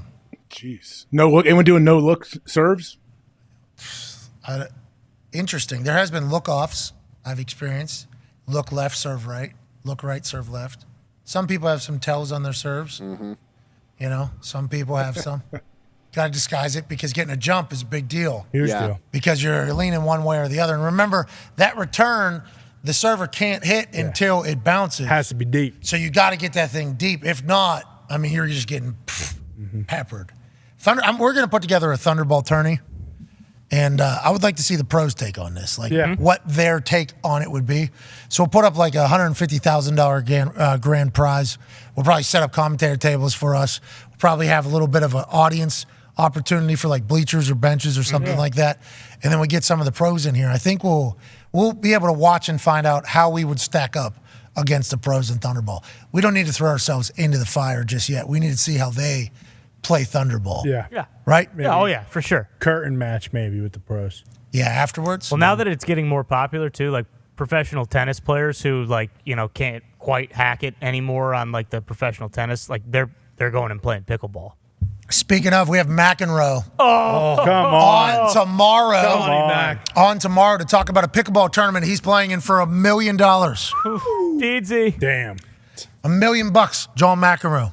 That's awesome. Who else is in there? Agassi. Yeah, Andre Agassi. Yeah. Andre? Well, he fucking That's what hates Zito said. tennis. Zito said. Big Agassi guy. Hey, who all do we want to request over there? We got Agassi. We got McEnroe. I was like, Pete Sampras, is he playing? I don't think so. Surprised Agassi's playing. I learned that Federer's got those on-it shoes, on-cloud shoes. That's Federer's company. Yeah, which is nuts. the OCs. Is it? Yeah. Is that his company? Or either that or he's a huge investor because I read an article about it the other day. They're Everybody making wears so those much things. money. Somebody's going to buy him immediately. Very wealthy. He's just going to make another $1 billion like he's Ryan Reynolds selling burner phones. Unbelievable. Possibly some news that just happened with the Jets. What happened? They just traded Elijah Moore for a second and third rounder. Okay. Elijah Moore has a new home In Cleveland. in Cleveland, Ohio. Good luck over there, Elijah. Pretty good second round pick, 42nd. Now, are they stocking up picks here to potentially make a little bit of a move for Aaron Rodgers? Obviously, anytime somebody gets traded, it's not exactly fun. That person has a family. That person has friends. Hey, get the fuck out of here. Go to Cleveland, Ohio. That is potentially how you could view it. The way we'll view it from a football speaking podcast here. This is the Jets trying to get picks here to potentially help get a trade done quicker, Ty, you think? That would make sense. It certainly seems like that would be the case. I mean, maybe if they're okay with trading away that first round pick now, if they have 40, 3 or 4 picks in the second round. What do you think, Pac? I think you get your one now. I think you get your one. They give them 4 picks and 4 picks between 2 and third round. I like this. I like this. Cleveland, a lot of people thought he was going to be a part of the trade for Rodgers. Yeah, just like kind of go alongside of He it. also didn't have the best time in New York. He didn't love Very everybody. poor relationship with Zach Wilson. Bingo. Okay, so when Mike White came in, and with he Mike balled. LaFleur. So he probably assumed he was on his way out. Yeah, I think so. Even though brand new. Yeah, Zach that's Wilson's last not the year. quarterback and LaFleur's not there anymore. He just assumed probably that he was on his way out, like Kadarius Toney almost. Yeah, because I think he was the one who said, like, I want to be traded, and Salah Yeah, that basically was- said, like, tough shit. Like we're week not trading 4, you. I think he said. Oh, I didn't remember that. Oh, yeah. AJ, what do you think? Yeah, I mean they're trying to build up some picks so they can put whatever package together. I would imagine this all goes hand in hand. All right, so next couple days, deal's getting done. Yep. Here we go. Allegedly, reportedly, I didn't say that. Exactly. Yeah, something has to happen, right? Has to. Draft day, obviously, is when massive trades happen. So that's the next deadline. Can't miss out on free agency and then also miss out on the draft. Nope. Like for things. Yeah. You know, you're getting in return. Either money or picks, obviously. That area. Let's go back to the 5 Energy phone line here. King Dom. Batista? What? I don't know. Batista's on? King Dom from the Kingdom. Mitt, I don't know how this happens, but I'm excited to hear what this is. From King Chief Dom King. is on the 5 Energy phone line. King Dom, what's going on, pal? Pat boys, how you doing? Keep it moving. Okay, I already sense where this is headed. King Dom, where are you from, pal? From the kingdom. Okay, nice. Of Jesus Christ, Latter-day Saints, which one? No, the Chiefs kingdom. Oh, you're like Red Extreme, X Factor, the Bank Robin Wolf. This is King Dom from the Kingdom. Okay, respect, King Dom. I apologize for fucking that one up. What do you want to talk about, pal? First, I might need Tim McAfee for a few days to help me with these household projects I got. But other than that, I need to call out the toxic table. Okay. Set me straight, boys. How come Pac's more toxic than y'all? Wow. King Dom. Who? With it. He said, how come Pac is more toxic than y'all? Whoa. What And he said, set it straight for him, too. So I believe he is probably a massive Pac-Man fan. Yeah. And said that you guys are soft. Do you hear the same thing? I guess so. Wow. Well, how about this, Dom? You sounded like a big dumb dipshit when you called in. Sorry, buddy. Look at you fucking buffoon. Wow. Pew, pew. Holy shit. Ty, you're fresh out of a sickness. King Dom said you kind of lost your fastball, it sounds like, is what King Dom said. Well, King Dom sounds like a big old hayseed, so I'm going to go ahead and just kind of, take it with a grain of salt and not get too offended by it. Jesus Christ. This guy's a fan of the program. He said it's great. Absolutely. You too. And we appreciate that. You too should be ashamed. I wish I could disagree with you guys, but I don't. Yeah, all the super fans from the Chiefs Kingdom are destined for what? Jail. And drugs. Whoa. Oh, sorry, Dom. Just reading patterns. Big Red Extreme, Red Extreme wasn't on. How do we know Dom wasn't hanging out with Jackson Mahomes when he was groping and kissing, How about that? Do we know that? How about that? Allegedly. It would make sense that King Dom would be hanging out with the prince. It would. Allegedly. It really would. All right. All right, King Dom. Thanks for the call. Thank you, Dom. Thanks for calling in, Dom. Call back Great call. anytime. Great call, AJ. Let's go to Kaylin in Washington. What's going on, Kaylin? Hey, hey, boys, how you doing? Keep it moving.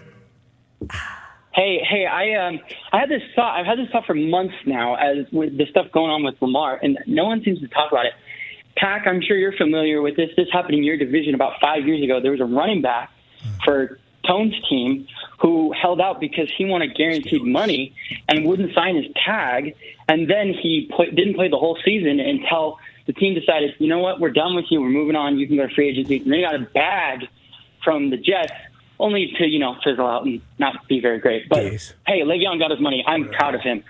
What do you guys think? Do you think we could see the same thing with Lamar? Kaylin, great question. If you do recall, when Le'Veon set out for a year, he released a rap album. The rap album release party was on a yacht, I believe, and then a nightclub. Correct. He had a freestyle in his front yard where he said, "You're gonna have to give me at least 17." I think he kind of said the number that he was expecting.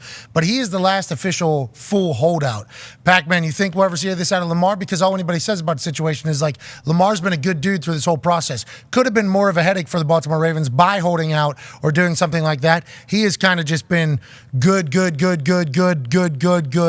the eyes of everybody. Do you think there's a chance of a holdout here? No, I don't. Lamar is the MVP. That guy wasn't the MVP of the league before. So I really think some get done, but you don't want to sit out a whole year of football. The guys who've done sat out a year don't come back the same, I don't think. It takes time to come back. Le'Veon was one of the best before he took the year off. You can tell he gained a lot of weight, the little quick moves and this and that. You could tell had went to a faint. I hope and pray that he don't take a year off. This is not good. Can't.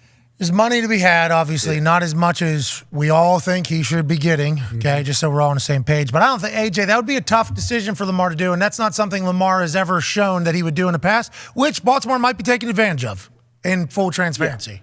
Lamar seems like he's a guy that seems like he loves football. So just out of that point, like I don't think, why would you want to leave and sit out a year when you're in your prime, physically, mentally, feels great? Yeah, there's no way I really hope that doesn't come to that. Well, in such a different situation, like both with Baltimore and Pittsburgh, like those cultures are, they don't need one guy as far as running back goes. Like we're talking about the fucking quarterback here. Like Lamar Jackson, you need Lamar They Jackson. had 7 back in. And Exactly. Lev, that was the second year he was franchise tagged. So he had already played under the tag for a year. The second year was when he sat out. Well, he was going to be tagged again. All right.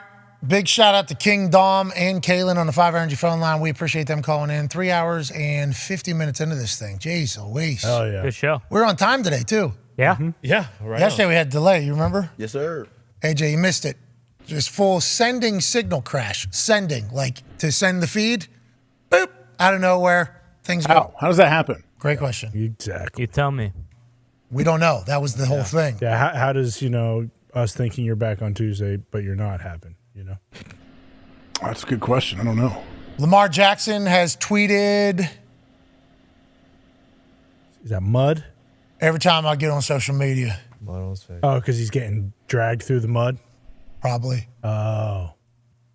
By who's dragging him right now? Yeah. Who's the guy? Who's in the picture? That's a guy that had a bad day. I mean, probably stood in front of a puddle that he shouldn't have stood in front of, and then somebody drove into it or a big thing. Oh, yeah. We used to do that in This college. is the guy that he's looking for that we don't know who. You think that's Oh, St. Omni. Pac-Man, great work today. Tongue, great work today. Toxic Table, you did fantastic. Even though King Dom, I had King Dom. So you guys might have lost your fastball a little bit. Great show, boys. Not worried about it. Everybody in the back, great work. I appreciate the hell out of you. AJ, it's been great seeing you. You have been glowing. You have a glow about you. Unbelievable. You have a glow. I'll tell you what, I've been texting with Bill. We need to get to the bottom of this. Hashtag easy carry contest. If you'd like to enter into Bud Light's $15,000 grand Great prize contest on social media, on Twitter, I believe. And then we are also having a sidecar contest happen alongside Bud Light's contest where you can win a title belt. All you gotta do is film yourself being creative while carrying some beers to some friends. What? Ty completed this obstacle course that you see on the Thunderdome Thunderball Court in less than 1 minute, and 25 people won $500 earlier today. That'll be our submission until it isn't. Maybe we'll be able to top it tomorrow. Can't wait to see what everybody's up to. Can't wait to see what we're talking about tomorrow. You all are the greatest people on earth. Thank you for allowing us to do this. Thank you for following along. And we got a big one tomorrow on Thursday. Oh, hell yeah. John fucking McEnroe tomorrow, and many other guests, hopefully, and hopefully you as well. Shaquille O'Neal will be on tomorrow. Oh, my God. The Aristotle. Yeah, Shaquille O'Neal will be on tomorrow. That's huge. John McEnroe, Shaquille O'Neal. Massive Thursday coming tomorrow. Be a friend, tell a friend. Goodbye.